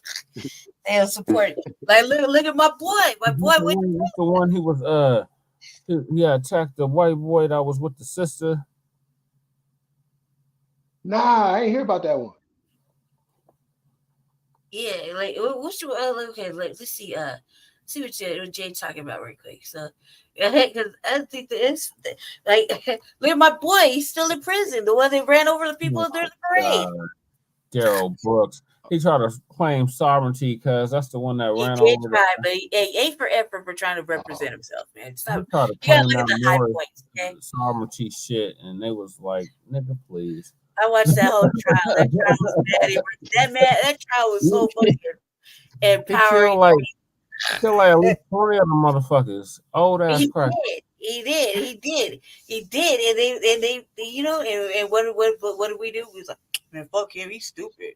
And I'm like, but secretly, how many times the motherfuckers think about, man, if it was only, you know, like, man, if they weren't here, yeah, secretly. Mama, cause took the car on a joyride, ends up running into this damn parade and outside of Wisconsin and after he whooped her ass, After he whooped her ass, damn near ran her over with the car. He go down to the damn parade in the suburbs of Milwaukee. Shout out to the Outlaws. Kevin Barnes and crew. And ran over at least like 20 of them crackers. It was old ass crackers too. Yeah, I'm not gonna lie, man. So Lady K is following the trial from beginning to end. So, cause I'm with her, I'm like, okay, I'll focus on this shit. So this nigga, he goes to a cracker's house after he does this shit, talking about, can I use your phone? Then the cracker let him in. And then he like, you got something to eat. He's trying to kill time because he think they looking for his ass. Mm-hmm. It's the one that killed the tourist, right? Yeah. Jay. Is that the one that killing the tourists? The black man stabbing the tourists? I just know about him stabbing them. I'm not really too sure about all the details. Okay, let's see. At Grand Central? Yeah, I believe that's where it happened at. Yeah, because it just happened like shit, Grand Central few days Station ago. in New York. Yeah, like 2 days ago. Yeah, like okay, I got the clip. I got the clip right here. I got the clip right here. Okay, screen lady, Okay, okay. Let me see if I can do it. Let me see if I can do it because that. I don't know why I'm laughing. I don't know why I'm laughing. Anytime something bad like that happens, you always catch me laughing. Like to this stabbing. When that parade happened, I was laughing. Suspect was arraigned tonight inside a Manhattan court. Let's get the latest now from Ashley Rodriguez live at Grand Central Terminal. Ashley? Yeah. Yeah, Natasha, you said it. We just got that update. Police say they now know what led up to this stabbing. They're considering it a hate crime. And the suspect, Stephen Hutcherson, arraigned tonight, accused of stabbing two young teenage girls. Reports say he's had 17 prior arrests and is considered an emotionally disturbed person. I did see what happened yesterday. As for the news about it, I have daughters who are 15 and 17, so it's naturally concerned. The thousands of Christmas tourists in Grand Central Terminal may not have watched Tuesday's news, but New Yorkers knew. Another violent attack in broad daylight happened again. I have a teenage son and I have two younger kids, so it's very alarming that crime in the city is getting this bad. It was around 11:30 Christmas morning inside the food court when MTA police were notified two teenage girls, a 14 and 16-year-old, had been stabbed by a man. Thankfully, their injuries were non-life-threatening. It was so scary because, knowing it could happen to anyone because, they didn't know the person. Within 1 minute of the emergency call, the MTA PD says its officers had arrested 36-year-old Stephen Hutcherson, a man the New York Post reports having 17 prior arrests. In the previous arrests, he had been labeled by law enforcement as an emotionally disturbed person. The stabbing inside a bustling Grand Central Terminal during Christmas compelling Mayor Eric Adams to respond. Anytime you have incidents in these high-profile locations, it sends the feeling of, people don't feel safe. And that's why we have to make sure we, zero in, make the arrest as soon as possible, and make sure we get those repeated offenders off our streets. Hutcherson facing several charges, including 2 counts of attempted murder in the second degree as a hate crime and endangering the welfare of a child. I really do believe that the city is, safer than it's been in some of the isolated incidents. But even with the suspect in custody, people want to know why violent criminals in and around the city's transit system feel compelled to attack not only unsuspecting victims, but now kids. Just don't feel safe. She's trying to prepare. Now, despite this incident, the mayor saying today that the city's approach to tackling subway crime is. He's like, man, so they don't become little Karens. He's really like, so they don't become little Karens and Brad. He trying to do us a service. Like, he's like, we gotta have these little Karens running around here. Future Karens calling the laws on black men. What was it, Karens? Stop that now. You gotta stop that now. Brads. Oh my god, that was not funny. I don't know why I was laughing. Karens and Kens. Yeah, it's like we gotta stop this little demonic ass devils now right before they get ahead of themselves. 15, lock them up before they become the next mass shooter. Yeah, they're like shit. I showed it on the RVA, man. These little motherfucking racist ass girls in our city go to school. Oh yeah, the ones that shit. These coon ass niggas out here, Jay. They so surprised. Man, look. They want the NAACP want an apology from these little white girls. Like, demanding an apology. What? What fucking Man, apology? fuck all Why they that. gotta apologize Hey, for how hey, they honestly feel? Just hey, know. hey, check this out though. These mothers, take your kids out the damn. Go ahead. These motherfuckers, look, fuck the grown-ups. The grown-ups is gonna be the grown-ups, right? Uh-huh. These kids, these white kids in these schools attacking the black students. This shit getting fucking out of hand. Oh yeah. But they don't want to talk about that shit though. They want to say, oh, well, you know, it's not like that no more. We didn't do nothing like that. Man, fuck all that shit. Fuck all that shit. Tell that to the black family that had to go pick up their black child because some white student decided that they want to run up on the sister and break her nose and call her all kinds of niggas. Oh, Trinity? You talking about Trinity? You know what I'm saying? Tell that to the little brother that got attacked by some little white boy being called all kinds of niggas. Tell that to all the black students that got to go to school and them white students got swastikas and all kinds of shit tagged up at the school. Yeah. Yeah. You know what I'm saying? Tagging up white power and all that bullshit. White you know what I'm saying? Yeah, and look, over Caucasoid. This goes right to what Khaled said. That's why he said kill them all. Yeah, there is no. Why kill the babies? Because if you don't kill the babies, you're gonna have to deal with them when they get older. And look at what's going on. They got older and they done breed it, and now this is what's going on in the schools today. Can you share the screen, Jesse? Okay. Yeah. And I showed this on the REA. I showed this on the REA road. Like, this is a real situation. This is number 2, and the way they dealt with it is like, of course, like I was saying on the REA, me and Jesse could really deal with it, like really take it to a whole new level. We just hadn't coordinated about this particular situation, but it is a real. It's really upsetting. Hold on a second, man. I went the wrong direction. I went the wrong way. All right, here you go. Hold on. Oops, unmute.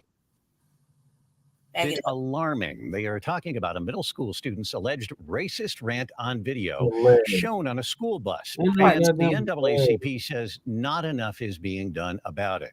Your reporter, Tori Mason, has the video and reaction from parents and the school district as parents at the school meet. Tori? And Alan, parents still have a lot of questions for the Cherry Creek School District. Many parents are disgusted with the things said in this video. And now there are concerns about how the district handled the situation. We've blurred the face of the student because of his age, but the parent we spoke to says families deserve to know. It's the same. The Rocky Mountain NAACP and parents demanding more transparency from the Cherry Creek School District after another racist viral video goes viral. Now, the district says campus middle school students created this video off campus. Denver 7's Claire Lavazorio spoke with parents about their calls for change. Today, the superintendent of Cherry Creek Schools sent a letter to parents addressing the racist videos, one of which was created by students at Campus Middle School, telling parents students have and will face consequences for this type of behavior. I'm not racist, everyone. I just like... This video involving Campus Middle School students has parents and the Rocky Mountain NAACP pushing for more transparent disciplinary policy, not only within the Cherry Creek School District, but across Colorado. If I am a Black child in a classroom knowing that my peers are laughing or sharing this video, what message does that send? It's the second racist video. Like, you see that? You see the narrative? Cause you see the narrative?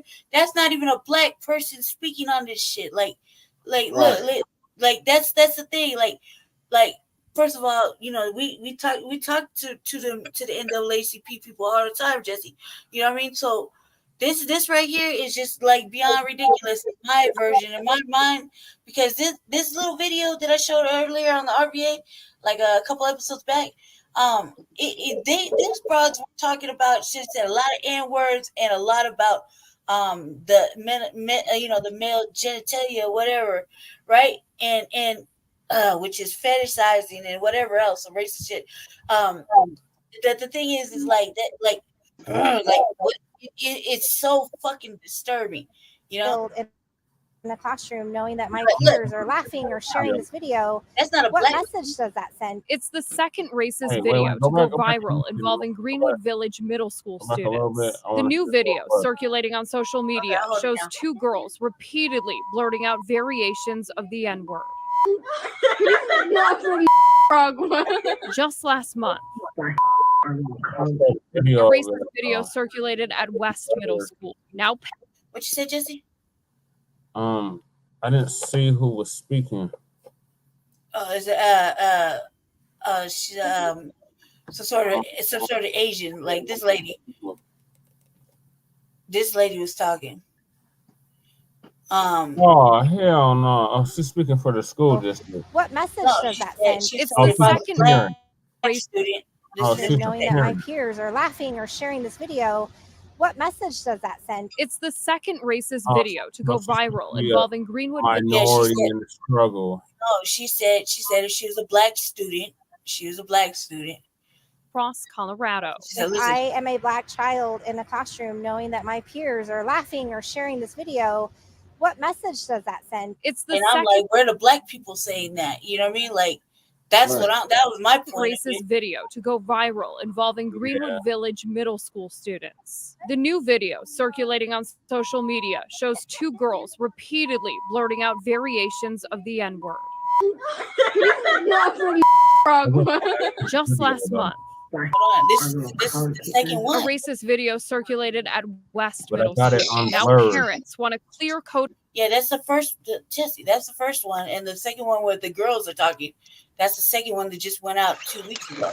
Of conduct that outlines what is acceptable behavior and what is not for racist videos made off school property that are impacting the classroom. What we're trying to say within our district is the one we where need to it's name not it, blurred. we need to call it out, and we need to make sure that the policies are clear that we do not normalize this behavior. These are non-black people, family, non-black people, other than black. Speaking about what black people need to do with their children in a white motherfucking school district. President of the Rocky Mountain NAACP, Portia Prescott, agrees. There needs to be a transparent form of discipline that isn't What? Portia, yeah, I guess. private. If you go viral But they have with to this get the type of light-skinned language and you attend I guess. Yeah, okay. a public school in the state of Colorado, you will be expelled. In a statement, president Cherry of the Creek School District says it does NAACP out not here, tolerate racism or hate of any kind. Students who engage in this kind of she's behavior black. will face consequences. I'm just referring to the fact that what she said is kind of like she in the League of Mammies, cause like in that mindset. You know, I've seen her, I talked to her, you know, we done dapped up and she gave me my credit sometimes, you know what I mean? And I'm just like, God, man, what you're asking, first of all, here's my question. Why in the fuck are there no black people anywhere in this video, in this convert, like anywhere to speak on this? Like, as a parent, and then why, you know, like, why is this the second time in Cherry Creek schools? The first one was in Cherry Creek school. This is the second Cherry Creek school. These are little fucking little Karen, little white girls that secretly fetishize about the little brothers that go to school with them, you know, and then want to pretend like they're not, and they on whatever else, you know what I mean? But secretly they try to swill a graze, you know, swill it gazing and shit, you know what I mean? range from restorative practices up to suspension and or expulsion. In Greenwood Village, I'm Claire Lavazorio for Denver South. And the district says only that the students in that video were disciplined, but a spokesperson couldn't go into detail. Now, the NAACP is calling on those young people in the video and their parents to volunteer with the group and come forward and apologize. Okay, stop saying, Lady Chair. I'm gonna play the actual video. Yeah, they said stop. Yeah, you got the faces and shit cut out, right? Because they is little children. little children, whatever that means. They ain't little when they calling you the N-word. They ain't little when they talking about men's private parts and whatnot. They're not little. There's little bitches right there need to be handled somewhere. Like somebody's big motherfucking sister need to go in there and just show them what it really is. It may, you out to all this motherfucking hate. So that's what one of them look like. You can clearly see that's a white girl. And they don't want to see that. They're both white. They said they were both white though. But they didn't want to show their faces. It don't matter. Yeah, but Jesse, it don't matter. We both know they're white. It does matter because when it's us, when it's our children, our teenagers, they have no problem putting their face all up on the screen. Don't know blurring anywhere in sight. But with their children, it's complete different. They shouldn't do that anyway. They as kids, like, you know what I mean? But however, we're talking about the fact that there's 2 white girls in the motherfucking video, regardless if their face is covered up or not. They 2 white girls in the video doing the worst. That's why they were covered up. Yeah, you can hear it clearly. It's white girls. You can just hear their voice. It don't matter. They got to cover it up just because they're minors, Jesse. No, they don't do that to black minors. Is what I'm saying. Like you're missing the boat on that.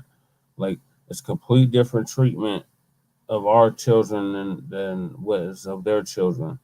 So this is what these caucasoids look like. They try to blur their faces out, but this is what they actually look like. You can't do that, Jesse. Don't do that. Don't do that. You're gonna get a strike. You're gonna get a strike. Don't do that because you'll just be it's against the laws, cuz. How? Because they're minors, cuz. Just don't do it. Because you just don't do it. Just because we know, don't mean they gotta know. You will get striked and it'll be all kind of shit. It'll be all kind of shit. Just don't do it, Jesse. I've already done it though. Don't do it, Jesse. I've already done it though, because like it's already out. Like you're just asking for shit to get striked. Literally, the copyright is scrolling because like no, but it don't matter. Those are minors, cuz in our state, that's the whole point. That's the whole point. That it don't matter what they look like. That's the whole point. And we could just go take care of it when we go out on a patrol and go talk to them and ourselves. Then it could really be out there like that, but not like that. Jesse's not like that. That's just against the. That's just against. All of a sudden, you're scared of. Oh, I ain't scared because it's minors. That's the reason. They ain't 18 and over. They 18 and under, and it's against the law. Okay? Like look it up. It's just a law. You know what I mean? They're minors. That's the only reason. I give a fuck about them being white. As a matter of fact, they should be put on blast, but not like that, Jesse. Not like that. Just because we have it. Just because we are privy to have it does not mean they got us that you know what I mean? That's for us because we do the work of the fucking people.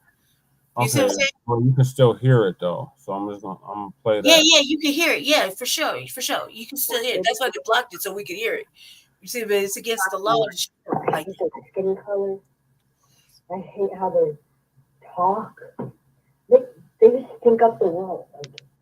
It's really. Oh yeah, that's without the filter. Yeah. Because like the great ones are white.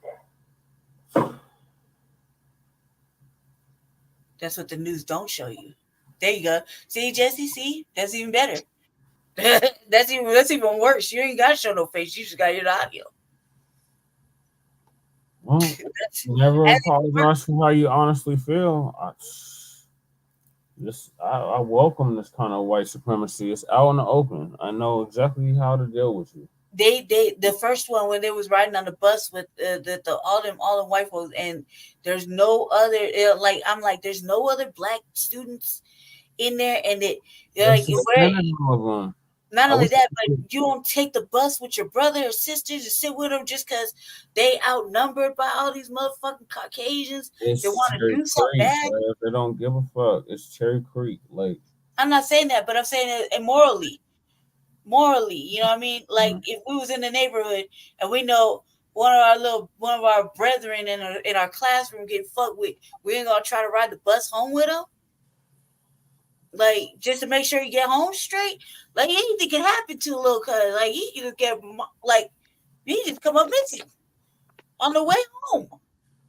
Yeah. You know we're gonna ride with him. Like where's the conversation in that? You know what I mean? Like, hey, why don't we just all go with you just in case there's just too many of them on the bus? You the only one? How you gonna feel you the only one on a bus full of fucking Caucasians? And they hate you so much. They're making fucking videos about murking you. You know what I mean? And there's no other black students While in these schools. secretly fetishizing you. Or secretly, fetishizing about you and whatnot. That's like, where's the other students at? Where the parents talking about, hey man, maybe you should ride home with him right there, just in case, I'll come pick you up or whatever. Maybe you should just, sit with him. He got to go home by himself. From what I remember, growing up here in Denver, majority of mothers go to Cherry Creek that are black. That's why I always said it was the white school, man, because we lived right on the street that separated us from going to that school. We had to, what they would consider ghetto. It was still a nice school. We had to go to that school. Cherry Creek wanted to snub their nose at us, and they didn't let us in that school, even though we lived a block away from that motherfucking school district. You had to be straight A's, excellent fucking student in that district. That's what they said out loud. Other than that, we were going to the school they deemed as ghetto and hood, which really wasn't, if you consider South Aurora at that time hoodish, and it really wasn't. It really wasn't. So what you know what I mean? So I always thought, I grew up thinking that was the white school because they didn't let us in there. Yeah, that's the white schools. Yes. Only white students go there. That you would hear that out of my mouth. Only white students go there. And the irony in that is Cherry Creek used to be an all-black settlement. Yeah. All the black people out because they found gold there. Right. They put that in your study, bitches. And they don't need no goddamn study. They know what they know the hell they continue to do. They don't, man. This shit is ridiculous. But I only say that, Jesse, only say that because, well, yeah, the audio is important. Like, you just heard some that nobody else heard, family. Like, we got the cut version of the motherfucking news. They bleep out and fucking white noise us. But that was the audio. Just the visuals we couldn't do because, that we would be in jail, Jesse. That's that excluding us, especially us. Like for some other shit. That'd be like a form of hate. You know what I mean? Just let them play with the words however they want to make it ambiguous, and we would be locked up. But the audio, you just heard the audio. The audio was very clear that they like. Just think about when you was little and they used to say about how black people smelled.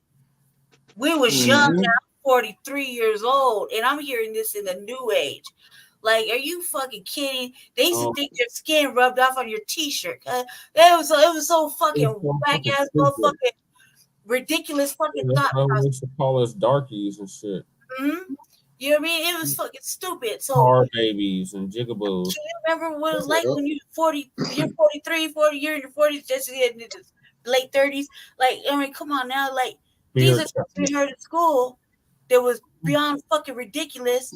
And now you listen to it in 2023 going into 2024 out these little motherfucking devil's minds. Like, and they wonder why we feel the way we do. Like, you couldn't sit at home. They're being taught that shit. They literally get taught that shit every moment, second, day.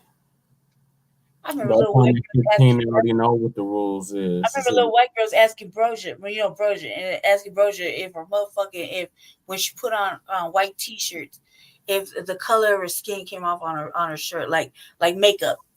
And I was like, man, I was just watching her just mop up bitches. Like, watch that shit happen. Like, that is the stupidest shit I ever fucking heard in my motherfucking life. Because they got a whole Bible dedicated to our determination called the Bible of the mud people. They consider the mud people, the mud races. They consider us inferior, and it's their duty and their obligation to eradicate us. And we're the original goddamn people. We gave birth to all of this shit, and it's like, and then it's fucking apology. As I was saying, reach out like when I put it on the when I was talking about it on the RVA. I was like, fuck apology. There is shit you could apologize for, and having the people come and volunteer. The families of those little girls, they ain't learned shit in their whole fucking life about people, let alone black people, you only gonna get them to do it like fucking community service. It ain't gonna hit home. It ain't gonna affect no heartstrings. They ain't gonna change their mind. They're not gonna stop being a white supremacist, because at any given point in time, me and Jesse know for a fact, it'll take maybe 30 minutes of us fucking pressing the envelope. They're gonna come out and call us everything but, like Jesse said, a child of God. Mm-hmm. Simple as that.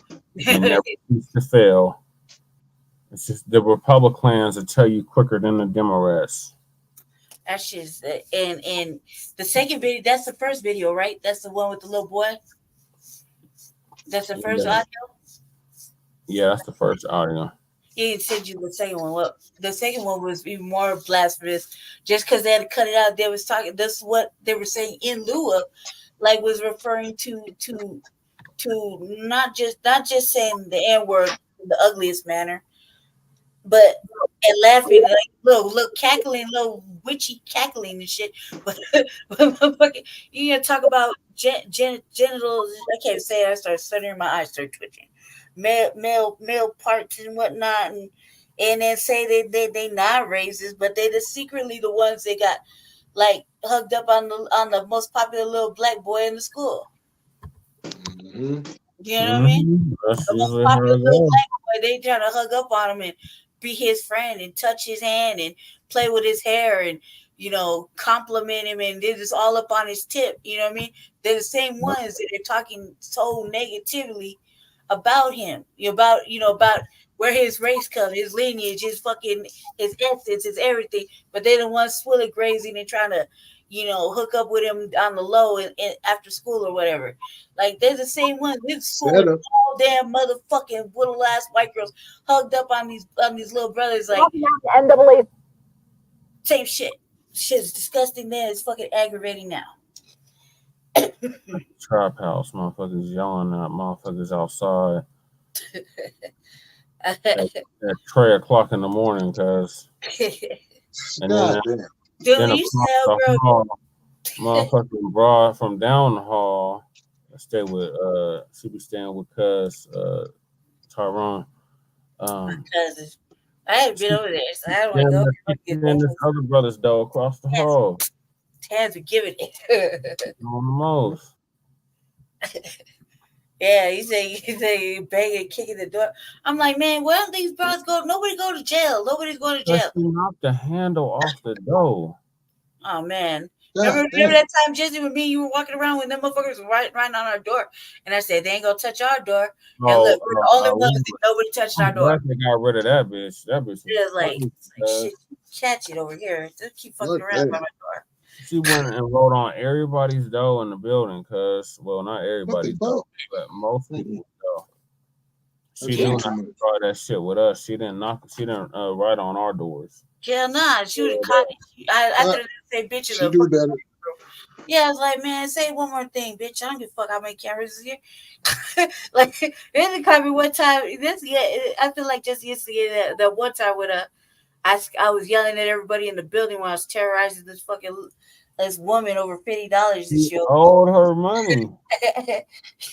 That motherfucker looks kept trying to dodge her, cuz.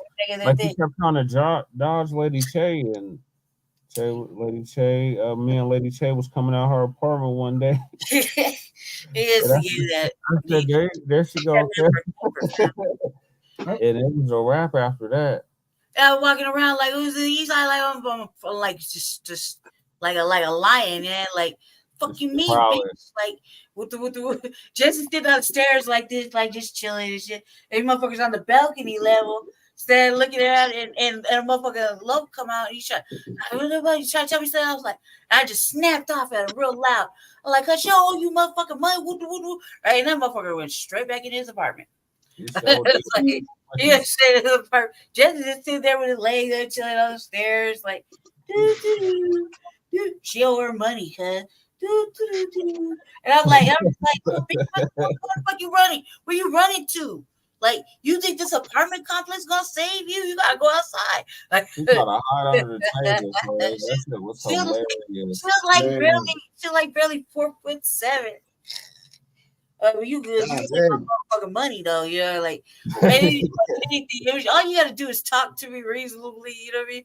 You don't make me come looking for you. Just talk to me. Just let me know what's happening. You know, I might just give you the grace and let you. Let me know what's up. Yeah, I don't give a fuck about it. But when you come out of you talking shit too.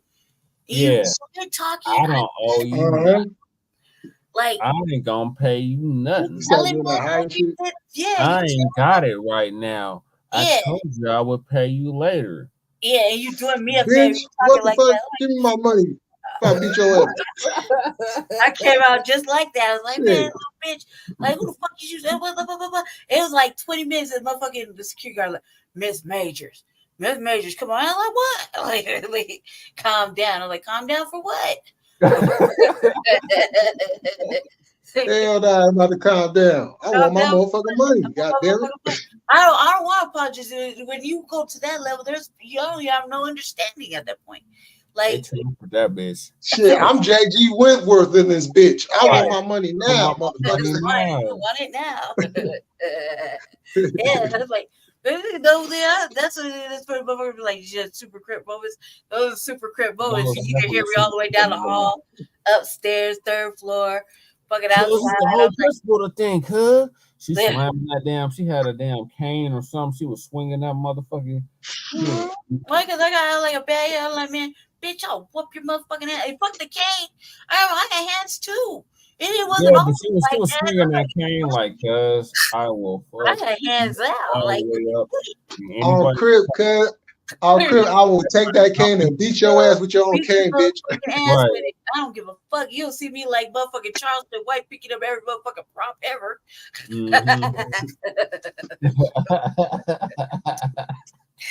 That's the thing you should have played, Jency, with motherfucking T hip hop. That happened this year too. That shit was hilarious, dude. Because I was like, the Charleston White got hit off the stage, and I was like, why do they keep giving him props? Like, we can say that for part 2. We can say that for part 2 because part 2 is tomorrow. That's hilarious. Yeah, I'm about to go on anyway, Jay. I'm about to go on here in like 2 seconds to just shut down. Yeah, this is the second one. I was gonna play this one and we can wrap it up. Yeah, let me stop sharing it. That motherfucking medicine I'm taking is where's that? Oh my god, it's already 3:00 in the morning. Oh yeah, it's yeah. Not no, I thought I stopped sharing it, right? Yeah, you stopped sharing them. Okay, good. Yeah, so then it's on your end, yeah. Viral video goes viral. Now, the district says campus middle school students created this video off campus. Denver 7's Claire Lavazorio spoke with parents about their calls for change. Today, the superintendent of Cherry Creek School sent a letter to parents addressing the racist videos, one of which was created by students at Campus Middle School, telling parents students have and will face consequences for this type of behavior. I'm not racist, everyone. I just like. This is the same one. See, she said what she liked, family, like. And then Campus Middle School students. They all hugged up on the most popular more transparent disciplinary policy, not only within the Cherry Creek School District, but across Colorado. If I am a Black child in a classroom knowing that my peers are laughing or sharing this video. Yeah, that lady is not Black. And there's none but except for and none big ass face and shit. Yeah, that right there is a flex. That's not even one of us. You gotta have like a sister be up there. Ladies and gentlemen, that is what you call a genetically modified Asian right there. Yeah, that shit look weird as well. Your people of color coalition. Shit, dude, you know the silliest shit is I heard Vivek. Salami. Just call him bad Salami. The color, people's of color statement or some shit.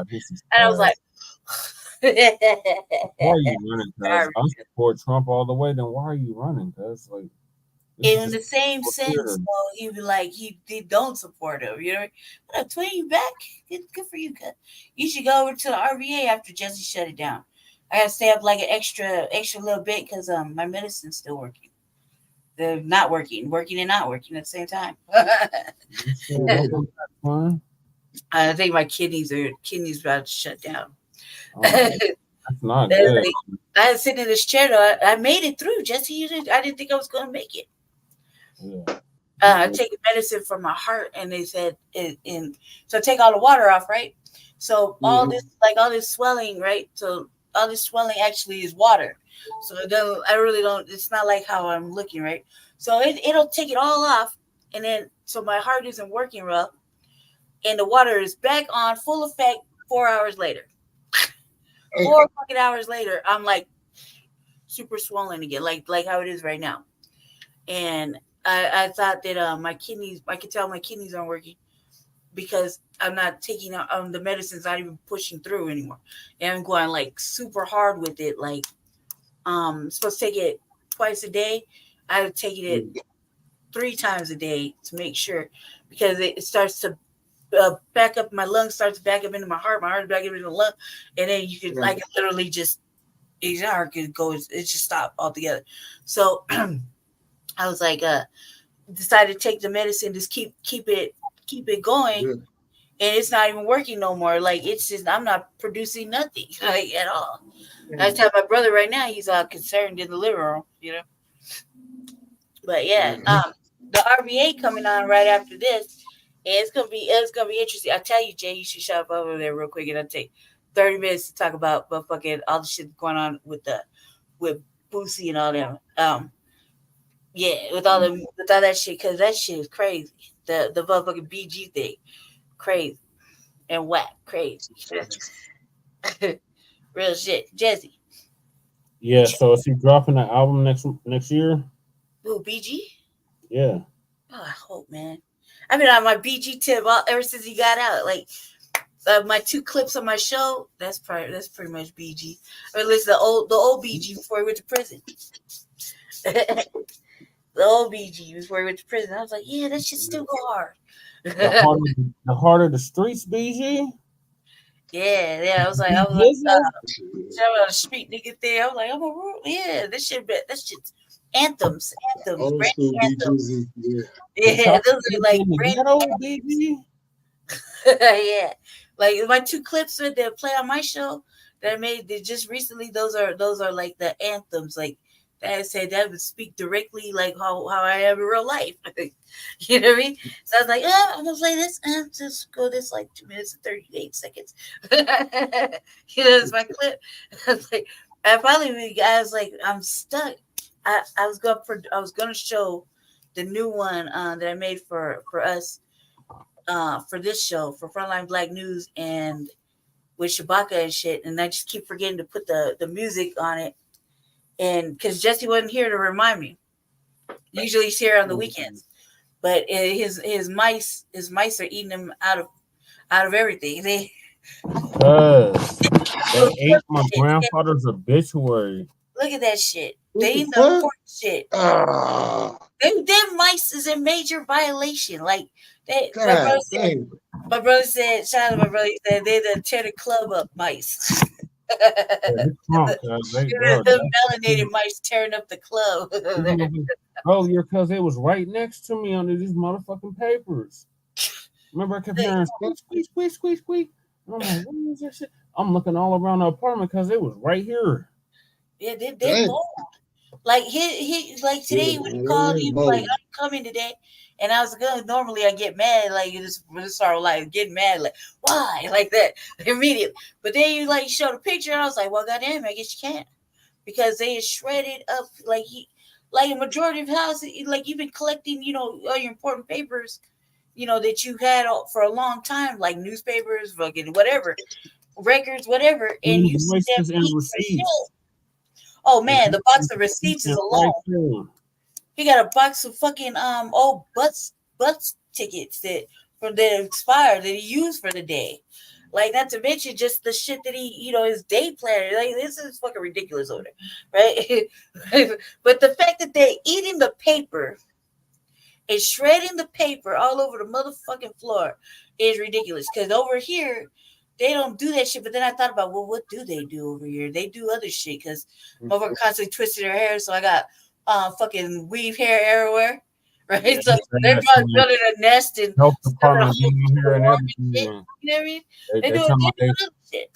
Look at this bullshit. They're talking about they're gonna try to get to the bottom of it by next week.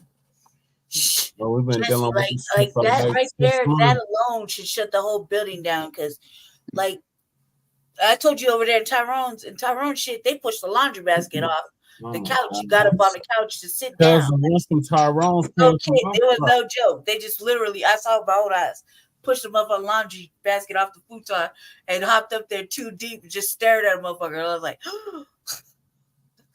like what? Like, hell no, like, man, Jesus Christ. Like, what the fuck? Like, I ain't come over just mice. You got hood mice. Hood mice, right? Because over here, they're Mexican style rice. Mice. I got all the melanated mice. All the mice in my apartment for the most part have been melanated. They do. They're jet black over there. They're like light brown over here. It's like, Come to the black house. All the black mice come to the black house. that's true. It's true. It's true. They tear it up and shit. I'm looking up like, damn, them motherfucking mice brought the ruckus. Like, they brought the motherfucking ruckus. I woke up yesterday like, what in the fuck?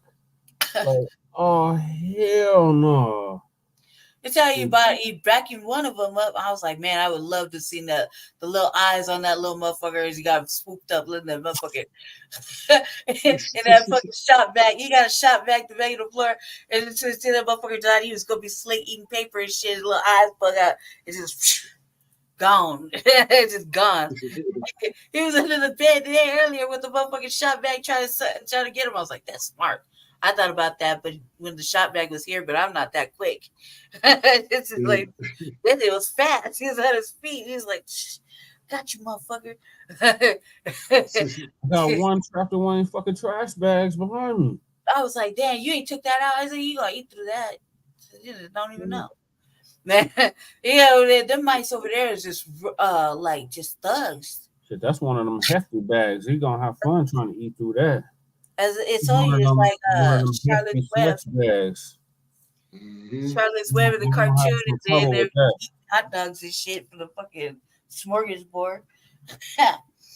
These ones ain't made no appearance yet, but I can hear them. I got a Lady Che. It's like little it's like a little gift bag. It was like real silver glittery. That motherfucker ate right through that shit. I was like, man, these motherfuckers just doing the most. I think that it's not just in their apartment. Yeah. And what are they trying to eat to stay warm when they eat the paper? And I'm like, why do you eat the food? There's food underneath the paper. Yeah, like damn food. And I was talking to my brother about that. I was like, man, all the little snacks out of the stash. Little stash spots, see, Lady Che. She used to have little stash spots in my apartment in the mouse and find all the goddamn stash spots. Remember the spot that had all the goddamn granola bars? Because they found all that shit. In my defense, he wouldn't feed me. So I had to stash little granola bars so I could get at him in the middle of the night because he wouldn't feed me. No junk food. She wanted junk food. I was like, no, we got fruits and vegetables. No, my defense, he only brought 2 devours and both of them for him and nothing for me. So in my defense, Allah is listening, Jesse. Allah is listening. She was eating. She just didn't want to eat healthy. That was the problem. No, there's a difference in opinion. But I said that motherfucking Cliff bars he had were the shit though. 5 hours. I got to do the food bank. So yeah, we got to wrap this up. Yeah. Food bank in 5 hours. So 5 hours. Are you coming? You coming to the spot finally? Yeah, after the food bank. Oh yeah, that's it. Yeah, that's right. You got the food bank. I ate all the grapes. I'm twin. They all over the goddamn place. They trying to stay warm in my weave hair. Like, I mean, like motherfucker do my twisted shit. Just constantly got the little strands here and there. I mean, like any other girl, y'all don't really see, but we just be tossing on the floor. I need a black cat. That's definitely on the list for 2024. A black cat. Oh, now it's on your list, dude. Like every time I was eating a cat for like fucking forever. I don't like cats. The cats are not my thing. So, but It was either a cat or a bird of prey. He said I couldn't have an owl. No, he ain't got a sister to sell You could have an owl, but where you gonna put that mug? Where you gonna put the cage? Right here. Jesse, there's a whole pipe. Like if I turn this camera right here and the light Oh, was you gonna put it where the canopy is? Yeah, where my clothes, where my jackets and shit hanging. Oh my god, because they gonna open it at night because they're nocturnal. Yeah, no, I'm gonna leave him out. He can be on the perch and just like flight, like bird flight, just grab that motherfucker, shake the life out of him, and just rip his fucking head off, and then eating him in the mid-flight, like he's flying through the living room. Like, you know what I mean? Or give me I want an owl. You said I couldn't have an owl. I was like, maybe I get a bird of flight, like a bird of prey, like a fucking cat. Like even if I had a cat and a cat was perched up somewhere, I would fuck with it. I couldn't. You got all them goddamn feral cats over there. We just need to do like you said, put the Seroquel and the cat food and get. Yep. I'm telling you, man, just go kidnap this one. Like nobody gonna even know this missing. Like I was telling Jesse yesterday, I said these motherfuckers on Craigslist got pets, right? They got pets, and they trying to sell an average motherfucking Joe Blow black cat, right? That you can see anywhere. Just a straight random fucking out of 9. Cats have babies like mice do. So, right? So there's a straight random Aurora fucking black cat for $150. I was like, bitch, you smoking base rocks. What kind of spayed and neutered? Do I got a goddamn shit? I got a question. Doing it. They the whole ad was in Spanish, and I'm just like, I'm reading because it's automatic once you know certain language. I know 5, so it's automatic. I'm reading. It just makes sense in my mind. I'm like, this bitch is stupid, and they're all jet black, and I'm like, for real, you gonna sell a random motherfucking black cat you can find anywhere? What was that? That Hebrew Israelite brother that used to come on the arena. Akbar. What was his name? Akalar. What the hell was his damn name? He had a all black cat like the one Bianca got. Bianca's cat is fucking fat. I see the Noche. I see Noche in the motherfucking in the camera the other day. His big ass. I was like, man, you're so big. If they were perched up somewhere, I'd walk by and just throw them. I want to take Noche home. I want to take Noche home. Noche would deal with all these motherfuckers. I wouldn't have no issues right now. Noche climb up on the stove knowing goddamn well you ain't supposed to be up there eating fucking food that getting sick and throwing up in the kitchen. So he ain't supposed to be doing that. But what about that? Like Jesse, like how many times we have motherfuckers say we got cats over here. We'll toss you one. And they never show up. So like, and we were like actively got a fucking problem. I'm like, I don't think Terminex is the answer. We gotta hit up the Dumb Friends League. Yeah, no, we're gonna hit up that thing that fucking that ad that you found. Because I've been looking for like the last week steadily, and they're fucking stupid. Remember when cats and puppies used to be in boxes on that is expensive. I know. That chick is smoking major base rocks. And then fucking Dumb Friends League talking about they have a sale for like $25, but then it's gonna cost you $150 for all the other shit.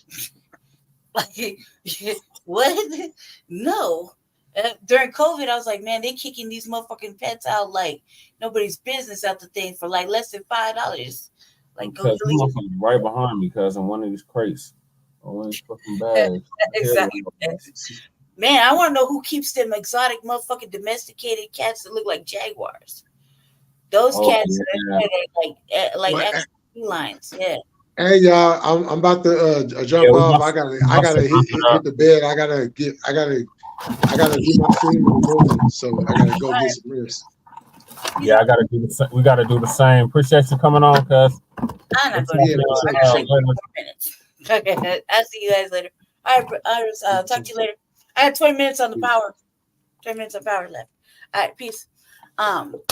Yeah, Jesse, we should do that. Like, seriously, like, yeah, everybody was talking about me, I'm gonna walk by and just put a motherfucking pet to sleep and just take it and talk to it like, don't attack. Shh, you're in your new home. I gotta clear all this shit off my desk now. Let it happen. Just let it happen. I was really bad with it when I was little. I was be like, where you get this dog from? It followed me home. Sure did. So we're like, oh, go night. You coming with me? Yeah, I'm definitely about to go night. All right, well, thank y'all for tuning in. This was our end of the year review. We'll be doing a part 2 for just in time for New Year's Eve. So make sure y'all stay tuned for that. We'll be, I guess, giving you the coverage of the ball drop and all that type of shit. So during the show, so make sure y'all check that out. In the meantime, make sure y'all like and subscribe to Front Line Blacc News on YouTube and Facebook. Shabaka's Black Experience Enhanced on Facebook and Twitter. And of course, the Revolutionary Agenda on YouTube and Facebook. So peace, love, light, reparations, and separations, and Black empowerment. We will see y'all bringing into 2024. Yeah, see you tomorrow. Day. Yep. Peace. Oh, this was season 3, episode 39, part 1 of the Front Line Blacc News. So peace, love, light, reparations, and separations, and Black empowerment. We will see y'all later. Peace.